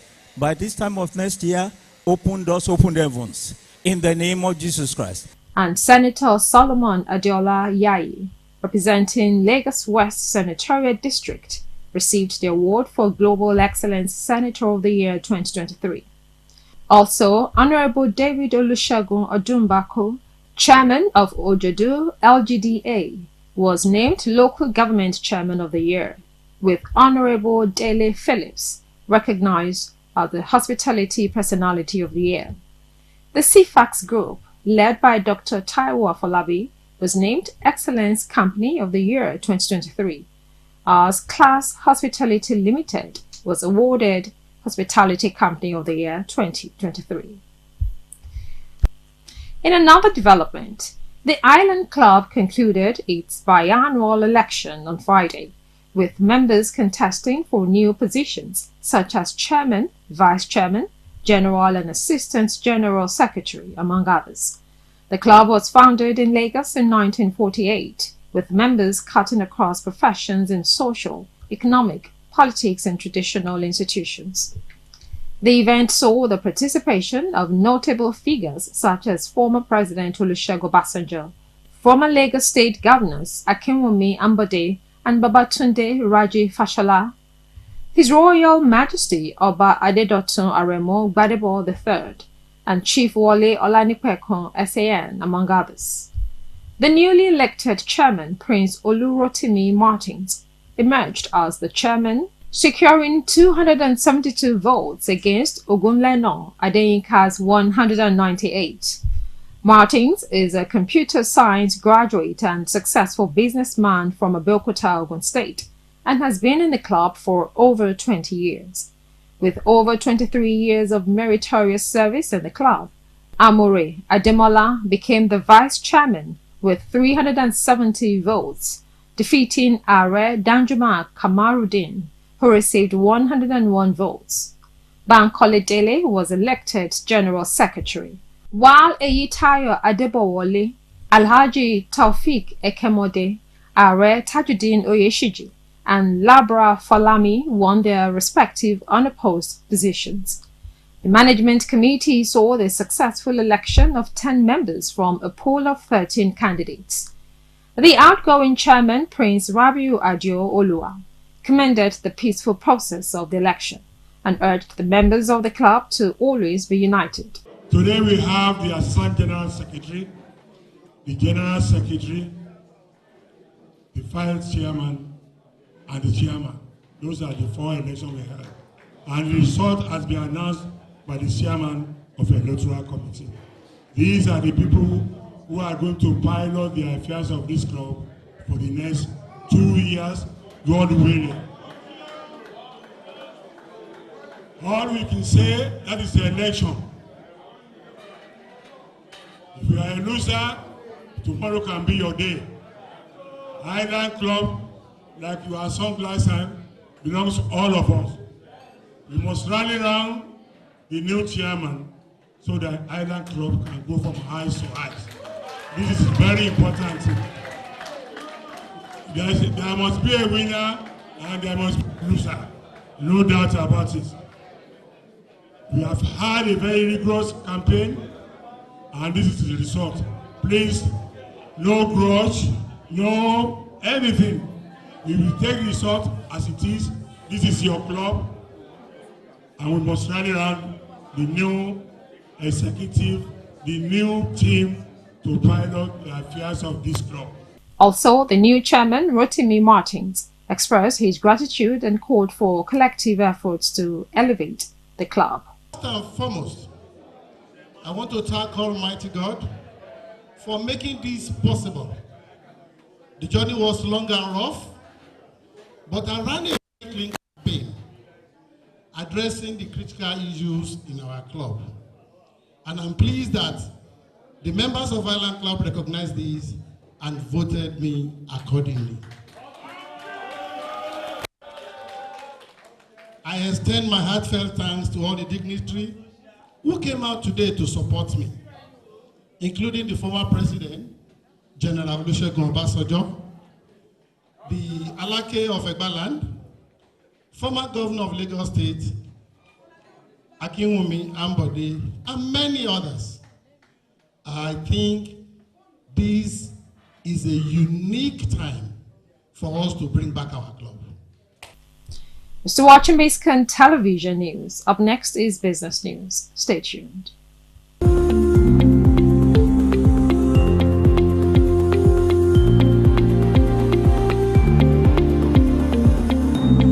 Welcome back. Now to business news. The Chartered Institute of Taxation of Nigeria, CITN, has charged the 3 tiers of government to stop non-state actors from collecting taxes in the country. CITN's president and chairman of council, Samuel Agbeluye, gave the charge while speaking on the sidelines of the inauguration of the CITN Abuja liaison office in the Federal Capital Territory on Sunday. He said that was part of the recommendation arrived at during the just concluded week-long conference of the institute, adding that a communique would be sent to the government on that. Asked to specifically state whether the recommendation of CITN was for the government to stop non-state actors from collecting taxes, he replied, and I quote, "There is no alternative than to stop them," end of quote. According to the CITN president, Nigeria's tax to GDP is low because what the non-state actors are collecting is not remitted to the common purse of the country. And this is distorting available data, so it must be stopped. He noted that the non-state actors include area boys, warlords, and those who are not empowered by the Constitution and the law to collect taxes, but are always seen collecting taxes from people. He added that the collection of taxes by non-state actors is more rampant at the local government level.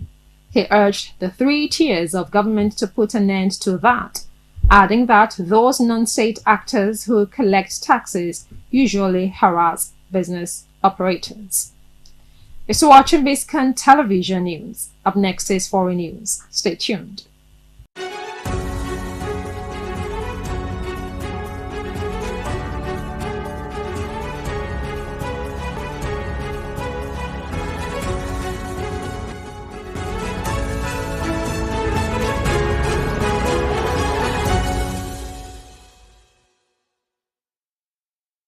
Welcome back. Now to foreign news. ICC seeks Israeli Prime Minister and Hamas leader's arrest for war crimes. The International Criminal Court is seeking arrest warrants for Hamas leader in Gaza, Yahya Sinwar, and Israeli Prime Minister Benjamin Netanyahu on charges of war crimes and crimes against humanity over the October 7 attacks on Israel and the subsequent war in Gaza, reports showed.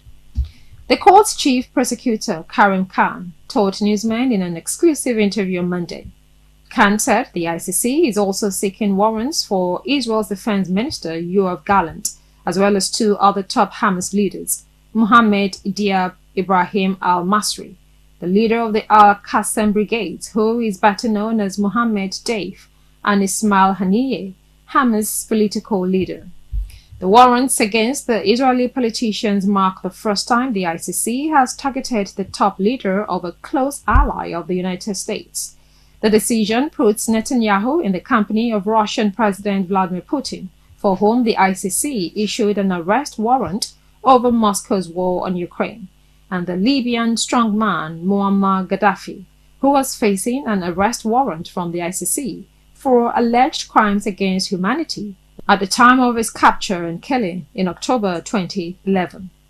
By applying for arrest warrants against Israeli and Hamas leaders in the same action, Khan's office risks attracting criticism that it places a terror organization and an elected government on an equivalent footing. A panel of ICC judges will now consider Khan's application for the arrest warrants. Khan said the charges against Sinwar, Haniyeh, and al-Masri include extermination, murder, taking of hostages, rape, and sexual assault in detention. We'll take another short break, and when we come back, we'll bring you sports news. Join us again.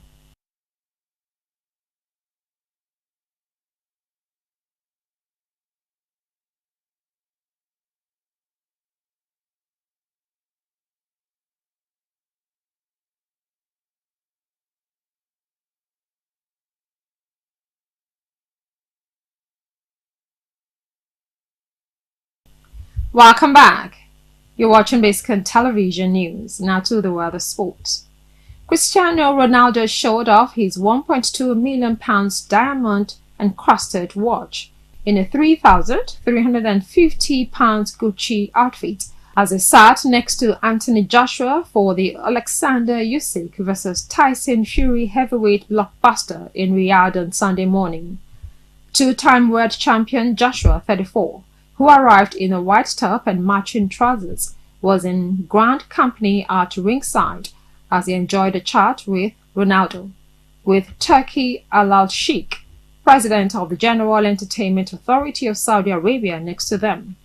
According to report, the 39-year-old Ronaldo stole the show with his cream Gucci outfit and incredible timepiece after arriving in his £400,000 Ferrari.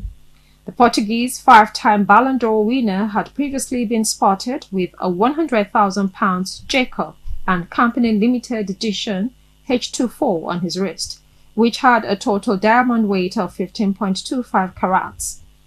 The Manchester United and Real Madrid icon has been a regular at ringside for some of the biggest fights in Saudi, with one of those Joshua's stunning knockout victory over Otto Walling in December. And that's the news for now on Biscon Television, compiled and produced by Adebisi Elegode. Now the last line. Success doesn't come from what you do occasionally. It comes from what you do consistently. I'm Stella Opara. Thank you for watching.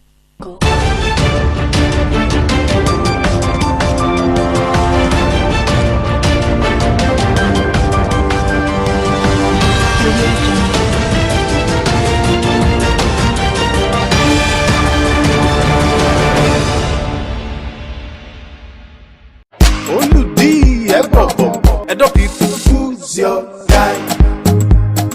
Olumide Apata, Oludi. See as we dey like beans and rice. Edo people, I will never leave your side.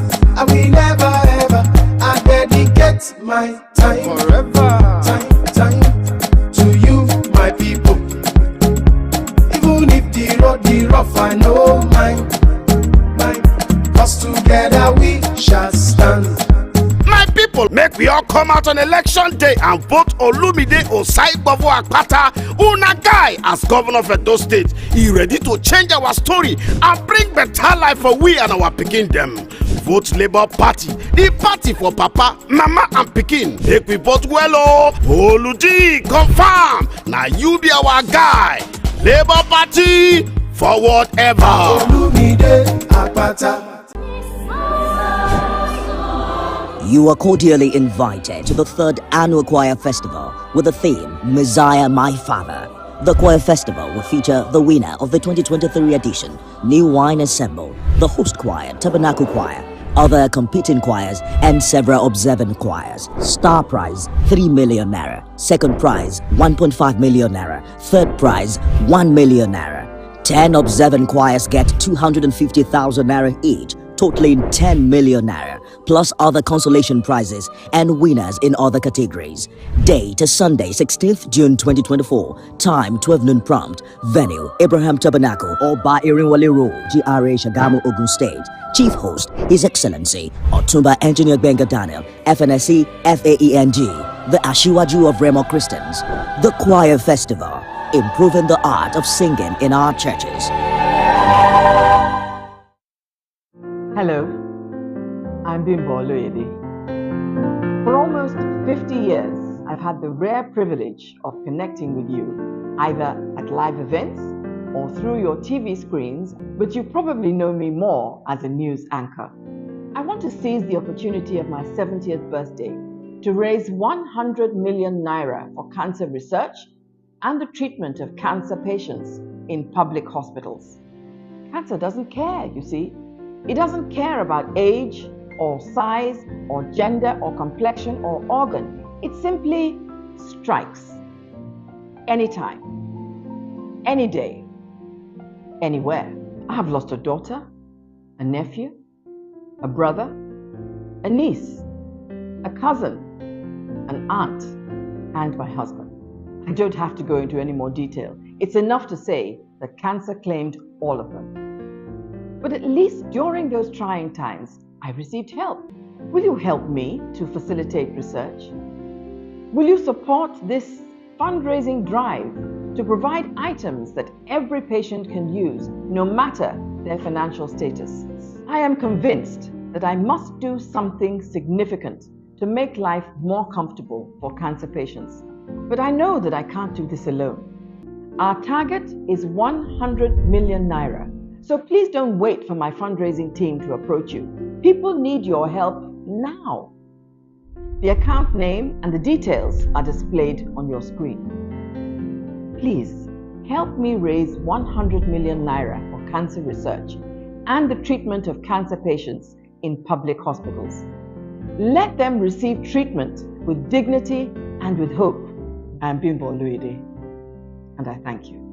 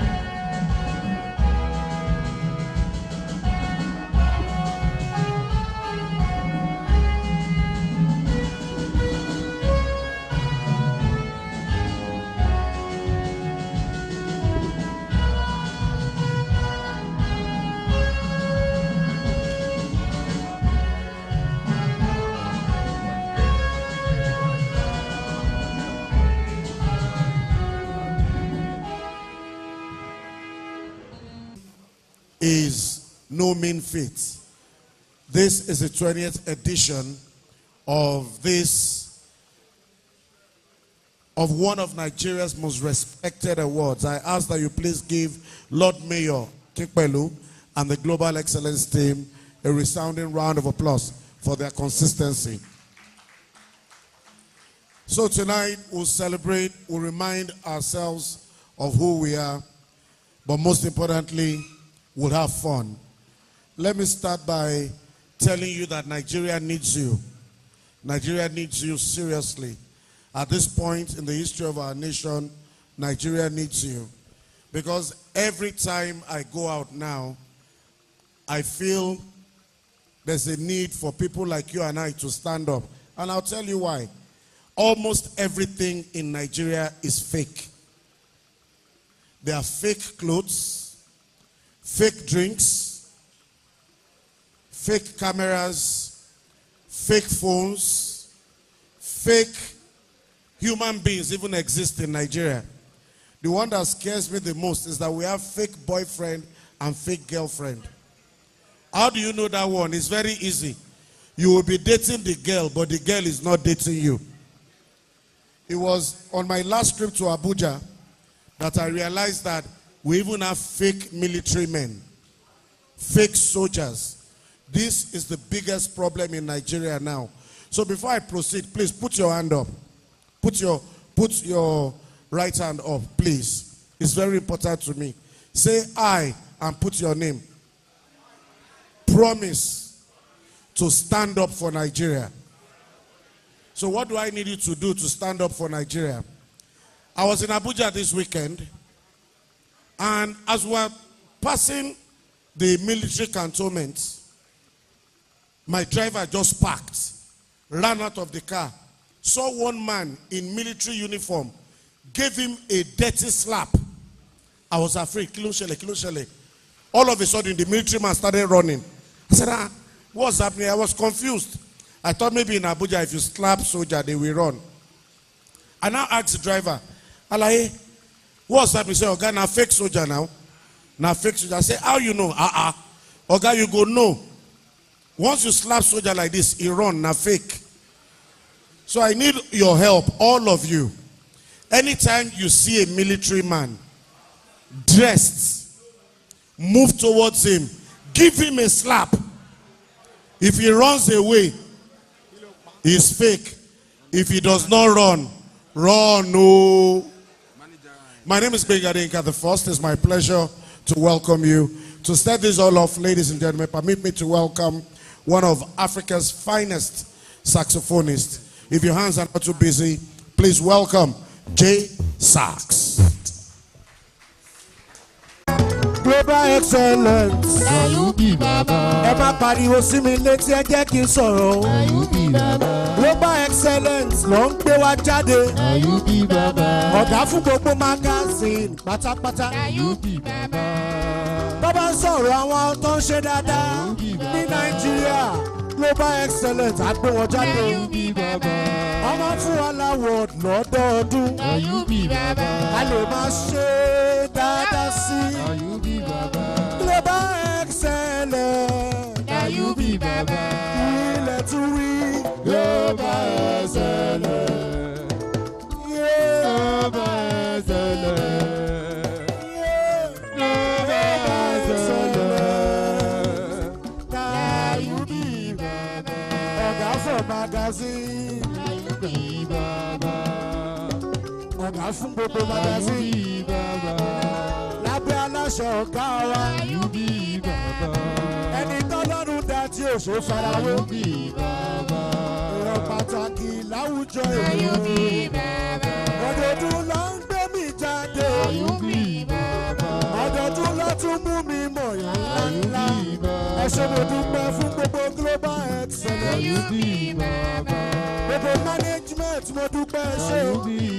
Ẹ ṣé mo dúpẹ́ J Sax ló ń pè é. Bóyá tún wá sọ wípé pàtó bá ń kọjá láàrin ọ̀pọ̀ ènìyàn.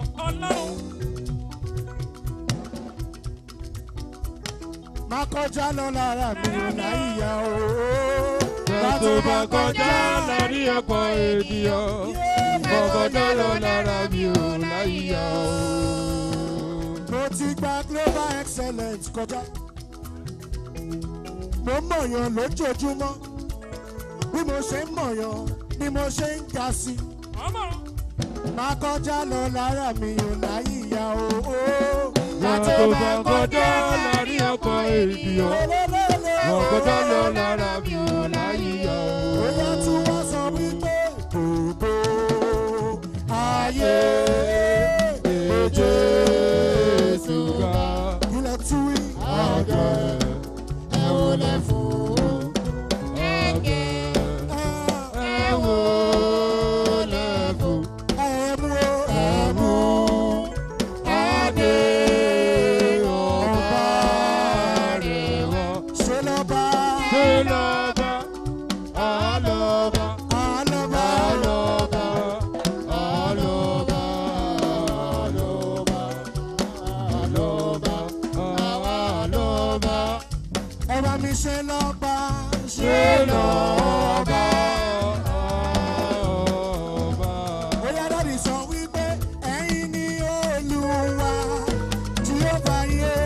Ẹ̀yin ni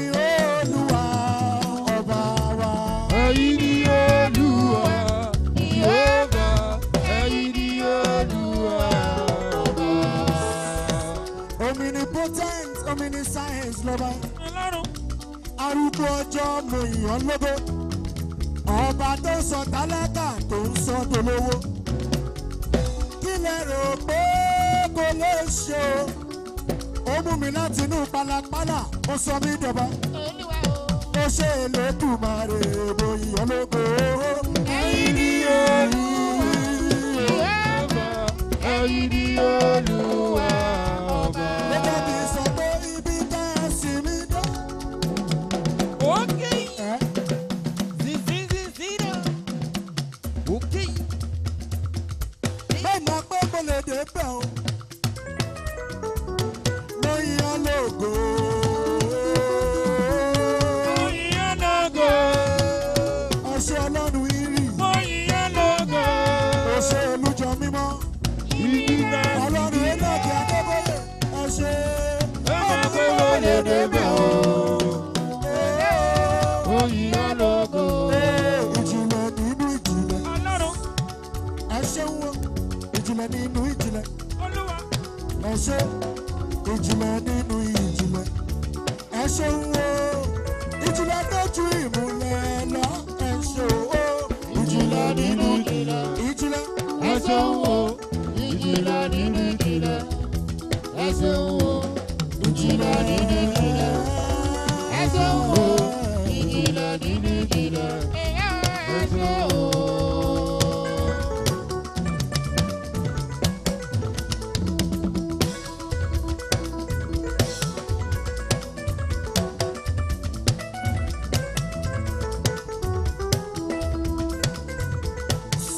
Ìmùlẹ̀ tó ju ìmùlẹ̀ lọ. Arúgbó ọjọ́ má pààrọ̀ oyè. Gbanigbani tí gbogbo ayé ń sáyà. Elédùmarè mo yàn lógo. Ìjìnlẹ̀ o. Ìjìnlẹ̀ nínú ìjìnlẹ̀. Ìjìnlẹ̀ ìjìnlẹ̀. Ẹ ṣeun o. Ìjìnlẹ̀ nínú ìjìnlẹ̀. Ẹ ṣeun o. Ìjìnlẹ̀ nínú ìjìnlẹ̀. Ẹ ṣeun o.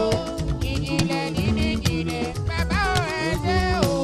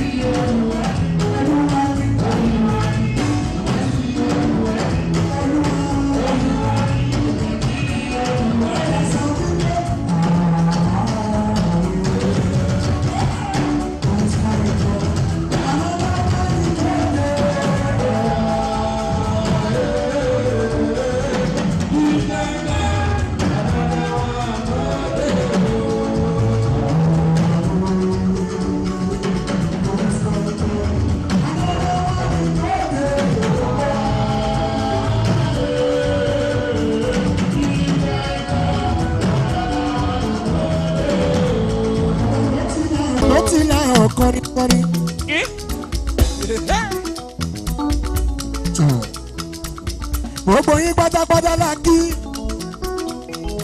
Relax, enjoy yourself. Global Excellence Award láwa yìí. 20th edition iṣẹ́ olúwa ni.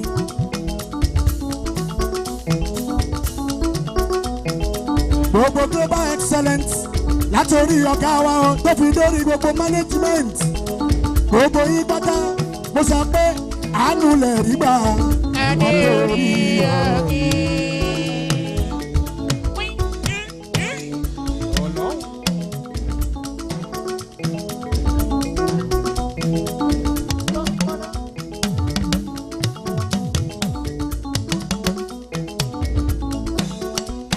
Ọlọ́run ló gbogbo fọ́lẹ̀. Ẹni orí ọ̀gí.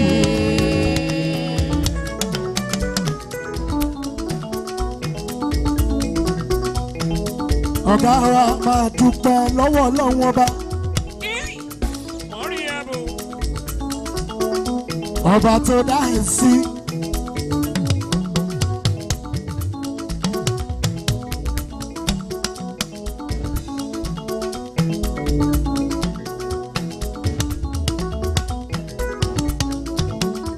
Ọmọ tó Ìkòròdú ọ̀gá aṣálẹ̀ jọjọ bí ẹni tí òró bìrì rí.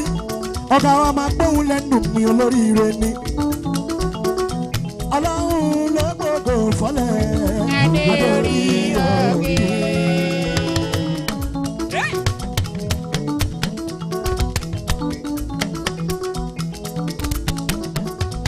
Ọlọ́run ló gbogbo fọ́lẹ̀.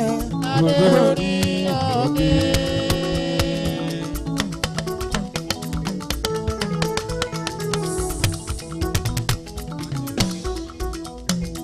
Ẹ bá ń tọ́jú ẹ̀.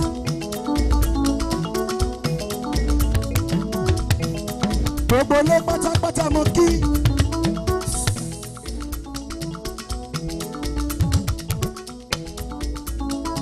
All the gentlemen, all the sexy ladies. Ẹ máa tó síbi tó wù yín Ọlọ́run ló dá ẹ. Ó yá wojú ẹ sọ pé wò mí ojú ìṣòro. Wò mí ojú ìṣòro.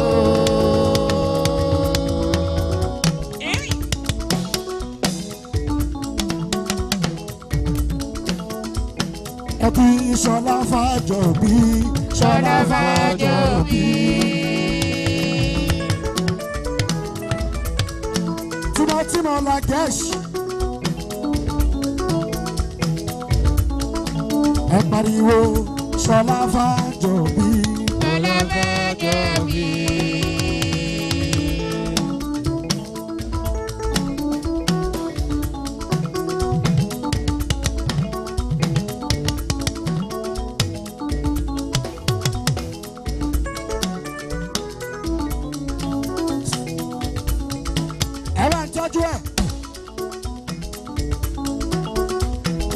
Assistant Inspector Central of Police Bami Olatoye dúró sí mi máa dá kọjọkọjọ lọ́hùn ló dá ẹ. Dúró tóye Bami máa gbóhùn lẹ́nu mi olóríire ni. Ó ní àti jù wọ́n lọ bá lọ àìtó lọ bá bò. Ó darí dé wọ́n ò jẹ́ kọ́.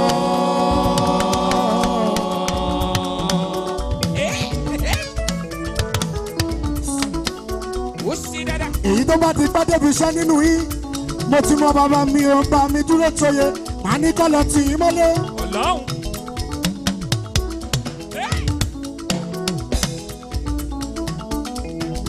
Assistant Inspector General gbogbo àwọn ọlọ́pàá pátápátá Bami Ọlátóyè dúró sí mi máa dá kọjọkọjọ nínú rẹ ni. A ní àtijọ́ wọn lọ́bàá lọ àìtó lọ pápọ̀. Ó darí dé wọ́n ò jẹ́ kọ́.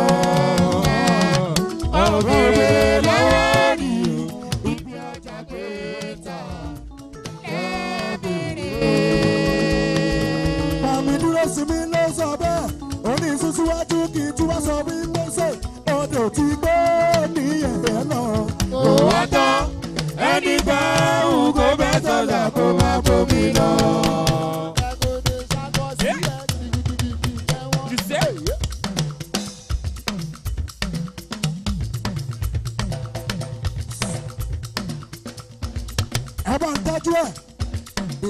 Senator Anthony Adefuye. Ọ̀gá wa ni Senator tiwa.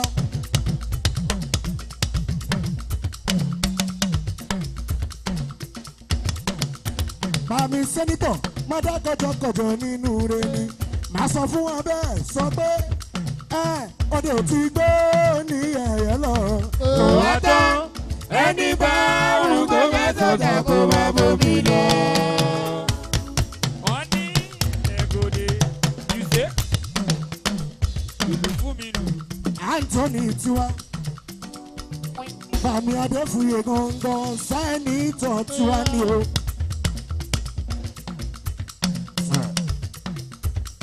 Ẹ má pariwo sí Sẹ́nitọ̀ létí. Gẹ́gẹ́ bẹ́ẹ̀ ṣe mọ́ olówó fariwo náà.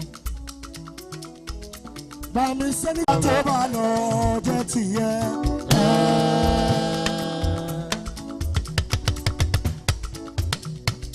Lọ́ndàrí jọ wí. Àgbèrò ní ikú ń gbọ́.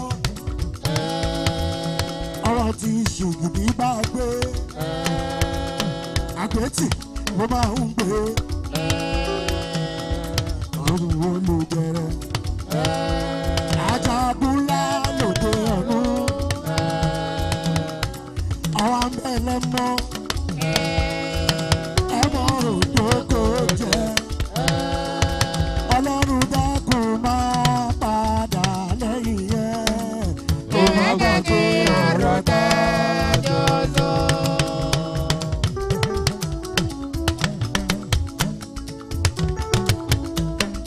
Sẹ́nitọ̀ ìwà rẹ̀ wọ́n fi ṣe. Wádẹ̀ rí bá ti ṣe o. Ìwà rẹ̀ wọ́n fi ṣe. Nígbà tó o bá ti pé kí tọmọ ẹnì kejì ó bá jẹ. Ìwà rẹ̀ wọ́n fi ṣe. Màmí Anthony. Ìwà rẹ̀ wọ́n fi ṣe. Ọ̀rọ̀ rí bá ti ṣe o. Ìwà rẹ̀ wọ́n fi ṣe. Nígbà tó o bá ti pé kí tọmọ ẹnì kejì ó bá jẹ. Ọ̀rọ̀ wọ́n fi ṣe. Mo tún ní kí n sọ wípé ìgbà funfun lóró mi.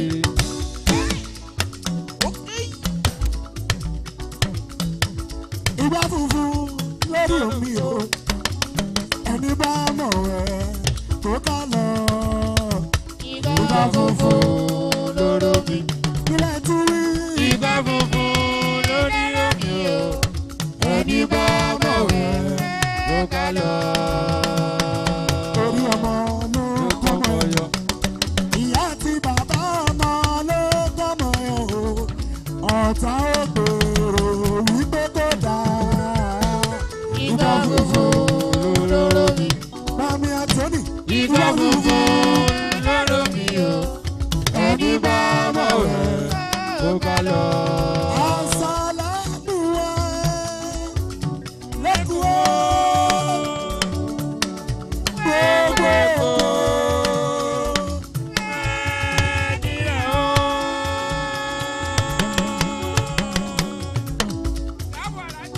Global Excellent Award la wà lọ́wọ́lọ́wọ́.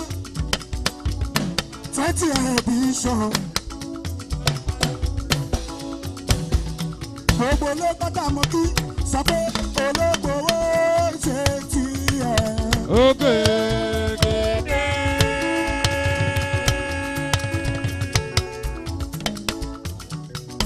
Ọlátọyè dúró sí ní ó ṣe tiẹ̀. Ògèdè.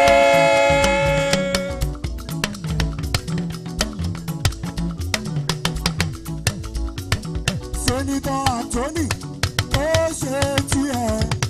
Ògèdè. Global Excellent ó ṣe tiẹ̀. Ògèdè. Ilẹ̀ ti rí. Igi gbogbo. Igi gbogbo. Ìṣòro. Ọ̀tọ̀ ní tóbi. Olóògùn.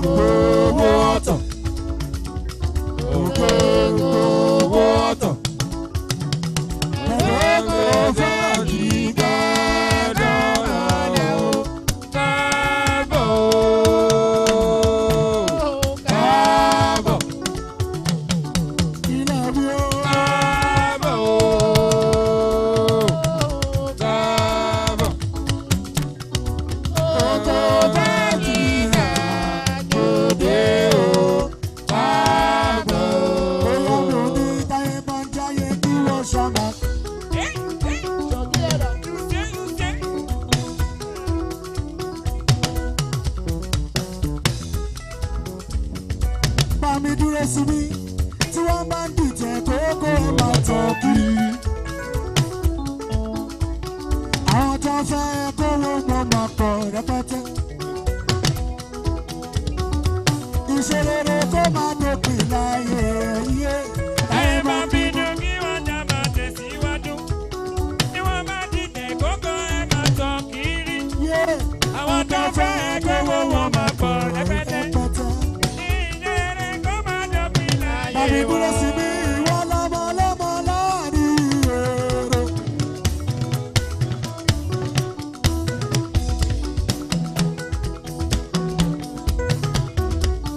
Èrò máa di ẹ láàrin ọ̀ṣọ́ o, ọ̀ṣọ́ o.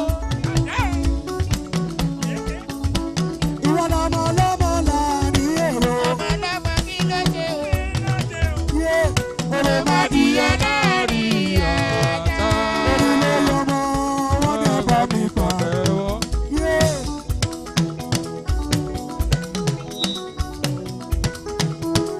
Ọmọ mi tọ́jú ẹ̀, ọ̀gá wa ni. Bàmí dúró tó yòyó mọ̀ párọ̀dé.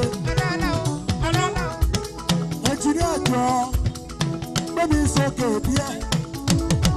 Nítorí sẹ́ni kan tí wá. Gbajúmọ̀ yóò mọ̀ párọ̀dé. Ó sọ wípé ògo lójú mi lóru àná.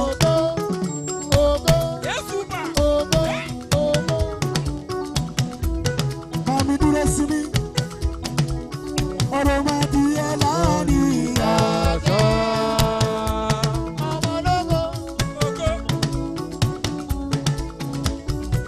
Ògo tí yẹ 10 terabyte. Táwọ̀tá ẹ̀wọ̀n kejì. Ògo tí yẹ 10 terabyte. Táwọ̀tá ẹ̀wọ̀n kejì. Ẹ bá mi kí bàbá mi. Dúró sí sọ́mọdé kọjọkọjọ. Bóyá ẹ pariwo wípé dúró sí mi o. Dúró sí mi o.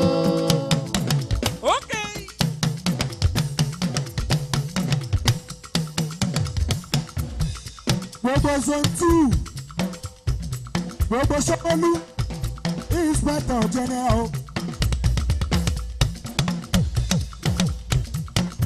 Ọlọ́run ló gbé ẹ débẹ̀ ò ní jábọ́. Lọ́lá Ọlọ́run wọn bá òkè òkè lẹ́ máa lọ. Ẹ pariwo dúró sí mi o. Dúró sí mi o.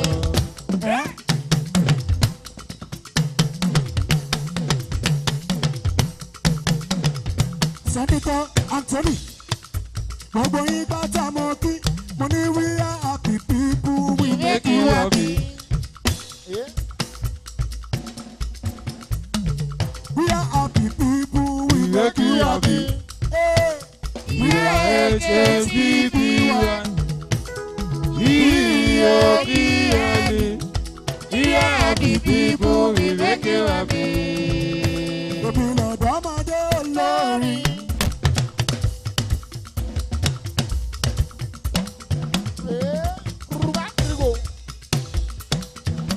Èmi ni bàbá mo ti láyọ̀ Jesus. Mo bí kọrin náà ní ìgbà kan. Mo kọrin àgbà tó ń bẹ lókè àtọ́kẹ́ ṣó. Ọmọdé mọ̀ wá dàgbà o.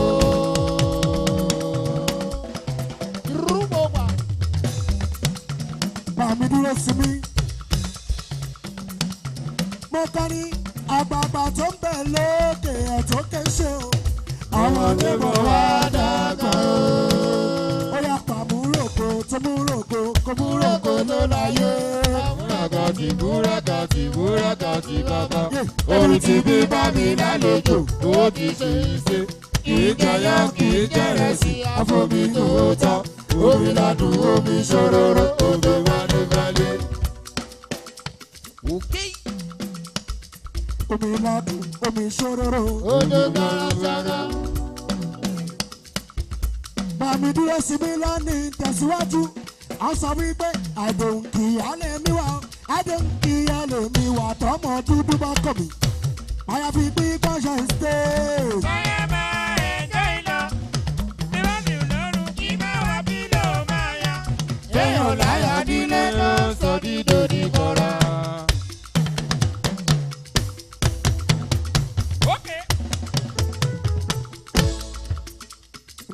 Dalaja no dey waste time. Me on fire bazooka. Mr. Money no dey waste time. Mr. Money want to kiss your bride. The beautiful no dey too sharp. Oh na can say, show why me. Mr. Money no dey waste time. Mr. Money want to kiss your. Hey, hello. We gonna talk like a fido. I'ma take a go to fido. I just go a kilo. Romantic girls and romantic. She knows I you fall apart. I got her from Osaka. Me she no Japan. Ìṣèlú jápa, ọmọ àjọpọ̀tà kò sì tó gápá. Àwọn ẹgbẹ́ tó sẹ́ǹsì tó kó gàtà. Àwọn ẹgbẹ́ tó sẹ́ǹsì tó kó bọ́tà. Ìṣèlú bọ́tà.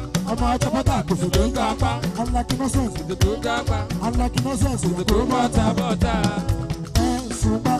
Ṣùgbọ́n lọ́jà ṣùgbọ́n. Ṣùgbọ́n lọ́jà ṣùgbọ́n. Ṣùgbọ́n lọ́jà ṣùgbọ́n.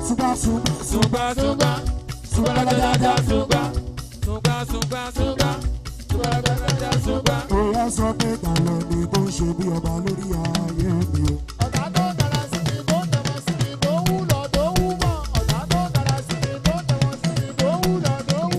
Kí ló wí? Wúlò dẹ́bọ̀ àbò orí táyé.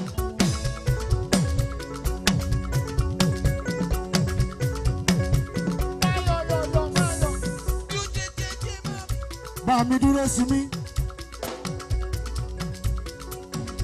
Bàbá mi, mo fẹ́ bèrè kan lọ́wọ́ yín. Bá mi dúró sí mi o. Bá mi, mo fẹ́ bá yín jó. Mo fẹ́ kẹ́ ẹ bá mi jó. Ọlọ́run ò fi jọba tó ń pè é lọ́ba. Orílẹ̀-èdè Ọlọ́run òun ló kú mi kú. Ẹ̀mí mímọ́ ọ̀rọ̀ wọn lóye kan yé ṣe bí ọba. Ọlọ́ni tó jẹ́ bí ọba lórí ayé mi o. Ọlọ́ni tó jẹ́ bí ọba lórí ayé mi o. Ọlọ́run ò fi jọba tó ń pera rẹ̀ lọ́ba. Tó pera ẹ̀ lọ́ba o. Orílẹ̀-èdè Ọlọ́run òun ló kú mi kú. Ẹ̀mí mímọ́ ọ̀rọ̀ wọn lóye kan yé ṣe bí ọba.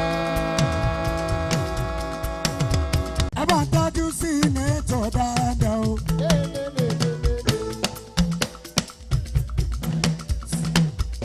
Bàmí Anthony máa gbóhùn lẹ́nu mi.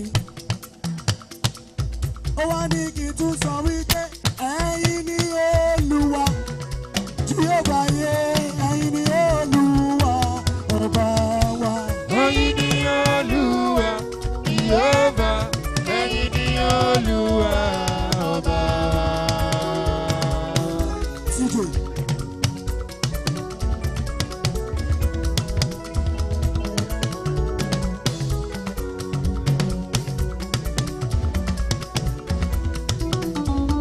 Ọ̀ní ẹ̀yin ni Olúwa.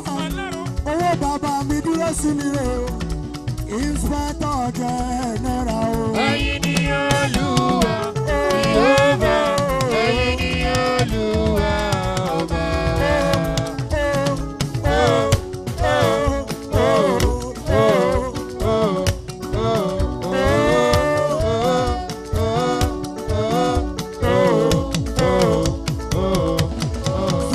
Baby, please give me Tonight, I'm going crazy. Tonight, let me be your mother. You are my God. I want to be your lover. Be your lover. Baby, give to me. Baby, think I do it. I'm going crazy. Let me be your mother. Your mother. I want to be your lover. Be your lover. Be your lover.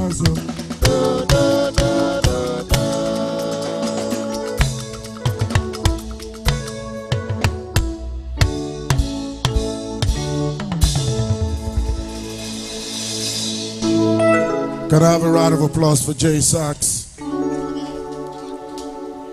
know, musicians have a way of wanting to put me in trouble. I'm told there's a high-ranking police officer around, and Lekki Sachs is singing Benga Deyinka, I want to be your lover tonight. 14 years, niye. Leke, Abi J Sax. I can't be your lover tonight, oh. AIG Zone 2, Mr. Drosimi Olatwe. He was only playing. He doesn't want to be my lover. And you know the thing about musicians also is, I went for this party 3 weeks ago. The man in the spirit of Ashiwaju was singing Benga Deyinka, Iwo Lokan, Iwo Lokan. I was happy because it was a birthday party. Then I went for one on Thursday. It was a housewarming.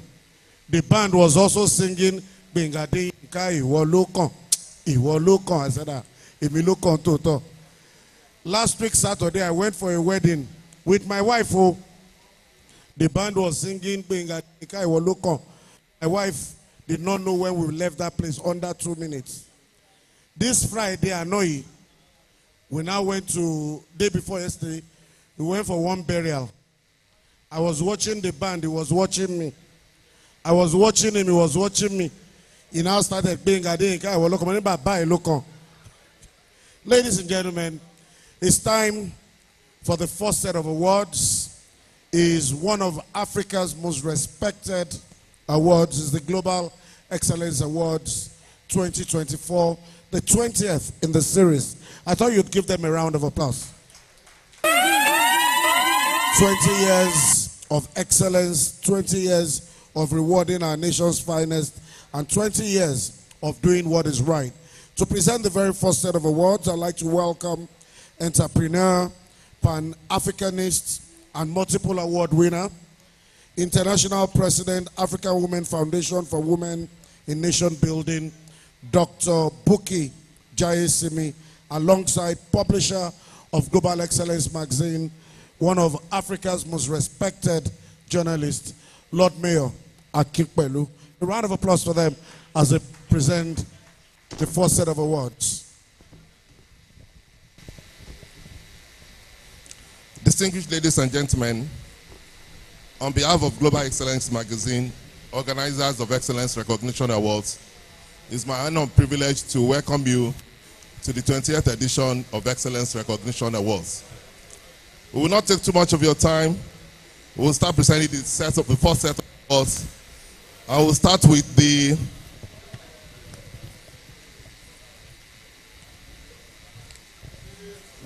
Excellence Recognition Awards 2024 Representative of the Year. Excellence Recognition Awards 2024 Representative of the Year. And the winner is Honorable Ademorin Kuye.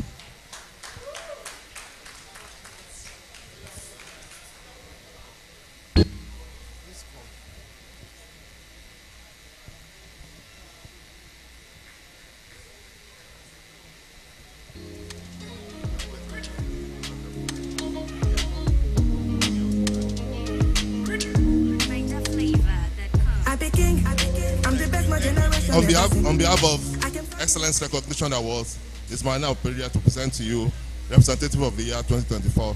Congratulations. Thank you very much. Thank you. The university during the school fees increment that was part of the structural adjustment program of President Ibrahim Babangida Military Administration. In 2003, he was appointed Executive Secretary of Shomolu Local Government. In 2004, he was elected as Executive Chairman of Shomolu Local Government. He was elected Member House of Representatives in 2019 and got re-elected in 2023 to serve the good people of Shomolu Federal Constituency for a second time. He has presented various bills and motions on the floor of the House and has engaged in various ground-shaking programs and projects for the benefits of his constituency. For making meaningful contributions to the development of the nation and his constituency through effective lawmaking, Honorable Ademorin Kuye, who was formerly Commissioner for Local Government and Chieftaincy Affairs in Lagos State, is hereby honored as Excellence Recognition Awards 2024 Representative of the Year. Lead me to my destiny.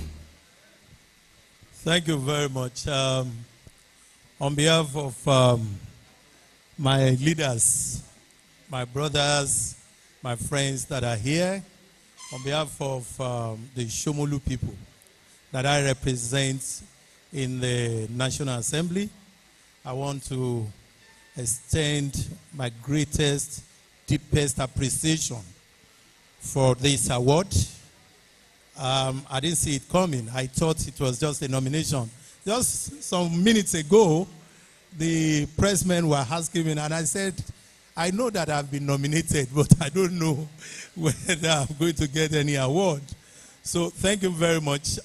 Coming from Global Excellence, this is a national organization that I've known a lot about. I mean, so many times that I've had different people get awards on this platform. Never thought that a day will come that I'll be a beneficiary. I'm elated. I'm happy. And I thank you very much for the award, for the recognition. And I want to assure you that I will not rest on my horse. I'm going to continue to work more to bring development to our people, to our states, and to our country. Thank you very much. God bless you. Thank you very much. Thank you.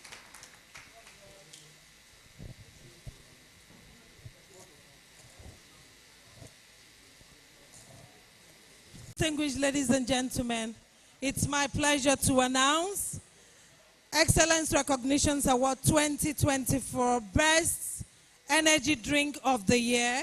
Winner is Amber Energy Drink. One and nothing less. Lead me to my destiny. I have waited patiently. Amber Energy Drink is a premium tasting non-alcoholic drink packed with a refreshing taste and healthy energy boosting ingredients. It is specially brewed to provide unique functional benefits and stimulate the energy in you. Thus, this non-alcoholic drink has got everything one needs to stay fit. Some of the ingredients contained in Amber Drink include guarana, the all-natural component derived from the iconic guarana plant, taurine, a crucial nicknamed the wonder molecule, and amino sulfonic acid that occurs naturally in the body. This is particularly concentrated in the brain, eyes, heart, and muscles, and is essentially important in boosting sporting performances, as well as staunching the risk of contracting diseases. For positioning itself as an exciting premium beverage, first of its packed with active ingredients, a healthy, non-alcoholic, nutritious drink that energizes and keeps consumers alert for daily hustling, sporting activities, parties, or other forms of entertainment. Amber Energy Drink is hereby awarded Excellence Recognitions Award 2024 Best Energy Drink of the Year.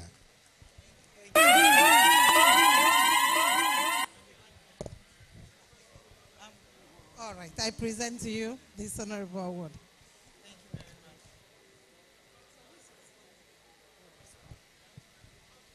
Good evening, everybody. On behalf of Amber Drinks Limited, we say a very big thank you, and we are highly honored to receive this. God bless Global Excellence.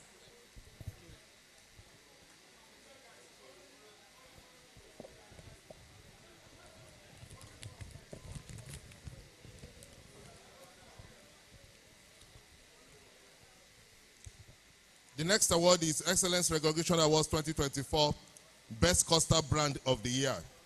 Excellence Recognition Awards 2024. I can count on me, so stand up for the champions, stand up. The establishment of Checkers Africa Limited in 2018 quickly metamorphosed into a manufacturing, sales, and distribution company, offering a diverse range of highest quality food products, such as Checkers Custard, Checkers Oats, Checkers Corn Flour, and Checkers Country Peanuts, with the flagship Checkers Custard being the market leader in its category.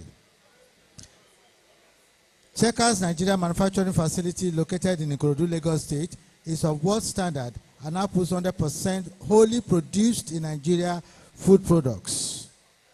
It is made with the very finest of ingredients for well-rounded, smooth, rich flavors in taste, while it is also enjoyed paired with an array of protein-rich and perfect with all the embedded nutritional benefits for the good of the body. For its nutritional value to health and digestive benefits that contribute to overall well-being in various ways, Checkers Custard brand is hereby awarded Excellence Recognition Awards 2024 Best Custard Brand of the Year. On behalf of Excellence Recognition Awards 2024, I present to you Best Custard Brand of the Year. Congratulations. Lead me one and nothing less. Lead me to my destiny. Good evening, everyone. On behalf of the management of Checkers Africa Limited, makers of Checkers Custard, we say thank you for this recognition, and we promise to continue to produce quality food products for Nigeria and other countries around Africa. Thank you so much. Thank you. Retail Company of the Year. Best Retail Company of the Year.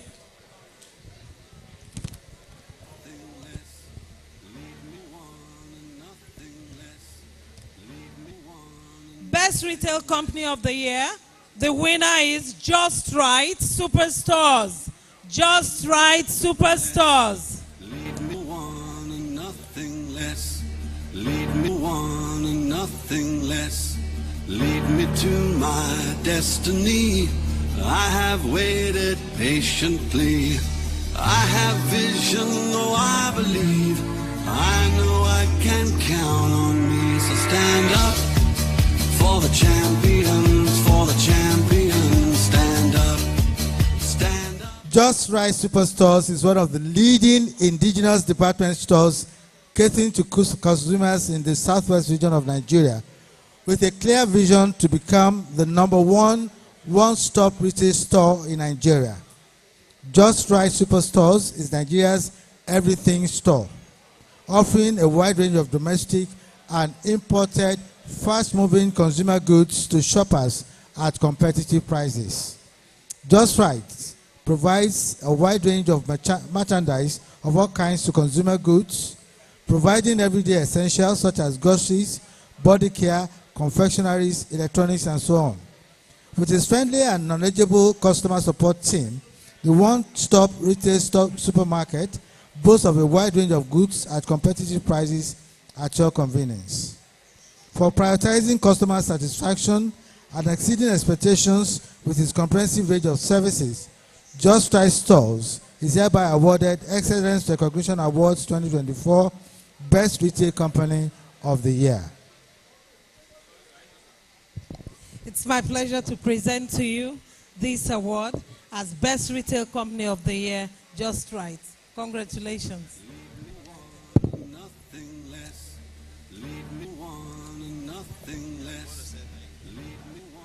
On behalf of the Just Right management, I and my team members here, we want to say a big thank you for this award of recognition this year.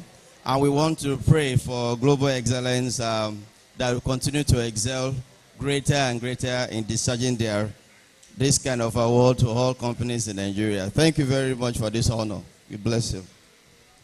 Thank you.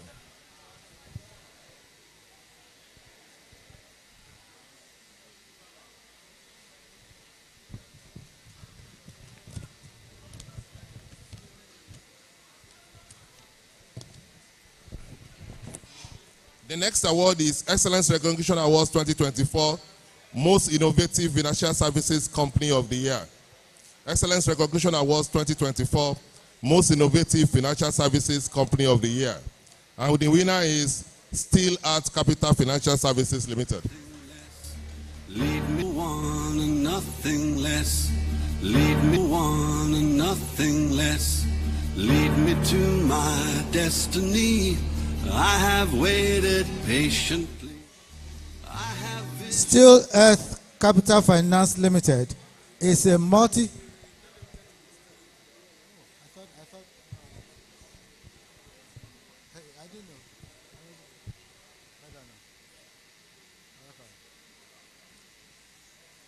Steel Earth Capital Finance Limited is a multifaceted finance services company regulated by the Central Bank of Nigeria. With its focus on providing personalized finance solutions that are tailored to your specific needs, Steel Earth Capital aims to be leading pan-African financial institution, providing tailored financial solutions across diverse portfolios and providing simple and smart financial solutions across business lines.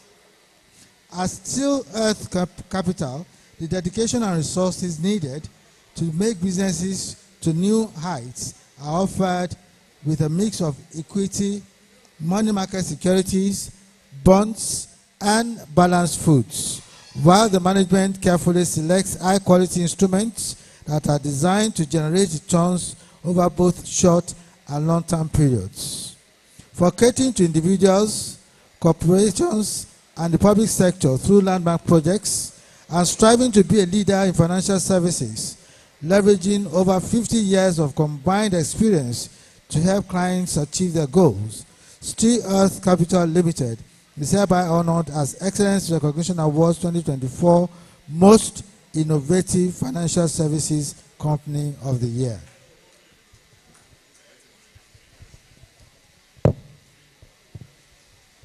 On behalf of Global Excellence Recognition Awards, I present to you Steel Earth Capital Finance Limited. Congratulations.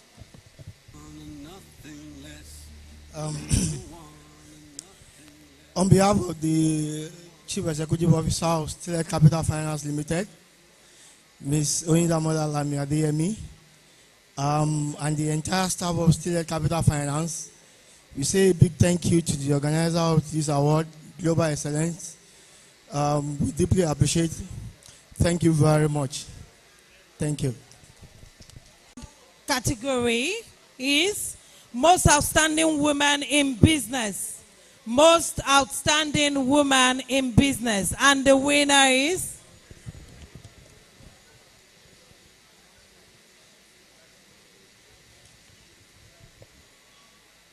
Dr. Ololade Abuta.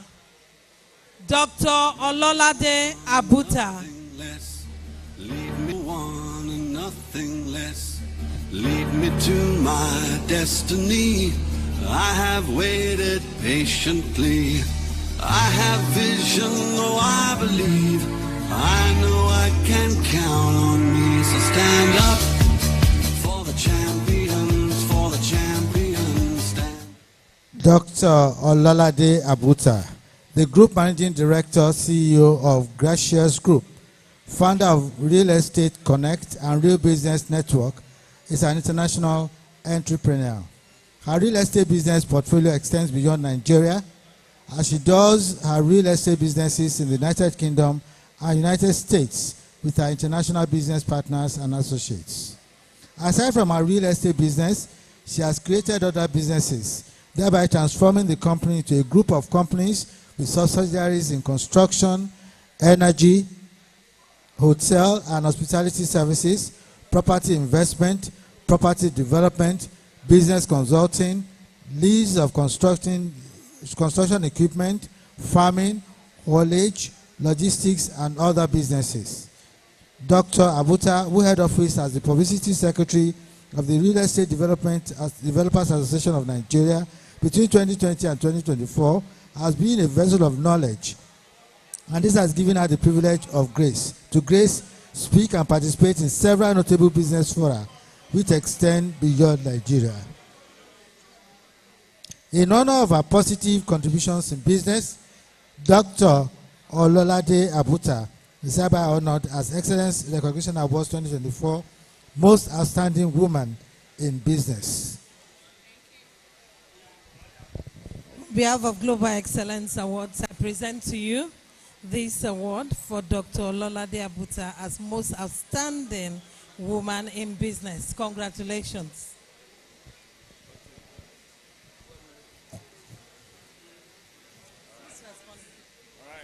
On behalf of Dr. Ololade Abuta, I would like to say thank you to Global Excellence Magazine.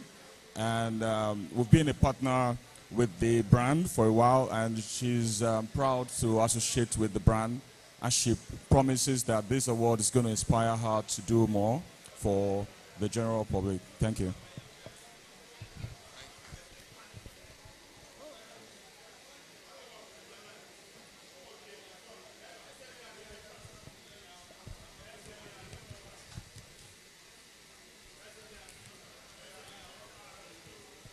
Next award is Excellence Recognition Awards 2024, Banker of the Year. Excellence Recognition Awards 2024, Banker of the Year. And the winner is Dr. Olufemi Bakre, Managing Director, Paralex Bank. Lead me one and nothing less. Lead me one and nothing less. Lead me to my destiny. I have waited patiently. I have vision, oh I believe. I know I can count on me, so stand up. Dr. Olufemi Bakre is a highly accomplished professional with a distinguished career spanning over 35 years in banking industry. He is a visionary leader with exceptional experience in various aspects of banking. Olufemi began his career in banking at NBC International Bank, where he rose to the position of general manager. After the acquisition of NBC by First Bank in 2006, he became the group head of multilateral financial institutions and global custody, initiating and delivering the first Bank China representative office, among other award-winning achievements. In 2011, he joined the First City Monument Bank as the executive director in charge of institutional banking, public sector, financial institutions, and multilateral businesses. In 2013, he was appointed executive director for Lagos and Southwest regions. In 2015, he became the executive director of corporate and institutional banking in both the United Kingdom and Nigeria, a role he held until March 2020. During this time, he spearheaded several cross-border revenue-enhancing initiatives. In recognition of his outstanding contributions to the banking industry and exemplary leadership, Dr. Femi Bakre is hereby honored as Excellence Recognition Awards 2024 Banker of the Year.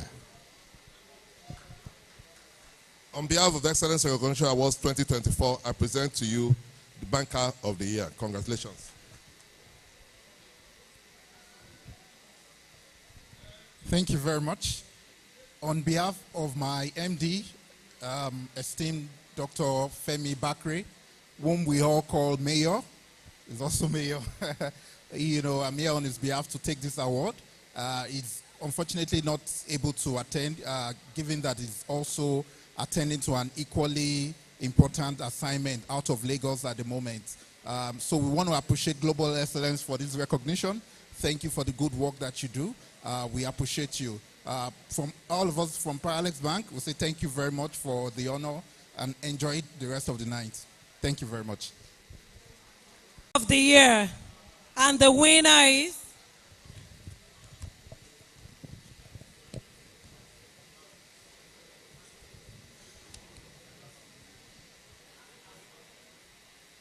Zenith Bank PLC. Lead me to my destiny. I have waited patiently. I have vision, oh I believe. I know I can count on me. So stand up for the champions, for the champions. Stand up, stand up, stand up for the champions, for the champions. Stand up for the champions, for the champions. Stand up, stand up, stand up, stand up, stand up. Founded by Jim Ovia, C.O.N. Zenith Bank PLC was established in May 1990 and commenced operations in July of the same year as a commercial bank. Zenith Bank provides individual customers and corporate clients with a range of financial products and services from over 500 branches and business offices across all states in Nigeria and the Federal Capital Territory. It also has very visible presence in the United Kingdom, Ghana, Sierra Leone, the Gambia, United Arab Emirates, and a representative office in Ghana. Its shares are traded on the Nigerian Exchange and the London Stock Exchange. The bank is a clear leader in the Nigerian financial space with several firsts in the deployment of innovative products and solutions that ensure convenience, speedy, and safety of transactions. With a team of dedicated and well-trained professionals, the bank leverages its robust information and communication technology ICT infrastructure to provide products and services throughout its network of branches, point of sales terminals, and electronically through internet and mobile banking channels. For placing premium on its core business strategy, anchored on people, technology, and service, to create value for its clientele with strict adherence to global practices, Zenith Bank PLC is hereby honored as Excellence Recognition Awards 2024 Bank of the Year. It's my pleasure to present to you Bank of the Year, courtesy Excellence Recognition Award 2024. Congratulations. Good evening, everyone. On behalf of the management and staff of Zenith Bank PLC, we'd like to say thank you very much to Global Excellence for this award. With Zenith Bank, you are sure that whatever we do and in all that we do, it's always in your best interest. Thank you so much. Excellence Recognition Awards 2024, Most Outstanding Agribusiness Company of the Year. Excellence Recognition Awards 2024, Most Outstanding Agribusiness Company of the Year. And the winner is Foremost Development Services Limited. Lead me to my destiny. I have waited patiently. I have vision, though I believe. I know I can count on me. So stand up for the champions, for the champions. Stand up, stand up, stand up for the champions, for the champions. Stand up for the champions, for the champions. Stand up, stand up, stand up for the champions, for the champions. Stand up. Foremost Development Services, FDS for short, is a firm of development and sustainable consultants with expertise and experience in identification, formulation, planning, execution, and management of local and international development projects. In late 1991, the partnership of KFR divested their interest in Agricultural Services Department to concentrate on their estate business. With this background, Foremost Agricultural Services, FAS, was incorporated in 1992 to fully take over the functions and clientele of Agricultural Services Department of KFR. Since then, FAS provided qualitative consultancy and management services to high-profile clients. In 2022, FGS was established to reposition FAS and expand the frontiers of its clients and services. FGS has since continued to render more specialized services in development and sustainability. For its mission to render all forms of technical, advisory, and management services relating to environment, agriculture, forestry, rural development, natural resources, conservation, and agro-industry that engender sustainable development and improve the quality of human life. Foremost Development Services Limited is hereby honored as Excellence Recognition Awards 2024 Most Outstanding Agro-Business Company of the Year.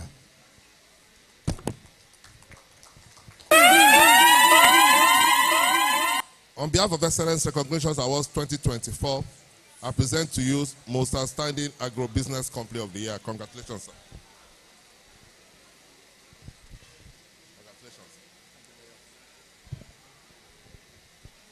Thank you very much. I thank very much the organizers, Global Excellence. We at FDS, we are delighted for this recognition given to us. And on behalf of me and my staff, we say thank you very much. And we can only promise to continue to soar and contribute to increasing the quality of life in Nigeria. Thank you very much. I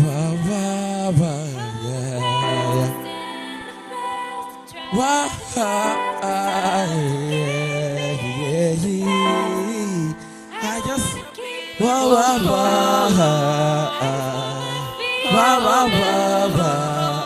walk away from global. See, one. This life has been up for some niggas, but they cannot tell. But for street, the power say this life my mouth is up. Me no mo fe we, me no mo fe car, me no mo fe so today. Need that and need that sapa. Yeah, I jump, and it's all done. To bash the band song. Yeah, oh, but so hard, never had to chase me and my team wanna be so fly. Oh, yeah. Buy me something more. Babylon making them all. Go to it, making me focusing. Go to it, making me dancing. Yeah, she rocking my shade. There I go. Oh yeah, global excellence, don't get me wow. Oh, yeah. Koshati madu, yeah. Oh no, hey. Last game to get the lobby, we see me malato call. Reputation at Obukaho. Tibansa, Mabansa. Everything was okay. Okay.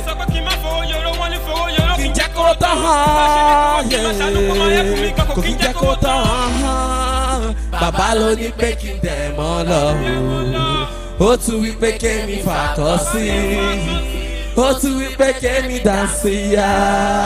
She rocking my shade. There I got Babaloni making them all up.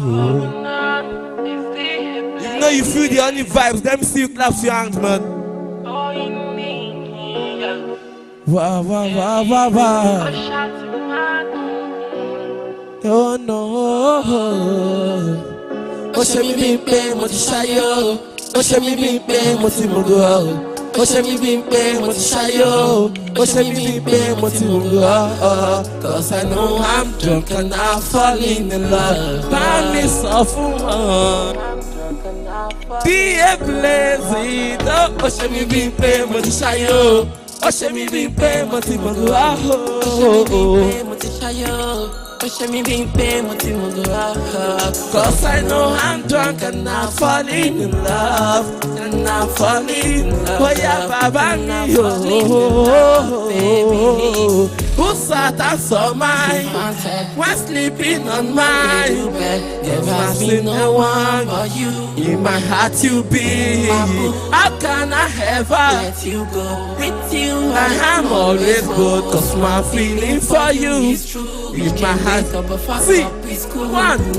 You see my heart, you go cause I want the world. Before we die, we go chop that together. I will know open, we will motivate you all. You see the love life, oh. With much of trust, oh. You see the love life, you see the love life, it's good. Oh, show me being paid. Oh, show me being paid. What you go oh, be a place. Oh, cause I know I'm drunk. I am drunk. Oh, and I'm falling in love. Yeah, and I'm falling in love. Oh, baby, you're the only one I got. There is nobody. You got me. When things running in love, your love keep me from me, I cannot lie. You to come like that of river now. We go there together to the end. Oh yeah, the place to back. I'm a he who me, I cannot lie. Suit by money body japa. We go there together to the end of time. See, I've been ballering on my consuming. Kuzena ti ọmọ Olúṣesí. Adúní méjì ọmọ elétò mi. Ọmọ nílé àtẹ̀jẹ́jẹ́ o. Ṣé bájọ́jà tẹ̀ gírígírí? Bí èpèsè tó bá a. Bí èpèsè tó bá a. Mo ti ṣáyò. From the market. If you enjoyed it, please give him a round of applause, I beg of you. Coming up next, ladies and gentlemen, another awaiting superstar, HY2. It's like hip-hop artists, they like Nika nowadays. I wake up in this morning, and my body's complete. People know they try for me. Let's go now, DJ Virgin. Hey, let's go now.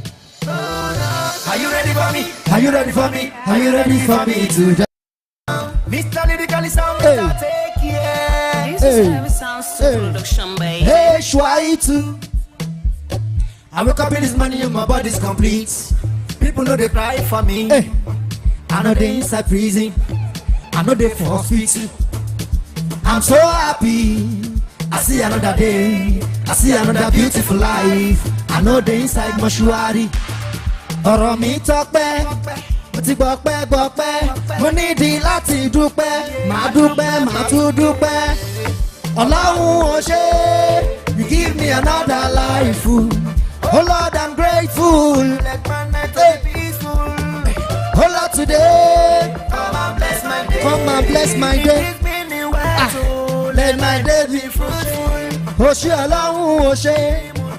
Oh shit, I'm taking now. Don't let me come back with empty hands, oh, empty hands, oh, empty hands, oh. Come my mama day, poverty, oh my mama day. Hey, conjure me a blessing now. No shortcut to life at all. You have to work before you earn money. Don't let me regret that I'm going out. So come and show me my ways. Be there for me before I get to my working place. Oh Lord, oh. I woke up in this money and my body's complete. People know they cry for me. I know they inside prison. I know they for hospital. I'm so happy. I see another day. I see another beautiful life. I know they inside mortuary. Ọ̀rọ̀ mi tọ́pẹ́, mo ti gbọ́pẹ́, mo nídìí láti dúpẹ́, màá tún dúpẹ́. Ọlọ́run ò ṣe, give me another life. Oh Lord, I'm grateful. You let my night to be peaceful. Oh Lord, today, come and bless my day. Increase me in where to. Let my day be fruitful. Ó ṣé Ọlọ́run, ó ṣé Ọlọ́run. Let's go now. Up to the next one. The Virgin. Oh Lord. What you want, you petrol. Oh Lord. I'm from Nigeria. Oh Lord. Daddy. Petrol is too much. Daddy, I want to go out. Owó epo tó wọ́n ló jẹ mélòó. I want to chill out with my friends. Àìló lọ́wọ́ ló jẹ quiet o. Oh Lord. On Freaky Friday, I know they stay for house, all they stay club. Daddy, mo fẹ́ lọ sí. Oh, sorry. Owó epo tó wọ́n ló ṣe jí my mind. Àtòkèrè láti máa kíra wa. Dátà la fi máa ṣòwò epo. Dátà la máa lò tá fi máa kíra wa. Lórí social media ká máa kíra wa. Ìyá kì í ṣomi ọbẹ̀ bàbá má jẹ́ ń jìyà o. Ìnira ò dá lára, àsìkò ilé Ọlọ́run má jẹ́ mọ̀ṣí. Fọ́rọ̀ dẹ̀mí. Má jẹ́ mọ̀nira. Fọ́rọ̀ dẹ̀mí o. Daddy, if I know they pick your call, if I don't go for visiting. We need to see this here again. Original.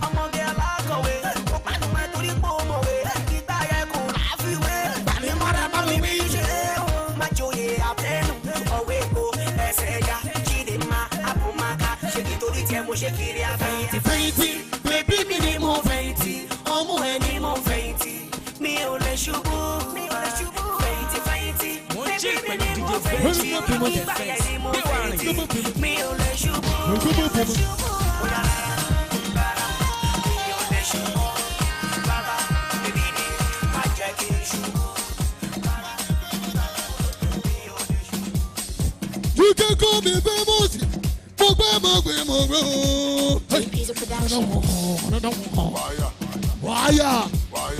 Wire. Original. Pararara.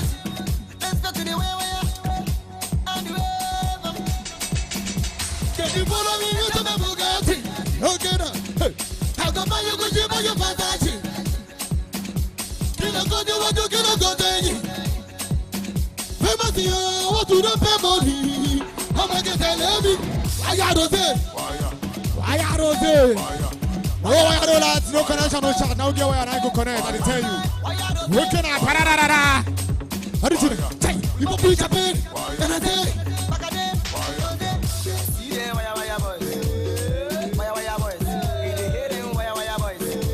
My daddy, connection, transaction, confirmation, vibration. Hey!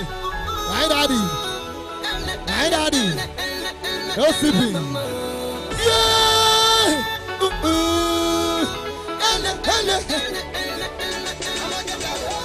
Why you don't say?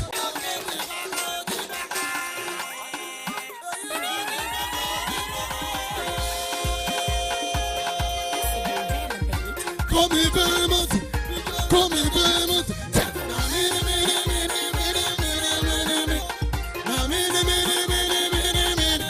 Yeah, they call me famous. They don't get the jealous. Call me famous. You know better, let's go for that. So get to. Naka, those people.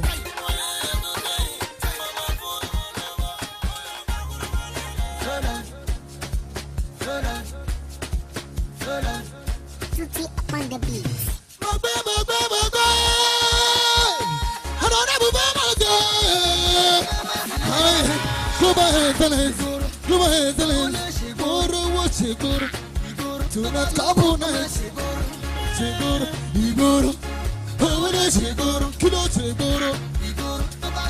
Let's go. Yeah. Oh, what is in here? I'm not going to oh, no, shaking it.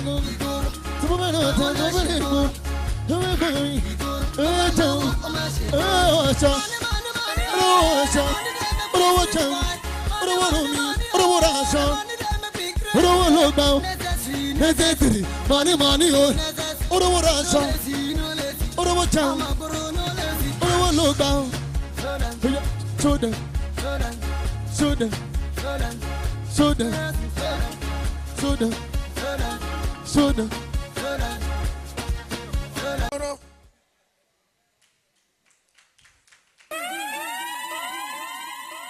May poverty not be your portion. Some people are not saying amen, no. May poverty not be your portion, no.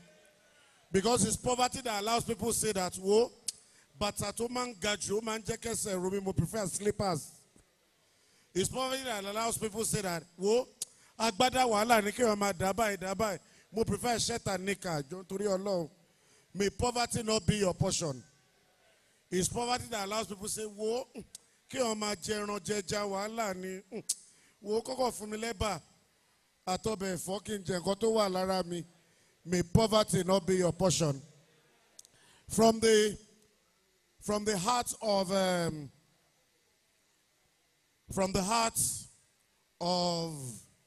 Ebute Meta, I bring you one of the most dynamic MCs, comedians of his generation. Ladies and gentlemen, please welcome King. Lualara, àìtorí náà ká ti ná bọ́lé ẹnìkan ò gbọ́dọ̀ torí alápàǹdẹ̀dẹ̀ kó ti ná bẹ́ẹ̀ sí ògiri o. Tani ẹ ọ ní mo eléyìí ẹ máa wò ó dáàdì ta ilé èyí ti ṣe láàrin yìí tó bá dánrò rẹ̀ wò wọ́n forí rẹ̀ sọlẹ̀ ń gbàgede ní ẹ̀mí mo wí bẹ́ẹ̀ igi ní mímu ti di wọ́ bẹ́ẹ̀ ní ìran kankan ò gbọ́dọ̀ jẹ́ mímu ti di gbòǹgbòǹnà tí ìran kọ̀ lọ èyí ti ṣe láàrin yìí kábíyèsí aláṣẹ ìkejì òòṣà aláṣẹ ìkejì tani ẹ ó dàtà lélẹ̀ wọn ní mo eléyìí o ṣé ẹrù bí mo ṣe wọ̀ náà wọn máa ń bèrè lọ́wọ́ mi pé kí lórúkọ mi mo sọ fún ọ̀pẹ náà mo nídìí ẹ̀bà pẹ̀lú ewédú ṣé ọ̀rọ̀ mi yẹ náà ọ̀pẹ lọ́yìn ríbi tó tutù ó bẹ síbẹ̀ púùlù bẹ̀rẹ̀ sí gbóná ó bẹ jáde tani ẹ ó dàtà lélẹ̀. No. They say make I come here. Cause no, be me. Who be that? What? Oh, ni mele yo. Ìgbà tí wọ́n pè mí wọ́n sọ fún mi pé kí wọ́n lọ jẹun mọ́ wọ́n sọ fún wọn pé mi ò jẹun wọ́n sọ pé kí nìyọ́ nílé mọ́ wọ́n sọ fún wọn pé mi ò nílé kábíyèsí ló pè mí kí n máa bọ̀ mọ́ wọ́n sọ fún wọn pé èmi ti dá fi o. Tani ẹ ó dàtà lélẹ̀ wọ̀ ní mọ́ ṣé nígbà tí wọ́n béèrè ọ̀rọ̀ lọ́wọ́ ẹ ṣé wọ́n sọ pé kó ya ọmọ lẹ́pọ̀n lóbò ara èyí tó bá mi dán òsì wò nígbà tí wọ́n fi ọmọ sọ ẹ ṣé wọ́n sọ pé kó ya ọmọ lẹ́pọ̀n lóbò ara ń kan mi èyí tó bá mi dán òsì wò máa fún ẹ lọ́fà lórí wa kú dànù ẹ sì gbí tani ẹ ní mi eléyìí o ta lélẹ̀. You know, say that say me can come here. I understand. Now me come here by myself. Gbé mi débi. You know, understand ìyẹn ọ̀tọ̀. Ẹgbàá mi. Wàhálà. I used to make a come, I found wàhálà come. I understand. I'm máa ń bu. Tọ́ba ti bu. Tani yẹn. All right, thank you so much. DJ, ó mọ nǹkan tá a máa ṣe ń sìn. Mo fẹ́ mọ̀ bóyá àwọn dádì wa bóyá school private lọ́lọ́ àbí government school. HIP for the PO. Wọ́n mọ̀ yẹn. Eléyìí kan ìdí ọ̀rẹ́ mi lèmi ó fi sí. Ẹ dúró, DJ wait. Ẹ jọ ń sìn, màá jó báyìí sìn. Ẹ máa sọ orúkọ ọjọ́ yẹn fún mi. Ṣé ti ready? DJ play any beat. Ọ̀ lè mọ̀. Hey!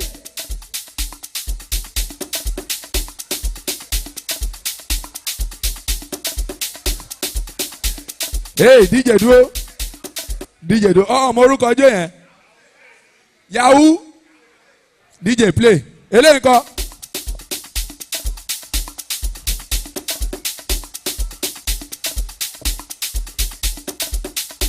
Hey, DJ wait. Kí ló orúkọ ọjọ́ yẹn? Mi gbóhùn ẹ̀yìn èèyàn. Ó yá eléyìí kọ́. DJ let's go.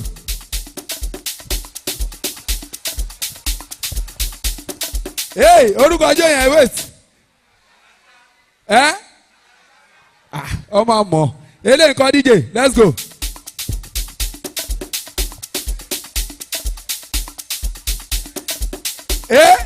Kí ló orúkọ ọjọ́ yẹn? Ẹ pàdé fúnra yín mà. Thank you so much. Presenters for the next set of awards. Reading the citation is veteran broadcaster Mr. Deji Balogun. But let's welcome one more time Lord Mayor Akipelu and Dr. Jaisimi. Thank you. Excellence Recognitions Awards 2024. This category is Humanitarian Icon of the Year. And the winner is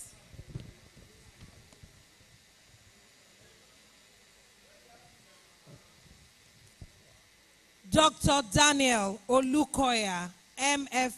Lead me to my destiny.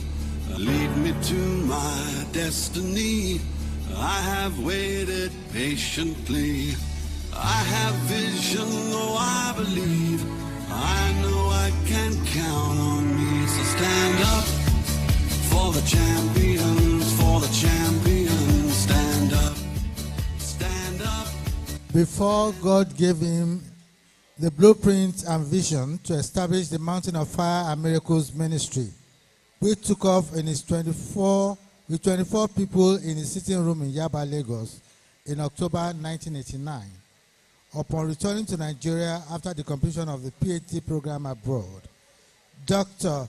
Daniel Kayode Olukoya had been engaging in the delivery of seminars, preaching, singing, among others. In its over 3 decades of existence, MFM, which is noted for its unique and powerful prayer style, has enveloped the nation like a colossus, and its church headquarters is the largest single congregation in Africa, with attendance of over 120,000 in single meetings. When you hear fire, Abi, it is important to note that Dr. D.K. Olukoya is the first scientist to establish an indigenous laboratory of molecular biology and biotechnology in Nigeria, and the first to clone genes.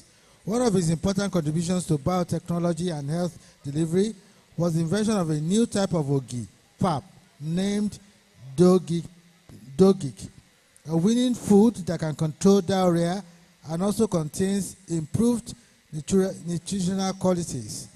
As a researcher, he has over 80 scientific publications to his credit. Dr. D.K. Olukoya has also supervised over 30 PhD students, most of whom are presently doing well in their chosen fields. a prophet, evangelist, teacher, and preacher of the Word of God. Apart from many scientific publications to his credit, Dr. Olukoya has numerous humanitarian gestures to his credit in economics, education, and sports, especially the MFM female basketball team, public sector, and many more. Ladies and gentlemen, for positively responding and contributing to the social change by using his pastoral ministry, Dr. Daniel Kolawole Olukoya is hereby honored as Excellence Recognition Award 2024 Humanitarian Icon of the Year. On behalf of Excellence Recognitions Award, I am pleased to present to you the Humanitarian Icon of the Year for Dr. Daniel Olukoya. Congratulations, sir.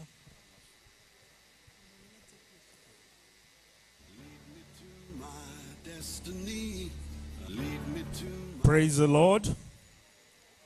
Praise the Lord. Praise the living Jesus.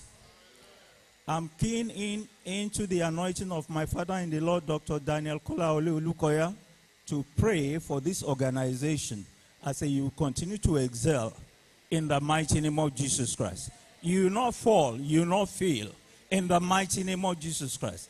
By this time of next year, open doors, open heavens in the name of Jesus Christ. I'm standing on the book of Psalm 91 verse 4. God will continue to keep you under his wings and under his feathers in the name of Jesus Christ. I'm standing on the book of Psalm 5 verse 2, 12 and Luke 2:52. Divine favor shall be your portion in the morning, in the afternoon, in the evening, at night, in your sleep, in your dream, in the mighty name of Jesus Christ. Continue to excel in Jesus' name. Thank you all. God bless you.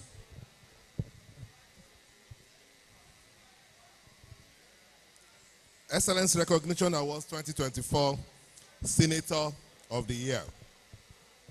Excellence Recognition Awards 2024 Senator of the Year. And the winner is Senator Solomon Adeola Yayi. Destiny, lead me to my destiny. I have waited patiently. I have vision, though I believe.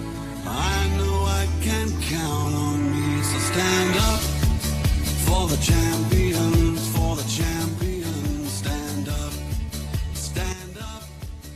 Senator Solomon Olamilekan Adeola, popularly known as Yayi, was elected as a member to represent Alimosho State Constituency 2 in the Lagos State House of Assembly from 2003 to 2007, and again from 2007 to 2011.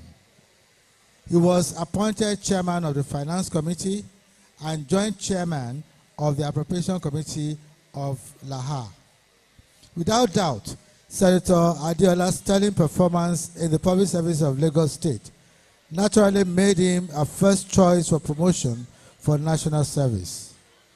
Senator Yayi was elected to represent Alimosho Federal Constituency in the House of Representatives of the National Assembly in 2011.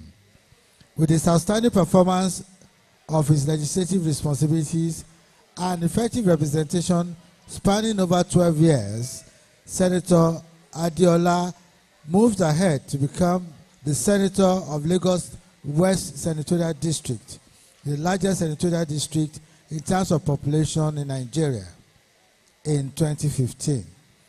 In the 8th Assembly, in the 8th Senate, he was chairman of several committees.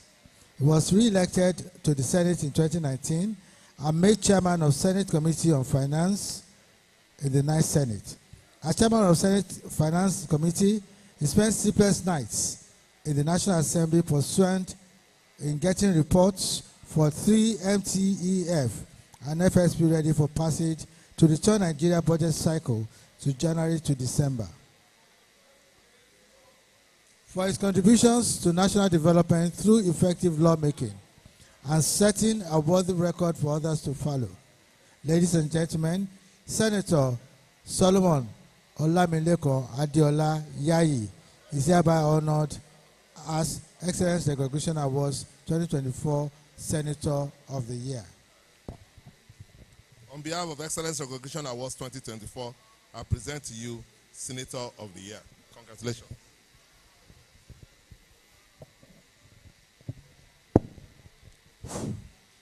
Thank you. Thank you.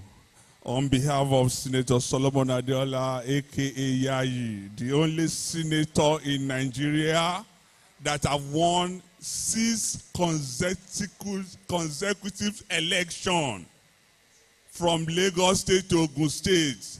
He's a historic senator. I want to especially appreciate Global Excellence, and the message I have from the senator is that even though you practice soft journalism, you have been very, very responsible in your reporting. We appreciate this award coming from such an organization, and we hope to continue to partner with you in the nearest future as the senator goes for his 7th election in Ogun State. Inshallah, in 2027. Thank you very much. Lead me to my destiny. Lead me to my destiny. I have waited patiently. I have vision, though I believe. I know I can count on me. So stand up for the champions, for the champions. Stand up. Excellence Recognition Awards 2024, Local Government Chairman of the Year.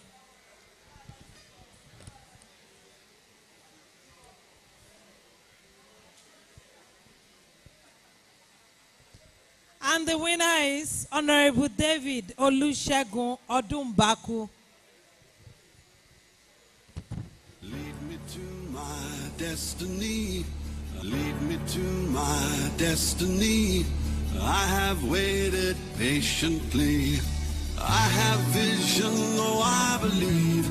I know I can count on me. So stand up for the champions, for the champions. Stand up, stand up, stand up for the champions. Honorable David Olusegun Odumbaku, the Executive Chairman of Ojodu LCDA, is a politician, business strategist, system analyst, and farmer. He is an enthusiastic and highly motivated person looking for challenges everywhere where his skills and talents can be applied. He is innovative, result-oriented, and also a good team player. He possesses excellent communication skills and proficiency in computer application packages for data management.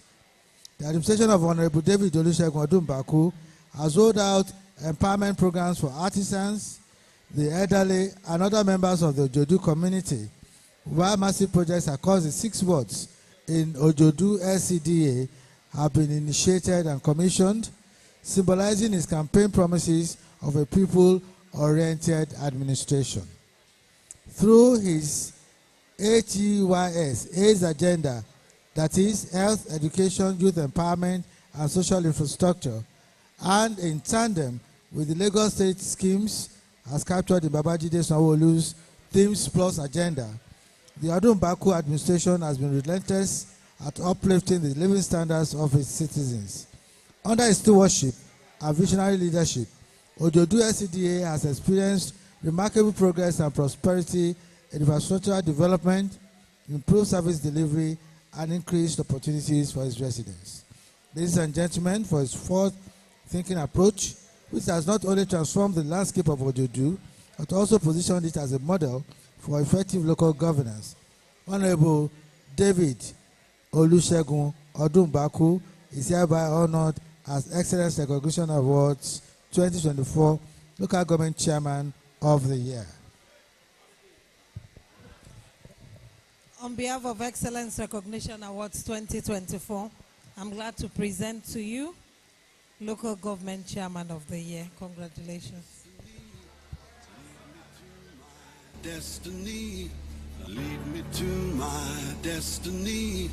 lead me to my destiny. I have waited patiently. Good evening, I everyone. have vision, oh, I believe. Good evening, everyone. On behalf of the good people of Ojodo LCDA, the management staffs, the legislative, the executives, and my boss, Honorable Segun Odunbaku, I want to say a very big thank you to the organizers of this award, Global Excellence. We appreciate you and thank you very much.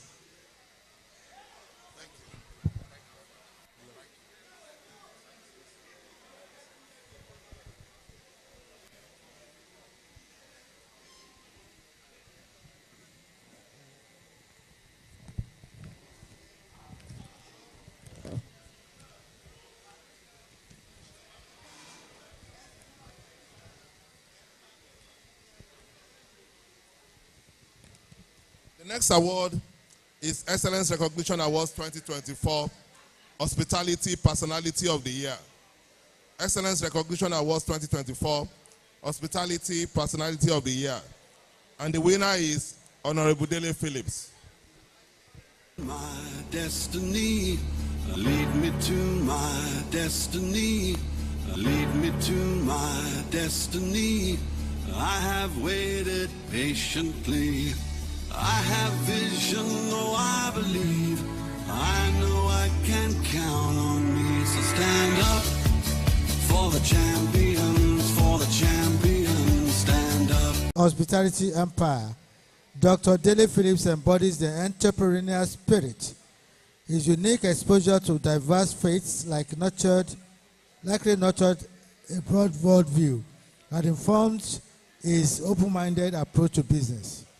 Today, Dr. Dele Phillips resides as the chairman of Shaw's Group, an impressive powerhouse that has a collection of businesses like Goza Lagos, an upscale restaurant and bar that complements Phillips' hospitality focus in Lagos, Shaw's Hotel, renowned for luxury in the heart of Lekki Peninsula, Lagos, and Residence 360, a real estate firm that has been addressing the fundamental needs for housing and much more. For his transformative, successful contributions and success in providing exceptional services in the highly competitive hospitality business, Dr. Dele Phillips is hereby honored as Excellence Recognition Awards 2024 Hospitality Personality of the Year.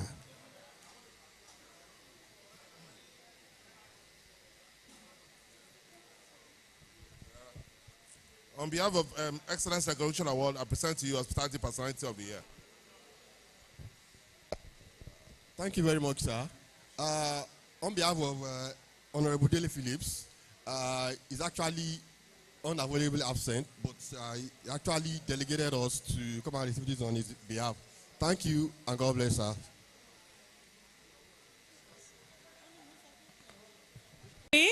Company of the Year. And the winner is Sifax Group.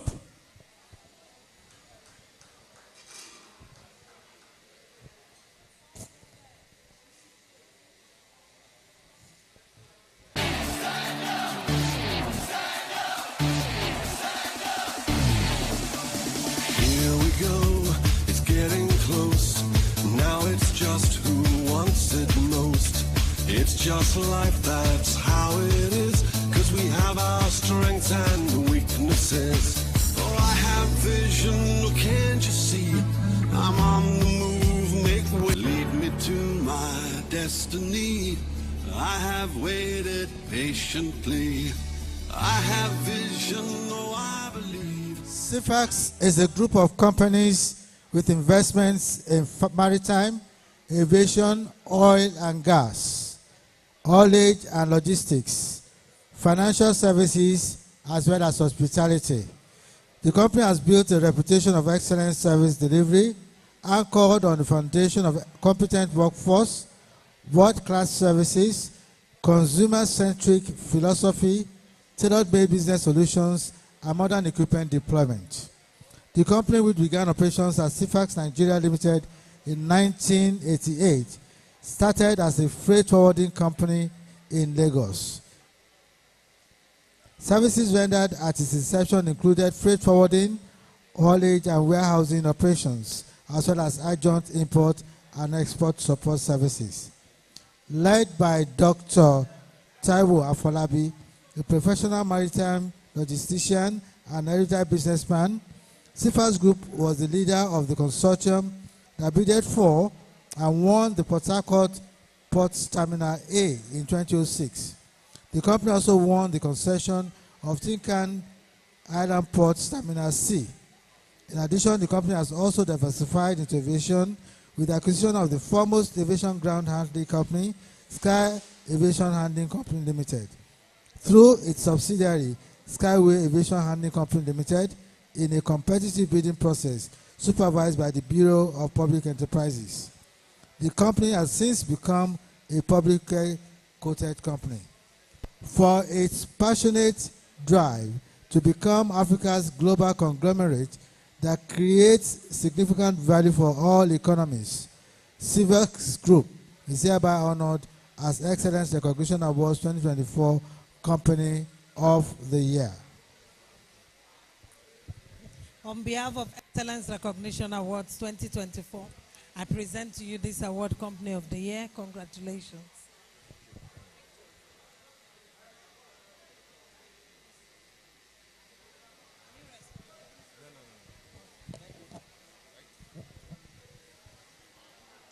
Excellence Recognition Awards 2024 Hospitality Company of the Year.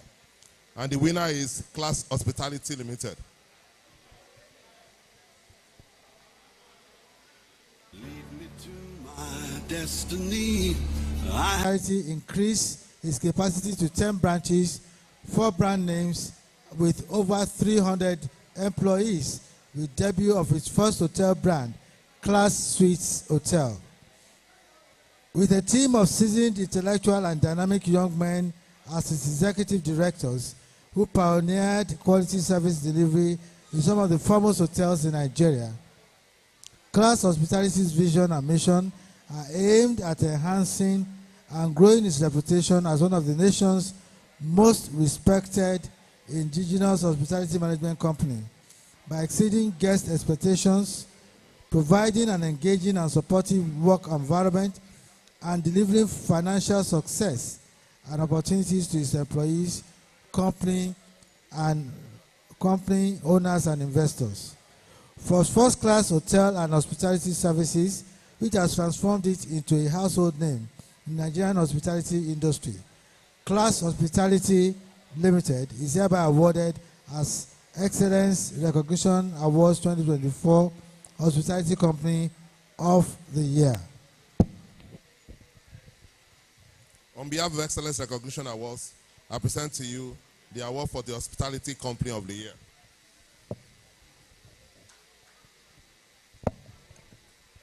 Thank you very much. This award is actually meant for Class Hospitality, owned by Barrister Stephen Amamuli. It's been actually held up in traffic, but I'm sure he will still be here. Thank you very much on behalf of Class Hospitality team. Thank you very much. Thank you very much. A round of applause for God. Because if not for him, we won't be here. I'm not for man, no. I said for God. Okay. Okay, thank you. I go by the name Vanessa Jones. I'm a kid entertainer. I greet mommies and daddies, well wishers of all ages. Thank you for coming for the Global Excellence 20th edition. They try you 20th. Wow, that's very impressive. Thank you so much. I'm going to be doing some of my performance. Yeah, thank you.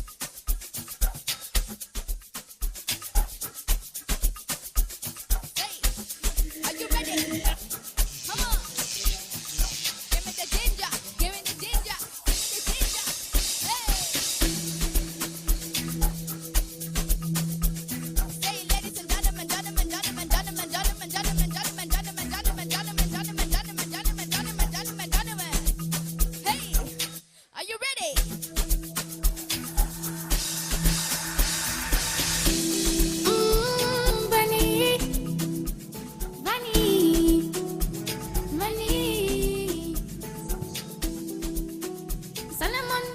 Taliban.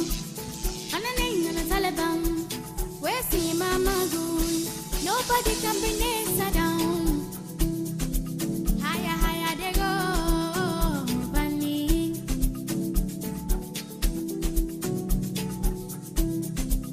I give them back to back, that's why I'm called Bunny. This is the conservation of Swalla Bambi. Bunny, bunny, bunny, Swalla Bambi. Oh, Miami, I got a for me. After you, they call a mommy. Kupike, only gonna me. Bakam, bami. I'ma kiss, I'ma cut some bana. Sivele, pululu, bana. Get your realm, Malare. Ewa, just Swalla Bambi. Swalla Bambi, don't do candy.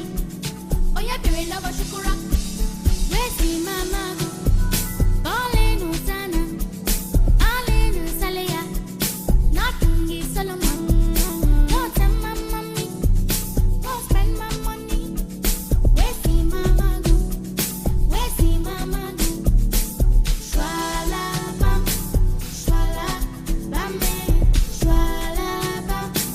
Swalla Bambi. Swalla Bam.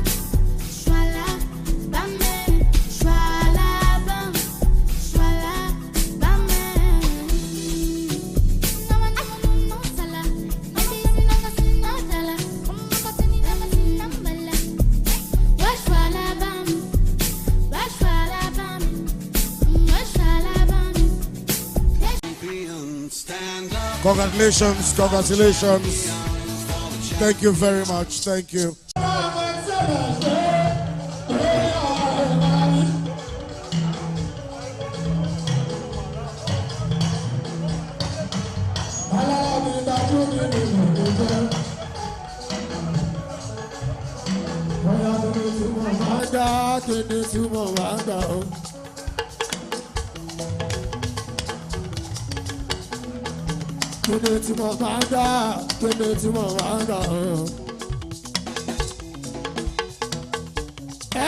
Global excellence, ṣé wọ́n ń pè bẹ́ẹ̀ máa ga.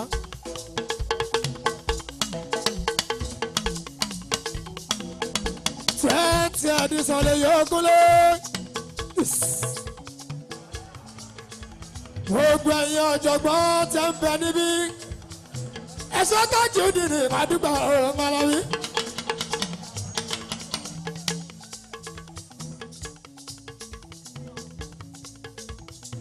Ilé tó fi sílẹ̀, tẹ́ ẹ bá máa padà sílé.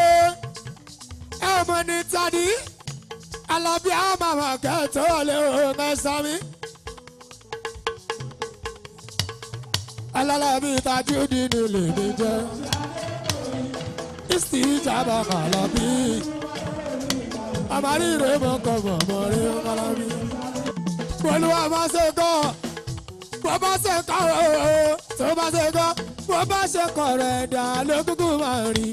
Ọpẹ́ fọlọ́run ọba ńlá o, ṣòro tọ́lọ̀ tẹ́ tó fi adé pò yìí. Ìgbìyànjú mi pẹ̀lú máa dùn ọ́. Lóbi adé kò tọrọ ìpa onílé dé o. Ọpẹ́ fọlọ́run tó ṣàlékún àgbéga wa.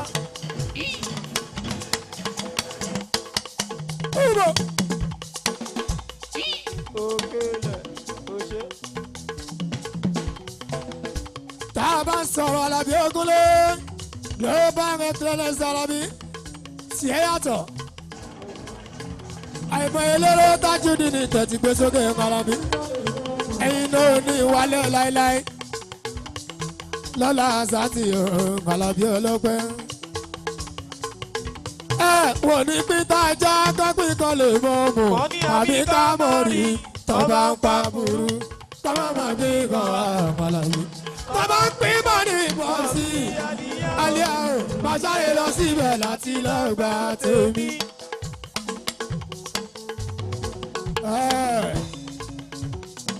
Alábí náà rè é.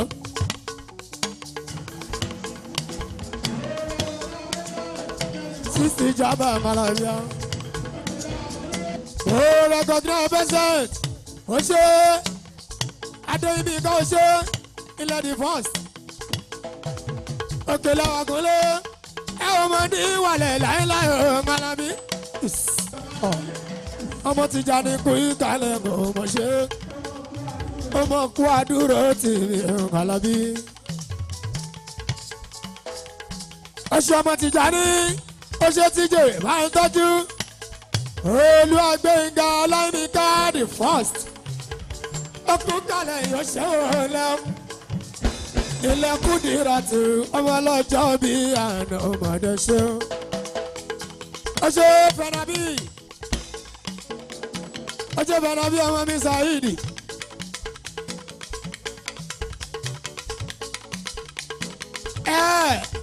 ohun tá à ń ṣẹlẹ̀ ní Ògúnlé lábẹ́ ọ̀gá wa ní olórí oko global excellence akínpẹ̀lú ní wọ́n pè mí ọ́. ó mọ̀ ṣe mi ọmọdé ṣe lẹ́wọ̀n. ó yá kí ni túmọ̀ máa ga kí ni túmọ̀ máa ga ó. kí ni túmọ̀ máa ga kí ni túmọ̀ máa ga ó. akínpẹ̀lú wọ́n pè mí ọ́ ṣe ó. global excellence tó lé ọjọ́ pé bẹ́ẹ̀ kí ni túmọ̀ máa ga. ẹ̀gbọ́n ẹni jẹ́ òyò ló ń jẹ́ mọ́ o. ẹni jẹ́ òyò ló ń jẹ́ mọ́ wàhálà. ẹni jẹ́ òyò ló ń jẹ́ mọ́. sílẹ̀.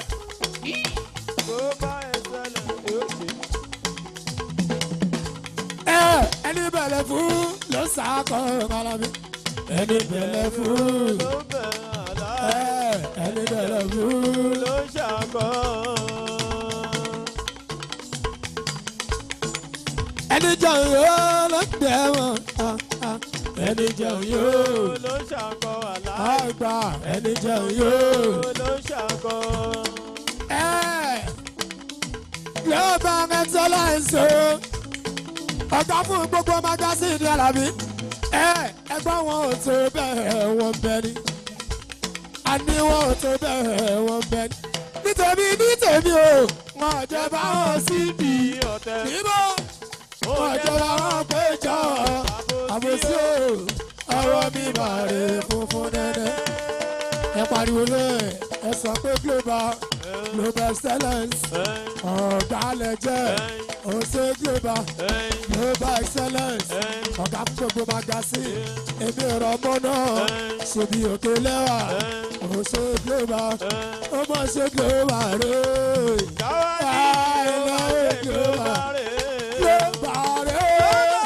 global excellence.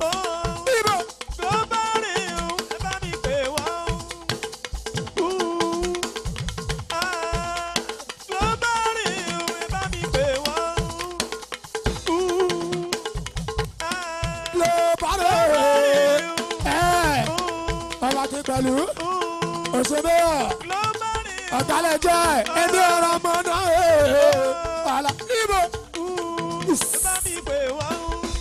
ẹgbọ́n náà kọ́gbà fẹ́ni tọ́lọ́ ń gbà fún kọ́ba lè rọ́nà lọ ọlọ́run ló fi ẹ̀sán gbá kì í sọ mọ́ àdàmọ̀ global excellence ní jù nílò ó lè jù nínú náà wí. báyé gà pàṣẹ ní tó bá ṣàgbá ẹni.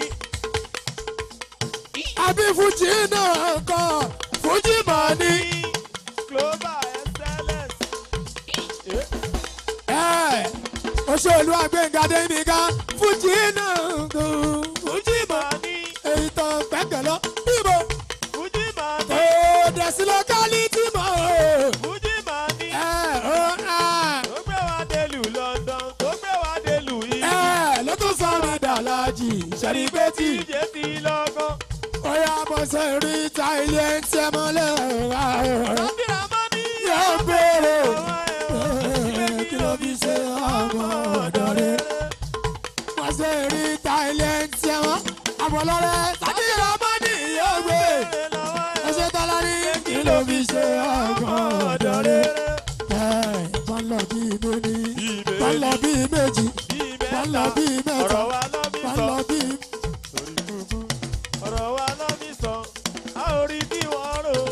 Ṣe dá làbáká wọn ni kò ṣe dúró o global ní excellence o wọn ni kò ṣe dúró o lórí kúkú nínú kẹ́kẹ́. ẹ gbọ́dọ̀ Àlàó mọ̀ láìka ẹni ọlọ́run rọ̀ tí mo fi dé ìlú òyìnbó ìlú Dubai mo kàn fi. tó ń sọ lẹ́kẹ̀ ìlú káwọn ṣòṣà mo tún ti dàlájì nínú olórin àsìkò yìí.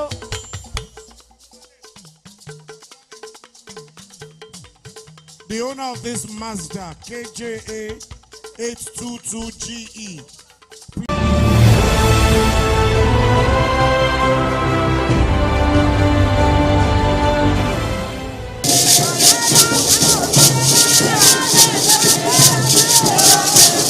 The much anticipated 80th birthday anniversary celebration of High Chief Sir Tom Ikimi, CON, the Oduma of Esanland, who was honored with the highly revered traditional chieftaincy title of the Akinrogu of Ile-Ife, the source, by the Ooni of Ife since 1991, began with a special evening for High Chief Tom Ikimi, which took place at Sir Victor Uwaifo Center at Nigerian Observer Complex, Airport Road, Benin, Edo State, on Tuesday, 9th April 2024. It was well attended by friends, political associates, and the enlarged members of the Ikimi family of Igwebe in Esako local government of Edo State.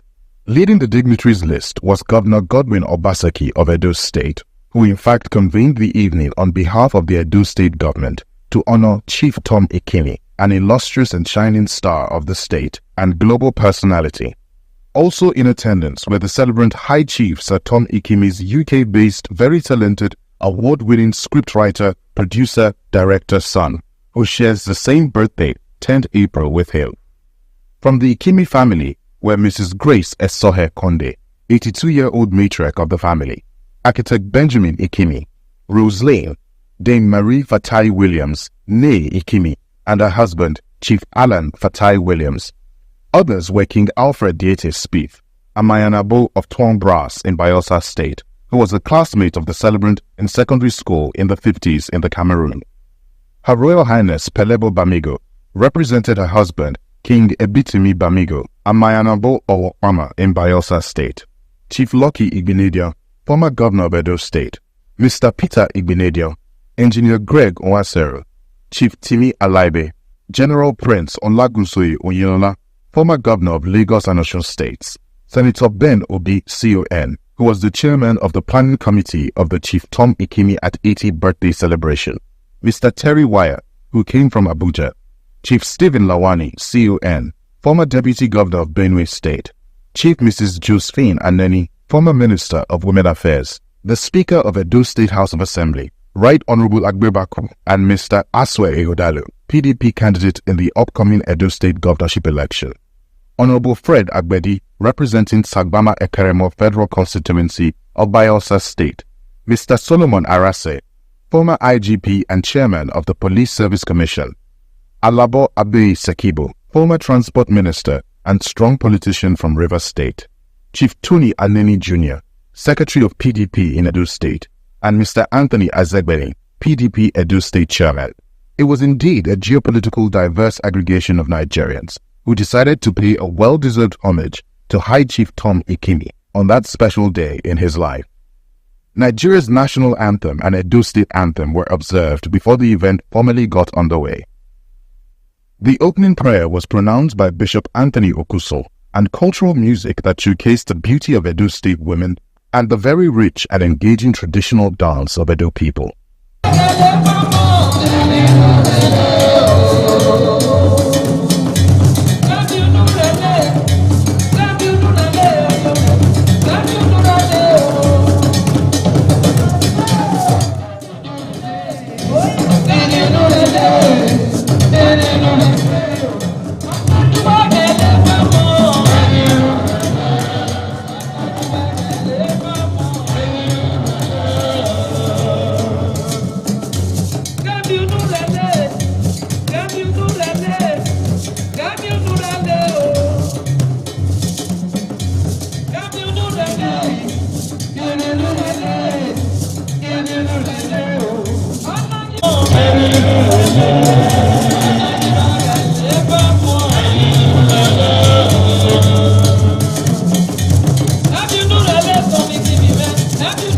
A special evening with Chief Tom Ikimi CON was the idea of Governor Godwin Obaseki on behalf of grateful Edo State people to a shining star of the state who's globally respected.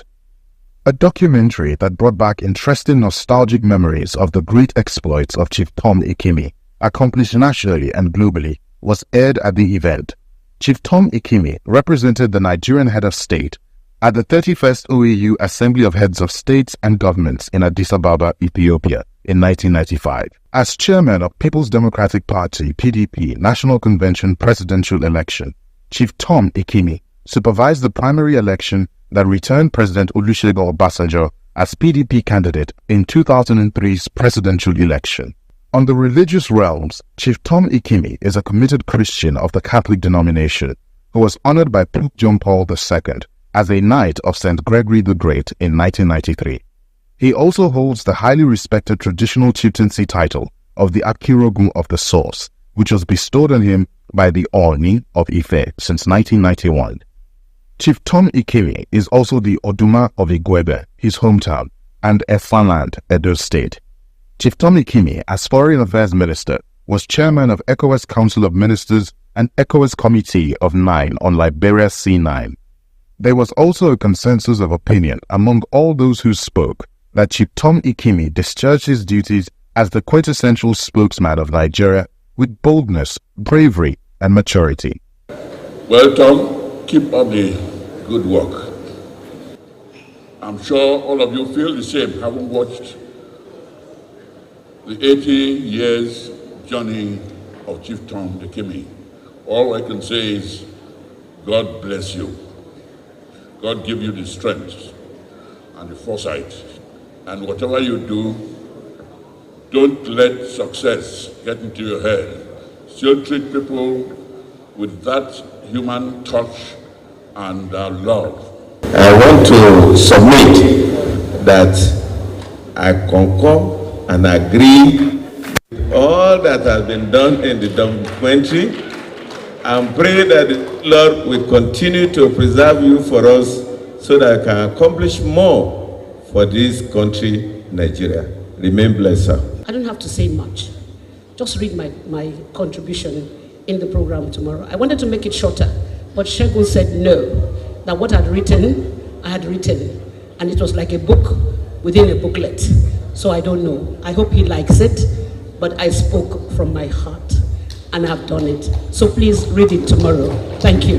Truly glad that our paths crossed. I'm truly glad that I've been able to drink from your fountain of wisdom and your fountain of knowledge. I'm truly glad that I'm able to understand why you were so successful as an architect and as a politician and as a leader. Your meticulousness, your focus, your steadfastness. The only thing I'm not quite clear about is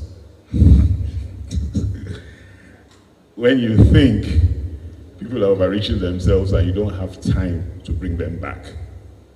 I see it has worked for you. But I really salute you, sir. I salute you for the leadership you've brought into the country. You're a foreign minister in this country at a time when people wouldn't want to take that job. And you held your head up high and you chested out for the country. And you gave the country a silver that very few people could have achieved. Tonight, I think we should focus on celebrating CTI, the creative person, the creative artists, the creative architects, the creative politician, the creative statesman. It's that mindset that originates unique ideas, that creates unique forms that we are celebrating today. And that is what has seen him through this last 8 decades. Tonight I'm here to celebrate CTI and to thank him as a patron of the arts. There are many, many carvers in this town who were sustained by this man. If you go to his home today and see the quality of the pieces that adorn his home, you would doff your heart for him. But for Chief Tom Ikimi's deft and matured handling of the situation at the time, Nigeria was on the verge of becoming a pariah nation with whom most nations will cut off diplomatic and bilateral relationships. The con-celebrated Thanksgiving Mass of Chief Tom Ikemi was held at St. Paul's Catholic Church, Airport Road, Benin, Edo State, on Wednesday, 10th April 2024. It was indeed a very special day for Chief Tom Ikemi, who also celebrated with his son, who shares the same birthday with him. Thomas Eromosele Ikemi, fondly called TJ, the award-winning director, author, scriptwriter, and chief executive officer of TNT Studios, who shares the same birthday with his father, Chief Tom Ikemi, turned 45 years. The Ikemi family registered a very robust attendance to felicitate with their worthy brother, father, and uncle, who is highly respected for being a shining star in the family. They were led by the 82-year-old matriarch of the family, Mrs. Grace Esohe Konde, architect Benjamin Ikemi, Dame Marie Fatai Williams, who was supported by her husband, Chief Allen Fatai Williams. Present at the church service was Governor Godwin Obaseki. Sir Monday Onyeme, Deputy Governor of Delta State, represented the governor. Chief James Onanefe Ibori, former Governor of Delta State. Chief Lucky Igbenedion, former Governor of Edo State. Chief Aswe Igodalo, and wife Ifeyinwa Aswe Igodalo. General Prince Olagunsoye Onyilola, former Governor of Lagos and Osun States. Senator Ben Obi CON, Mr. Peter Igbenedion, Chief Gabriel Igbenedion, a Sama of Benin Kingdom, who turns 90 in September 2024. Mr. Peter Obi, former Governor of Anambra State. Engineer Gregory Onwaseru, Philanthropist Without Boundaries. Alabo Dr. Abiye Sakibu, former Transport Minister. Right Honorable Austin Okwara, former Deputy Speaker of Nigeria's House of Reps.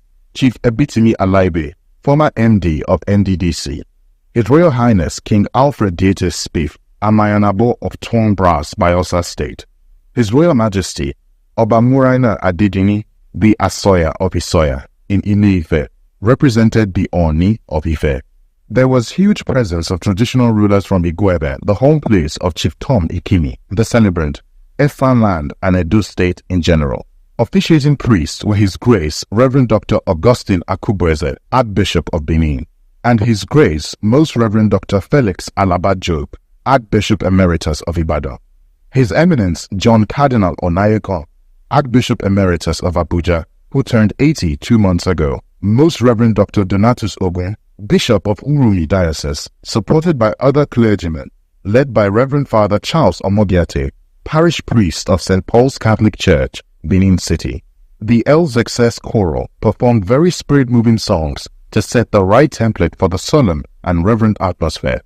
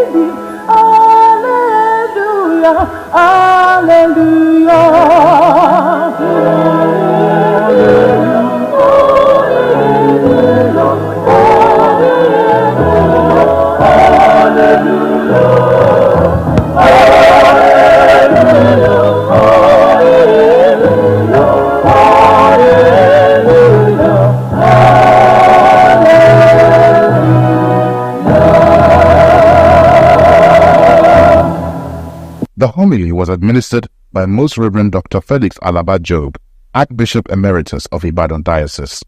Chief Tom Ikemi was praised for his forthright disposition in discharging his duties as Foreign Affairs Minister, which gave a positive image to Nigeria among the Committee of Nations of the world.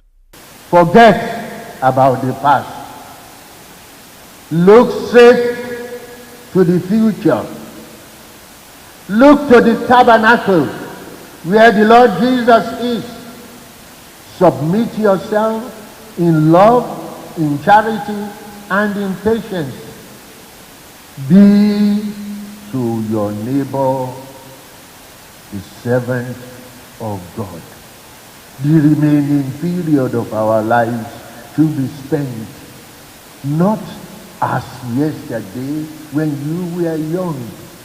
The Yoruba say, Agbashuruda. Aging is difficult. We pray for it, but to carry it out, arm yourself. Not with soldiers and police. Arm yourself with the grace of God. Sow seeds of love, of generosity, but also of inner peace, inner joy. Call on your guardian angel every day. The highlights of the Thanksgiving Mass of Chief Tom Ikimi at 80 were reading from the scriptures, the Holy Communion, homily, and Thanksgiving by Chief Tom Ikimi and the entire family and the congregation.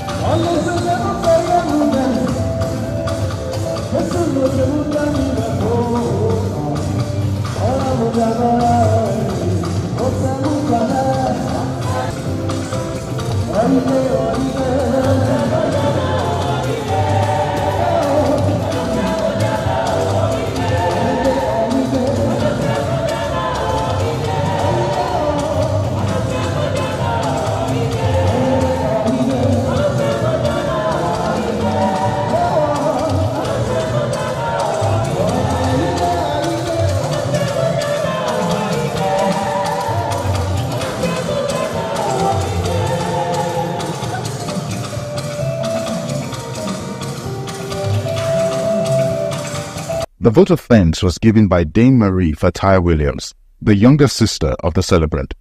The program ended with the Hallelujah Chorus. There was a grand reception at the magnificent Horatio Marquis at Okada Avenue, Benin City, Edo State, where Edo State flavored cultural and contemporary music took center stage.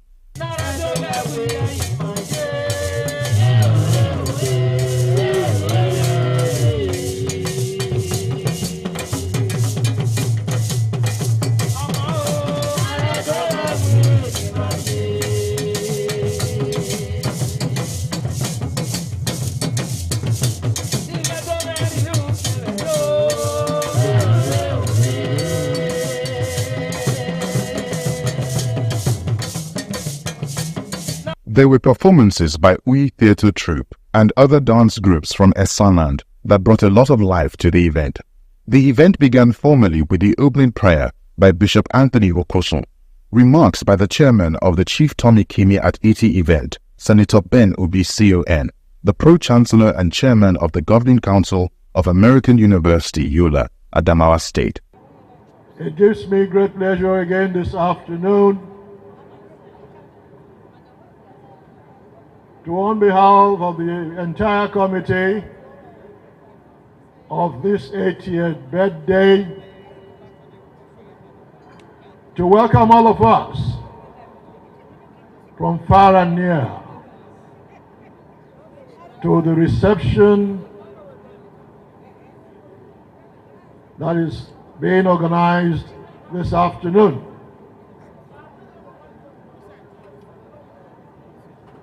After the church service that was very, very well celebrated,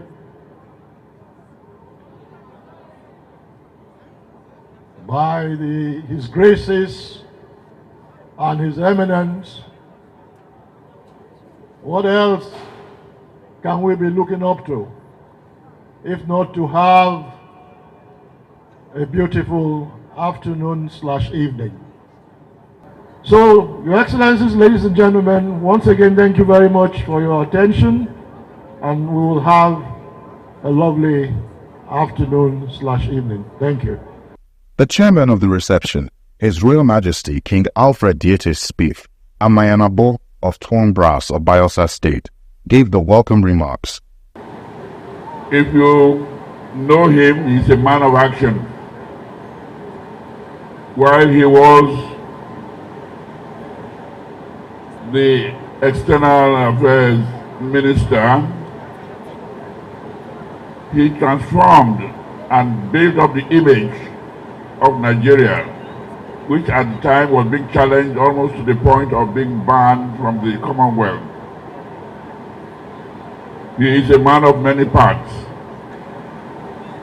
He is a genius by all standards. It is not too late for the United Nations to have people like him being invited there to head the organization. Even at 80, he is strong enough to go ahead and make things happen at that level. That is my prayer, and I think that should be all we should be wishing him for now. He has blazed the trail, he has done all that needs to be done. It is for the world now to recognize him and put him where he should be. Welcome to this reception, and I can assure you it will be a bumper event. God bless you all. There were goodwill messages from friends, associates, and family members of the celebrants, and many groups and clubs made special presentations to the celebrant. The cutting of the birthday cake of Chief Tom Ikimi was conducted by Governor Godwin Obaseki of Edo State, with all the family members of the celebrant surrounding him. 2, 3, 10, 20, 30, 50, 60, 70, 75, 76, 77, 78, 79, 80. Happy birthday to you. The toast of Chief Tommy Kimi at 80 was proposed by Alabo Dr. Abiy Sakibo, former Minister of Transport, who is a long-standing political associate of the birthday icon of the moment. Your Excellencies, ladies and gentlemen, please rise and toast to the health of the Oduma of the universe, the Oduma of Earth and Land, Chief, High Chief, Sir.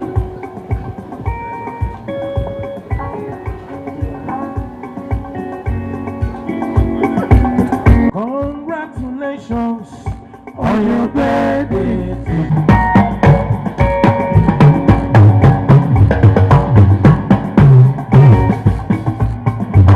Congratulations on your birthday today.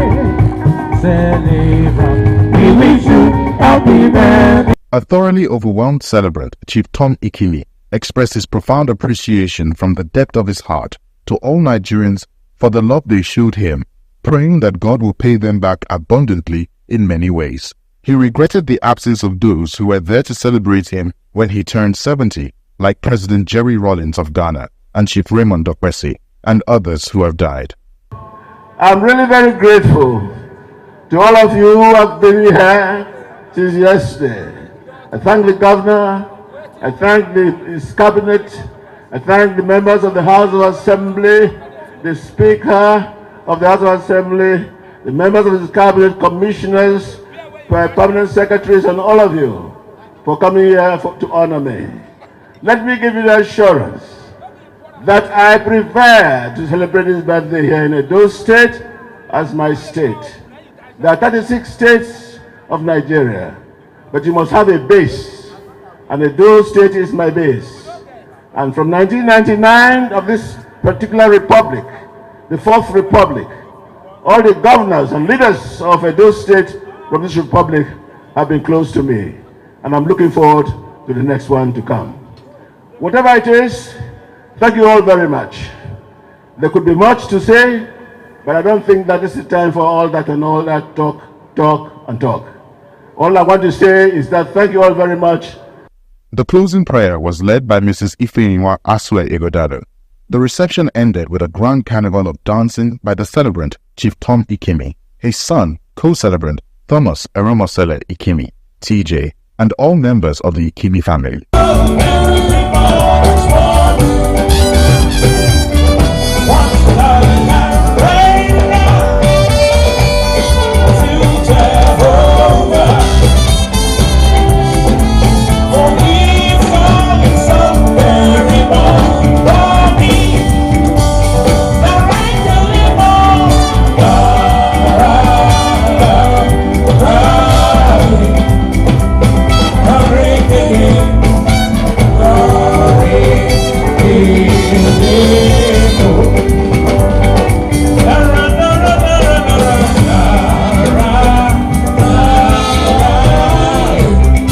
As we look forward prayerfully to the 85th and 90th birthday anniversary of Chief Tom Ikimi, we at Biscon Communication Global Media Network thanks our growing number of fans across the world for loving and liking us.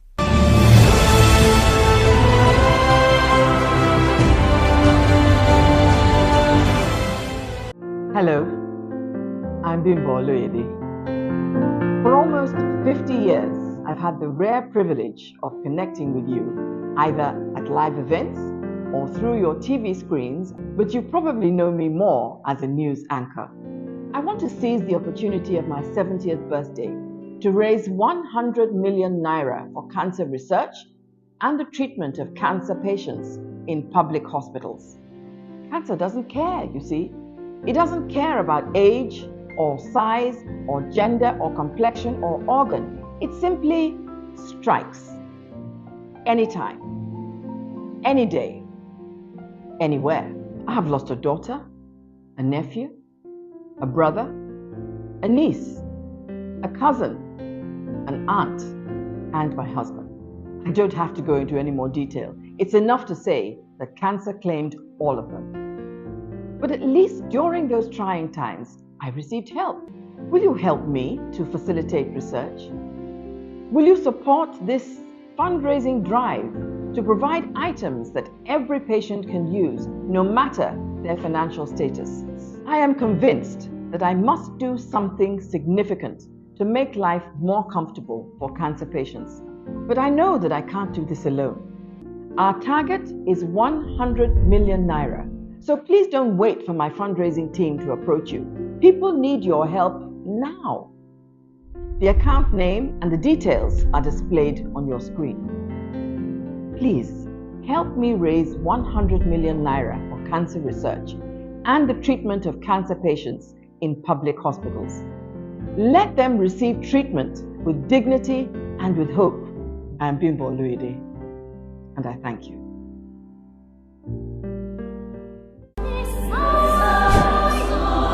You are cordially invited to the 3rd Annual Choir Festival with the theme, Messiah My Father.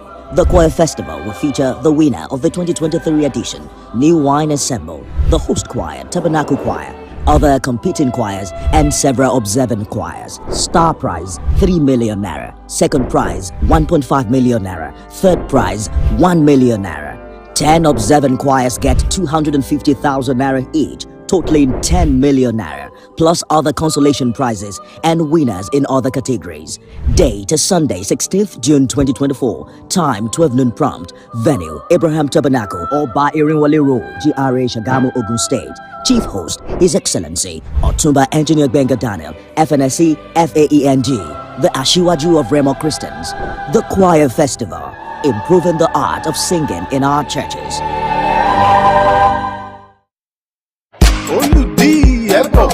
Edo people, who's your guy? Olumide Apata, Oludi. See us we dey like beans and rice. Edo people, I will never leave your side. I will never ever. I dedicate my time forever. Time to you, my people. Even if the road the rough, I know mine. Cause together we shall stand. Make we all come out on election day and vote Olumide Osaigbavo Akpata, una guy as governor of Edo State. He ready to change our story and bring better life for we and our pikin them. Vote Labour Party, the party for Papa, Mama and Pikin. Make we vote well, oh. Oluji, confirm. Now you be our guy. Labour Party, forward ever. Conceptualized by the ace multilingual broadcaster of immense talent and creative genius, Prince Bisi Olatilo, Chairman CEO of Biscon Communication Global Media Network 25 years ago, the Bisi Olatilo Show, BOS, has become the strongest, most admired and preferred global brand in the art of high society celebrity entertainment broadcasting. For the past quarter of a century, the ubiquitous The Bisi Olatilo Show, BOS, has become the face of Nigeria on global television, projecting the image of the country with our peculiar lifestyles, fashionable dress sense, and the different ways Nigerians celebrate from the north, east, west, and south, showcasing proudly Nigerian inimitable styles of celebration. From very humble beginnings to global recognition, the Bisi Olatilo Show, BOS, marks 25 years of captivating, non-stop entertainment. BOS celebrates remarkable entertaining brilliance, unforgettable moments, and lifelong memories. For 25 years, the ubiquitous Bisi Olatilo Show has charmed and captivated hearts of our global audiences beyond borders with enchanting and unmatched entertainment. The Bisi Olatilo Show, BOS, celebrates 25 years of incredible creative power as the most admired brand in the art of high society entertainment broadcasting. The Bisi Olatilo Show, BOS, is usually the first program to break the news about any big-ticket event across and beyond the shores of Nigeria. As the Bisi Olatilo Show, BOS, celebrates its 25th anniversary of setting the pace and pioneering a very compelling and engaging style of celebrity entertainment broadcasting, 25 years on and still counting, BOS has embarked on a new era of 24-hour TV broadcasting with Biscon Television. Biscon TV, which is on terrestrial and satellite broadcast platforms, churns out news, sports, politics, business, as well as lifestyle and entertainment programs 24 hours daily.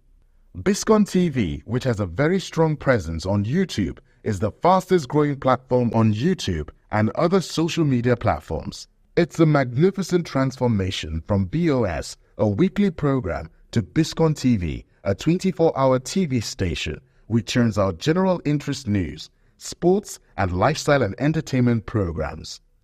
More years of brilliant broadcasting from the stable of Biscon Communication Global Media Network beckons.